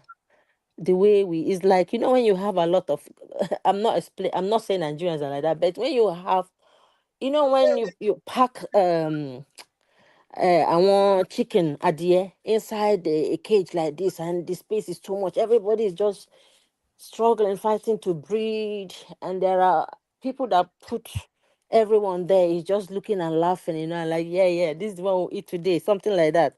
You know, is we inside that net, regardless, all Nigerian citizens, you know, is like something is making us behave in a certain way. You know, there's an external stimuli, whichever it is, be it local or external, is kind of injecting something to us. It's like when they throw something here, everybody will look to the right. They will throw to the left. So we just living, online, shouting. But are we able to be quiet sometimes and read between the lines of what is happening with the world order, that things are changing very fast? very fast. Look at what's happening in Spain. Just see what's happening around the world. These people are fighting this and that. And some people from America are saying they're FBA. And things are happening. What is the future for African children, for Nigerian children? We need to think about ourselves. We need to build our. This Makwese guy, I see him sometimes talk about Nigeria. He has interest in Nigeria. Of course, we have voluminous in number. People will easily notice us. I said to someone, in a house where there are 10 Nigerians and you find one person from each of the African countries, and you do a probability of whatever, success, crime, but the volume speaks the number. The probability that Nigeria will fall in higher numbers is there. So I'm not going to use that kind of peripheral whatever to judge Nigeria. Nigeria is a big book that is deep. Until someone is inside that deep book of Nigeria, they don't understand what's going on. They can judge from outside, but if it is their country, perhaps the stand will be different, because the guy talking comes from a country that I don't even know. He never speaks about his country. He lives on the internet talking about other countries, but he never actually speak about his country the way Nigerians are so passionate to speak about our country. We are the ones that bring our cloth outside for people to use it to learn how to write books, how to open internet and gain views. Propaganda negative, propaganda positive, whichever way, is not supposed to be our business. We should focus more on the things that concerns average Nigeria and how we're going to get better, how we're going to fry that bigger fish that may swallow or make us. We have to be prepared for what's going to happen between now and 10 years time. I'm watching stuff online, seeing what is happening, and people that matter in the society, when they speak, you need to listen and try to understand, why do these people think this way? Why do they behave in certain way? They may not look like us. They may look like us. Elon Musk saying money won't matter in 10 years. What is he trying to say? And the World Economic Forum, imagine, is saying you will own nothing and be happy. What does that mean? Is it that this monopoly kind of thing all around, the big fishes, we keep getting fat over what? Where are they going to get their fatness from? Are we going to be skinned? Are we going to be those? They will just come and eat us inside that net. Are we going to agree to be squashed inside that net for them to come and be eating us anyhow, any day, anytime? When one of them is hungry, they'll just come and say, I want this chicken eye, or plug down. It doesn't matter what kind of skin or color it Is has. that They don't is that care. is that much different from communism? You will own nothing. No, Because what It's the deep. subject that communism, 1 minute. people I've own not everything. finished. Listen. the I've not importance finished of before you Okay, guys okay. will start to throw ball up and yes, down. No, this please, one because is not the easy. importance of what you are saying, Because my dear. I'm tired of all this mouth punch this thing. I know sure it has gone now. It's our men. Sometimes when women come inside of me, sometimes the woman can use a woman can be used to point some of you in the right direction. You will not listen only when only you are talking. But when a Don't woman go talk, there. all of Just you will run continue. away. Sure, run away and now. Anyways, what I want to say is that I hear people say asking, demanding for land, and I stand my ground. Even if you like put toy on my head, I will still stand on it. I will not relinquish my throne easily like that, regardless. For the sins of my forefathers, I will not. You see, land is valuable. When they say money will not matter anymore, you will own nothing and be happy. Hold on to what you have. You invest in something around you. Say our land in Africa should never be sold to anybody going forward. People should maintain their lands. The areas that are not growing very well, they should find a way to make it, those deserts and stuff like that. Just replenish your soil, for agriculture to feed your children. You don't know what's going to happen tomorrow. Whatever that is in the ground, we should protect it. Nobody comes to take anything ever again. We should find a way to just leave it in the ground, and when we are ready, we'll do it ourselves, whichever way. Where we should value our land. We should stop anybody coming from abroad, because I'm hearing people coming to Africa buying acres of land. No one is living there. We don't know what. No one should sell any single land in Nigeria until we know why these people are saying that money will not matter in the next 10 years. We don't know what these people are planning. There is always a plan. See, AI is I know coming what now. they're We don't know. planning. We know why So now. you I understand? know why money will Yeah. not So matter. I'm thinking. I'm not saying what you guys are discussing don't matter, but I'm saying what we have, we should hold it dear. Otherwise, we will lose it. We should value it because we don't know what we have, and that's why you see It's a someone good always reminder. crying. Hello, a good reminder. Always, someone is always crying. I want give us land, give us land, give us resources. What did they see? But we will say, let's give them because we offend them. No, don't tell me that. Don't tell me that, please. I have children. I'm not going to sell my birthright. They don't. I'm not selling that. Please, we should. What we have, we should cherish it and protect it with our lives. No single land should be sold. What did they see in those lands? The future, you will own nothing and be happy. That's why I've come on here. I worry that I And worry for all for the these crimes, future. everyone is a potential criminal until court. So At whoever least, that is online talking, at and then least Sabi, everything. Madam, not you are just not better holier than thou. So I know people commit crimes and stuff like this. You just that Makwase, whatever that guy, I watch him every time. All his posts he makes, he will Yeah, find a that way guy, to innit? mention Nigerians. Yeah, You know there are people that will have he's posts. always digging at You will know Nigeria that all these the time, people are and I all feel like it's biased. a campaign But against people Nigeria. There's that something don't out. actually know Nigeria, but they use us to catch crews online for pointers, for views and stuff like that. Yeah, that's true. Not giving balanced argument. there's no repercussion now. It's quite annoying because there was one of his program he watched, about Tyler. I watched him from Yeah. A to Z.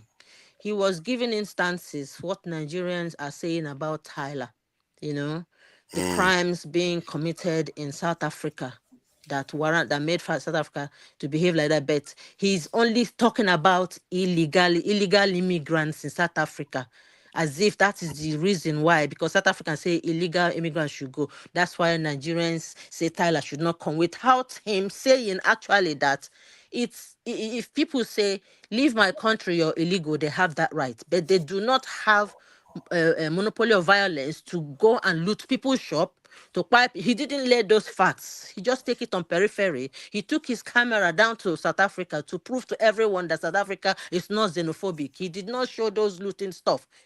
You will not easily see it, but he's biased. That's all I'm saying. Oh no, he's very biased. Sometimes That's you for need to sure. watch someone I didn't carefully even when they are know. talking. Is this person talking with good intentions, or is like That's this person funny. telling you they are I've criminals? attacked him many Me, I'm times, not. and I'm I've ashamed of who I am. I'm I've proudly Nigerian, dispelled and his I don't nonsense many represent the times. criminal Oh, Nigerian. I do Fafana, my that same best not guy. to be criminal, but it doesn't mean that Yeah, this people don't get Zach guy, tempted. So not it's left the for you to Nigerian guy. train your mindset to be good for yourself, not to prove to He's a anyone former or boxer. Makwase that you are not a criminal online, when his country is the most criminal on this planet. But other Africans hide their crimes. I know a country, I won't mention it, that they still eat human beings till today. In that village, it's a ghost town, but I never talk about it because it's none of my business. But they hide it. Such countries in Africa that are still munching on the nagij. Cannibalism is I'm not sure I want to illegal. find that one. But that said, When though, they this hear Nigeria, idea, all of them will come out and start catching crews, Let's making call this them noise. out. I idea don't have time for them. of I just human want Nigeria beings to be better. not Let's doing protect what we anything. have and leverage it very well and wait for their Armageddon that is coming. Thank you. Yeah, this idea of human beings not owning anything, I think it's almost an inevitability. Because I fear Fafana, that have you if gone into rich, deep thinking? no, because if Hello, rich people don't went need deep. you, Oh. if rich She people went don't And need deep. it's you to true now. become richer, Something they if worry they us. They don't come need here, they you, talk so about why that would they need your Makwasa that money? They will doesn't not know. need. We They will don't not know give where you it came money. You from. will not give them money. It's a very. I think we probably need to game it out to see how the world is going to look when rich people don't need poor people to make money anymore. Because the only reason why they need you is because you are working for them. Well, if they don't need to work for them, then they can generate their wealth by themselves. Whatever you call it, whether it's wealth or No, whatever. rich people will always need. No, Forefathers, rich people will always need. right from the inception of man, men have always owned something. There's not going to be a time that man won't need money or own something. Yeah. When it comes to someone like Elon Musk, it's just this guy is struggling night and But day to what does he become need from people if he has everything? It's providing So, services I mean, now. Elon People Musk see cannot But have why everything. does he have to opportunity. provide services? Don't you ask yourself that? Is that what now? Why does he have to provide services? If AI So and the robots can rich do will this for always him, need the why poor does he to need make your money. services? You see, You see, okay, I'm asking you now. This is the way. Hold on. It works. Let me ask AY, please. Let me ask AY so we can get somewhere with this. Okay. If I was Elon Musk, I have those robots that he's talking about that are highly, highly capable, wiser, more precise, and everything. And then they make machines that can remake themselves and make themselves even better. Why does he need any worker? No, you're getting it wrong. So poor people make money from rich people make money from poor people in two ways. One, yeah, but that is because you are helping them buy more things. But why now you don't have anything to offer them? But so they employ you to work for them. They also provide services for you, which you must buy.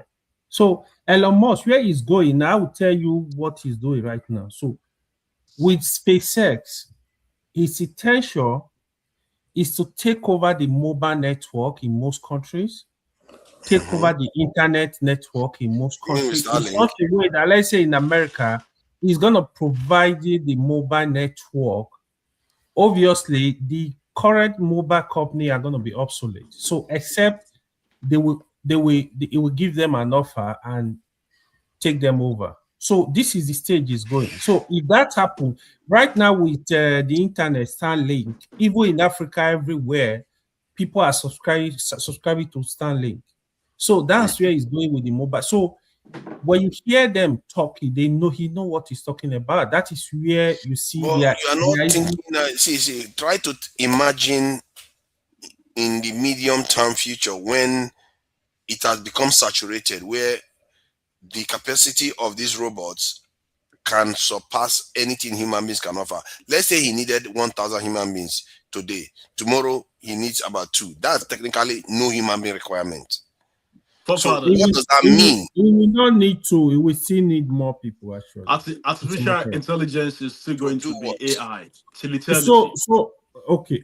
That's a fact. This is the mistake. So even though a lot of jobs are going to be going out of fashion, they will create new jobs. Like for example, in the area of artificial intelligence, you are going to have like robot technician. You are going to have AI engineers. This stuff is still going to come up. So you still need people to mount and monitor. Self-repairing robots. Huh? What if you have self-repairing robots? But you still need human being. Even if you need to deploy code, for example, still need human being to monitor most of those stuff. It's just that, for example, while you are a man in tech, you know that sooner or later. I want to explain to you. You need to listen sometimes to get the message. The issue is where you are going to employ, for example, 100 people, probably now you need 5 people. You need 10 people. It's not that jobs are going to be completely out of. You will still need people to get the job done. This is what I'm just explaining. Then where does the remaining this in 95 go? You have to create job. Maybe you go to Africa to farm, buy a big farmland now. Just keep it there in case you can go there. So except people that are lost in UK that my thinking is that you can stay there and be sweeping the roads. By and large, they will not need us anymore. Elites will not need human beings anymore. By and large, maybe they will find a tiny number, but then they can assign. They can assign maybe which is crazy. I don't think they will do it, but they could say, you know what, we have all this for ourselves. You guys have this set of robots to do your own thing for you. I don't even know how the whole.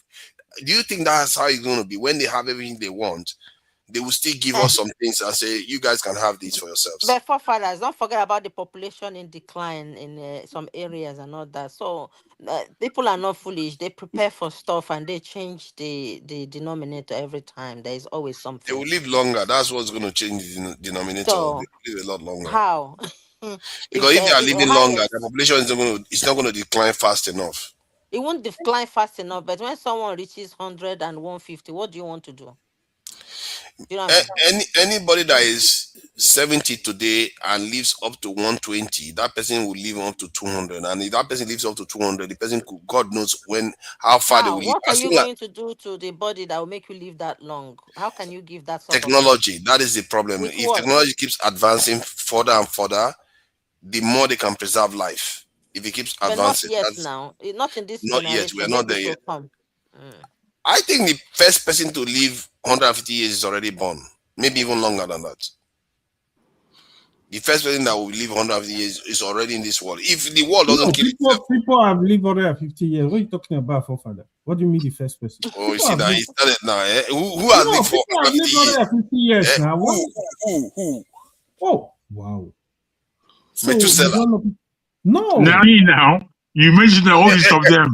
Yeah, but forefathers, why are these people acquiring big tracts of land everywhere? Why, forefathers? I'm not the kind of people you can bully. If you let me buy ticket and come to UK, I'm going to flog you on the street of London. Why is not in the good mood today, Jago?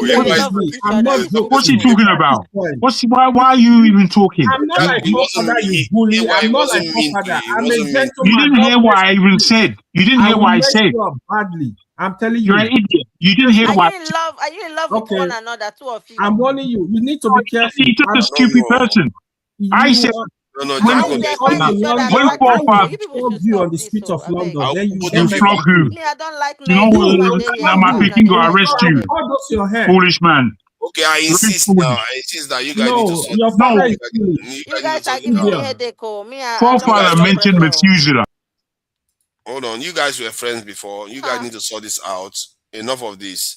You need to sort it out. You are friends, and let's get on with it. Jangun, you came out today, starting with it, but there's no need for that. And AY, today you are quite raw. Normally, you can take these things and just laugh at people. You know, there's no need for it. You guys are friends. There's no need for all this. Okay, let's move on. No, forefather, can you give me 2 minutes? Can you just give me 2 minutes? You know, just no. I began speaking first. Just have some decorum. Forefather. This is why. Wait, just wait a minute, please wait. Jago, hold on now. Let me manage this.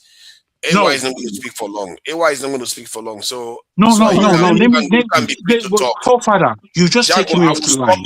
So you can be free to talk. Don't you want to be free to talk? So let me say this sincerely. I began speaking first. Okay, speak first. Go ahead. Speak first. I don't know why you can't just do this thing. It's easy. It's not as difficult as you have it, forefather. This is it. You said the word Methuselah after that person said, what are you talking about? 150 years. So when you said Methuselah, I said Naim, which is to say he is the oldest of the people who have been said to live. Then AY began with complete outdoor nonsense. It began swearing at me and all that rubbish that he does emotionally. And because you're not listening, you can't identify who stepped wrongly. So you kick both of us out. I did, and I said to him that you didn't mean to be rude. That's why I said. I wasn't even talking to him about being rude. I was directing it in the same way he was directing it, which is to say 150 years is not a long time. I was within the conversation. The way the idiot took it now was why are you calling him an idiot now? Because he took it like an idiot. He didn't hear. He just took it the way he wanted to. Foolishness. I have every right. Physically, and I will be the can you acknowledge that he didn't want to insult you? Jago. If you know who gave birth to you, if you know your father, you will not call someone an idiot. Do you see where he's gone? Your father you're not on the same level. Now, wow. All right. Ladies and gentlemen, the show has been exciting. It's exciting. It's 4 hours now. Osewe can came with fire today. Now he came. Think about other people. I don't know why are Nigerian men like this. I want to go with you guys. This woman wanted to make this about them. They came with trouble today. Don't do that. If you know me, you won't even say that. I'm not like that. Not cross your line, no. I think God beg. I have respect, but this man and woman, this thing. Now you don't start saying why I'm like me and you. Look at that. You they want to start another round together. I think God beg you. Are we not going to stay together without fighting? God beg you. Jesus Christ. This is early morning. And we're already fighting. Let me say something. You have to give me time. But no more insults. I'm not going to insult anybody. I don't. Why did you take me out? No more insults. All I want to know from you, forefather, is what is the reason you took me out just now? Let me say something. Why? Calm everybody down. So first of all, hold on, forefather. Oseweka did not do anything. Oseweka, it was just try to, because we had argument last week about the former governor and this governor. He just want to, we just play around like that. It's not doing anything wrong. We can disagree. We are fine. He knows I support the governor. I support him anyway, so it doesn't matter. You see, in the case of Jago, since last time, that day we had a little argument. I even apologize. Like, naturally, sincerely, I don't like having. It's not that I'm scared of anybody. I'm trained to be respectful of people, young or old. Jago, the way he behaved, he sought people, called people names. Your training failed. Your training failed, bro. Hold on. I don't think. I don't even know why you're calling my name. You hold on. You need to maintain decorum. Hold on. Listen. You see, he needs to learn to respect people. I don't like that. We had an argument. He said, I called him. I said, okay, please, I'm sorry. Jago is somebody I respect, but that respect is gone. Today, it's gone. Let it stay gone. Let's continue, because this conversation means nothing. Hold on. No, this is terrible. Before now, is somebody I respect. I usually tell him, even when you are having issue with you, I say, Jago, why are you doing this? Come on. Like, it's somebody I hold to a very high esteem. But today, that is gone completely. It's fire for fire going forward. So, since then, he's always come online, he's after me, he's sorting me, doesn't allow me to talk. You should not behave that way. That's not okay. You're crying about nothing.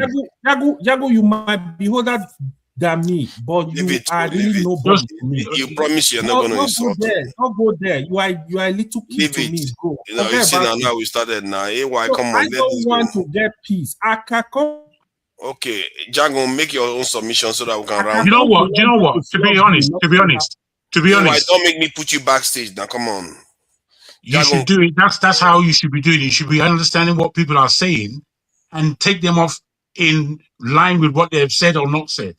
For me, I have nothing to complain about or say, because for me, I don't mean any issue with any idiot. However, you just insulted me. When I say any idiot, I mean it in those terms. Can you leave it? Take it back.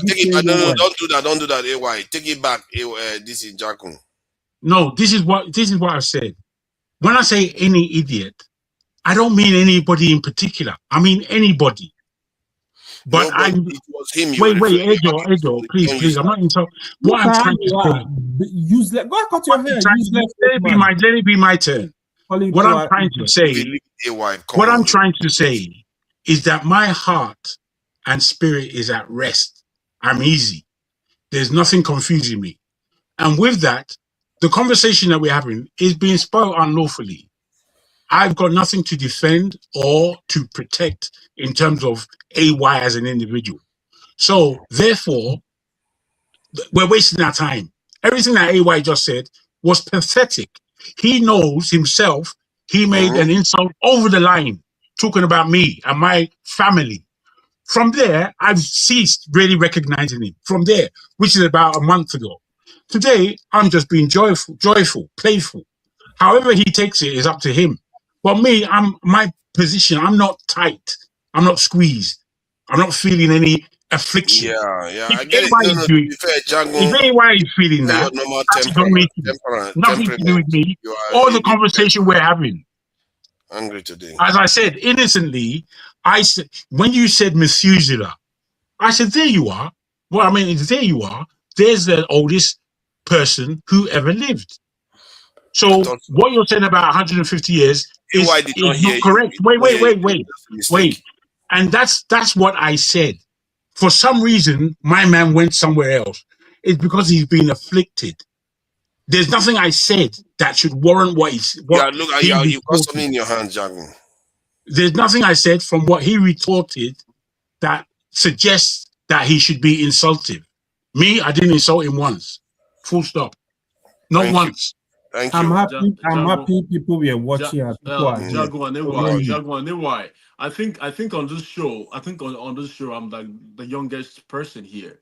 So both of you. I don't know how old AY is, but it looks like 28. Yeah, it I'm looks like I'm AY looks like 75 years, Methuselah. my friend. What do you mean? AY looks like I'm Methuselah. just Jago, 28 years. much respect, Your bro. your your mind stopped at 28, but you went to 25.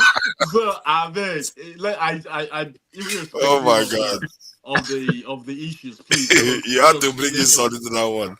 AY and Jago, man, too much love, bro, and too much No, I no. don't The mind day it. I They have will start. you, They will start Forefather, gelling. I can have Jago, argument with people and move on. But Jago, we spent for 4 people hours keep here. disrespecting, you don't We do spent that to me. we Yeah. spent 4 hours here, 30 minutes, and we don't want us to end this live having some kind of Yeah, unnecessary stuff no, in mind. I'm good because Yeah, if you're good, the only thing I'm if gonna you're say good, let going it go. forward is I Jago think I misbehave. can. He's gonna get it Yeah, high. your feelings are very valid. AY, your feelings are Yeah. valid. Jagun's feelings are valid, of course, because going for stuff like that. But then again, we cannot end this live having you guys still have this stuff in mind. Whether you're good or not, let us try to make some peace before we leave. Thank you so much. Thank you. I appreciate that. AY, again, please. AY anger takes a while to There simmer is down more, because there's more AY people hardly next get week, and AY tomorrow. hardly gets Look at upset. my eyes. For how many Don't give years me AY has been match here, he me. hardly I gets will upset. mess you up. So No, leave AY, it, you are still leave messing it. people up. AY, you are No, still I'm serious. Unbalanced youth. Let me The calm poor my unbalanced down youth. with It's not That easy. was how he bullied Tone. When Tone left this team, he bullied Tone because Tone hardly too agree. I was even begging him on the backstage. Continue And you are an begging. elderly man. You can't coordinate yourself. My coordinations are too straight. They're too straight for you. Father, you bully everybody. Of course. How do you do that? You said I'm a good. Plenty of people, and you can't even manage anything. You say, "Oh, I'm always company." Give it to me. Do you see where we are, forefathers? Do you see where we are? Yeah. Maybe like a looter. Can we leave it now?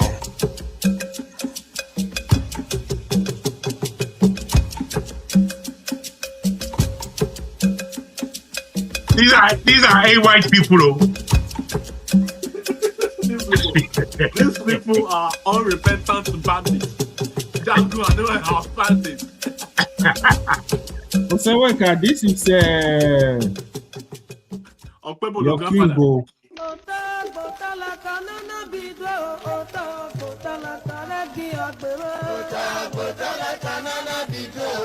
Okay, play your pride beating after this one. God, how do you know this is not my tribe? It's possible your mom is from here. I'm protecting. All is possible.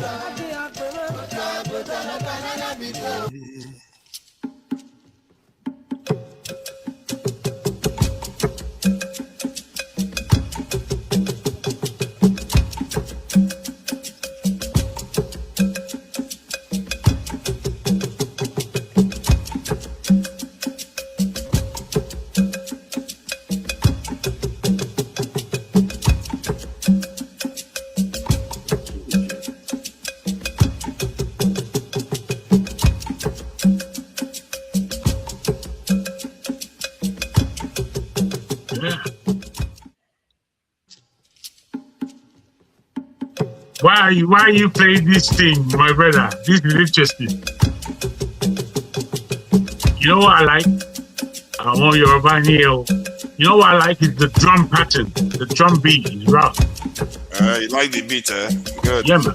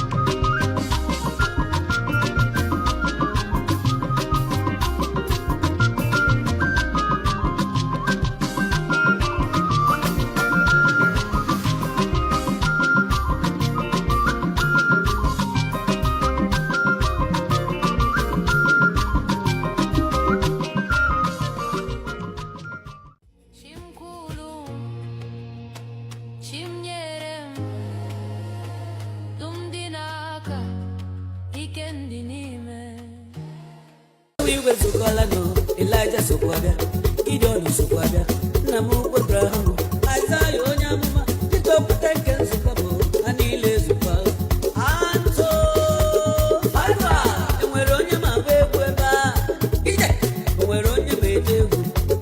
Kọma, anyị abụọ n'ọgbọ, ka anyị bata n'obi, anyị erue n'obi, kelebe mma nkelebe, kelebe mma nkelebe, kelebe mma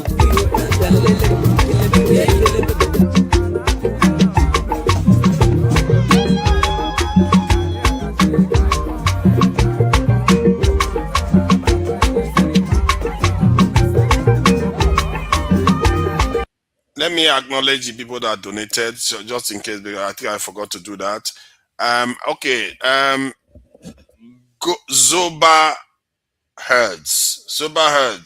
Thank you for the £2 donation. Even if it's $1.99, that 1 pence shall be ignored and overwritten. Blue. Thank you for joining us, Blue. Let me acknowledge the people that are in the chat. Aladdin Kelly and David Lead. I see you there. Wardrobe. Thank you for staying with us. I'm sure if you're in Europe, it's quite early in the morning, and if you're in other parts of the world, probably it's all right. If you're in the US, that should be fine. Wardrobe, okay. Daba XX. Daba XS. I see you there. Thank you for joining us, Daba XS. Oh, that's the troublemaker that was on here, isn't it? I think it was the troublemaker actually. All right, let's see. Daba XX. I see you there.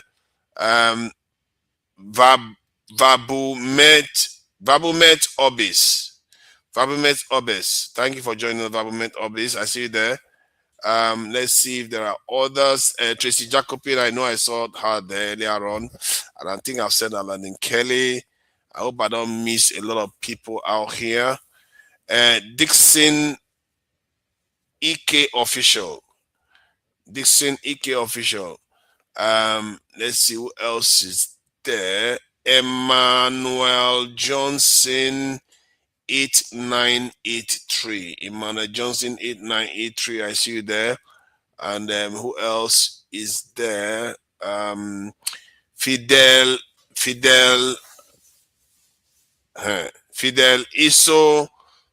Yema. Fidel Iso Yema. Thank you for joining us, Fidel Iso Yema. I see you there. Who else is there? I think I will stop soon. Efosa Kembo. I see you there. If I miss your name, apologies. I can. In short, this chat actually sometimes it cannot go. You cannot go back up again. Show. Thank you for joining us. Show is technically a special guest today. Thank you for joining us today. A for real, thank you for joining us too. Jagon, thank you for joining us. You guys are some of our best. So let's try to keep it, even temper. Just even temperament, as they say. Pansat, thank you for joining us too. Pansat, I see you there. DKO, I see you there. Thank you for joining us. And everyone else that I didn't mention, my apologies. I will play us out now, and I hope you all have a good weekend. And tomorrow, KJ will be here, and Dr. Damages will be here to introduce today, actually, to the next show, and they will be talking to a guest. And I hope you all join us. And remember to like, share, and subscribe. We need the subscribers. It doesn't matter. Every little one helps. You might not think it is you. You might be the one that gets us over a certain number. Please subscribe. It doesn't cost you anything. Just go there. You see the subscribe button. You click. It says it changes to subscribed. If you see that it shows as subscribed, you've already subscribed. There's no need to do it again. Otherwise, you become unsubscribed. So we don't want that. We want you to be part of the family. So you remain subscribed. All right. Thank you. And let me play us out now. Bye.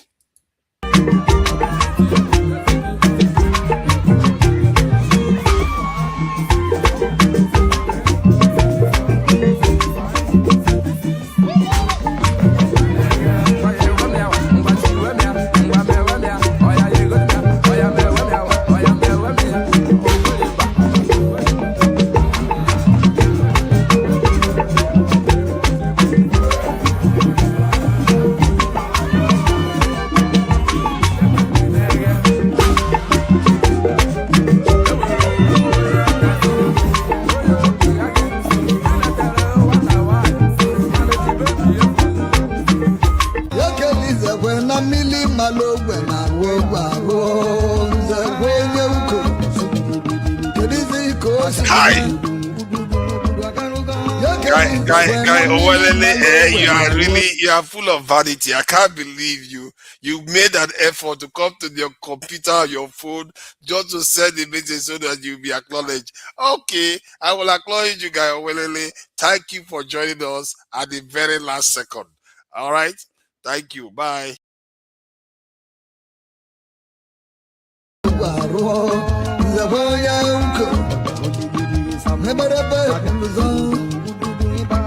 Ebari amu begwe ni won gwe egu na mo ma sibili ebiziali o ebiziali mamu la na mo bari amu raga ni won gwe egu na mo ma sibili ebili o ebiziali ni biri bi bueno zo yego keliza kwa beti bo bodo yibo atazia Namu nanamu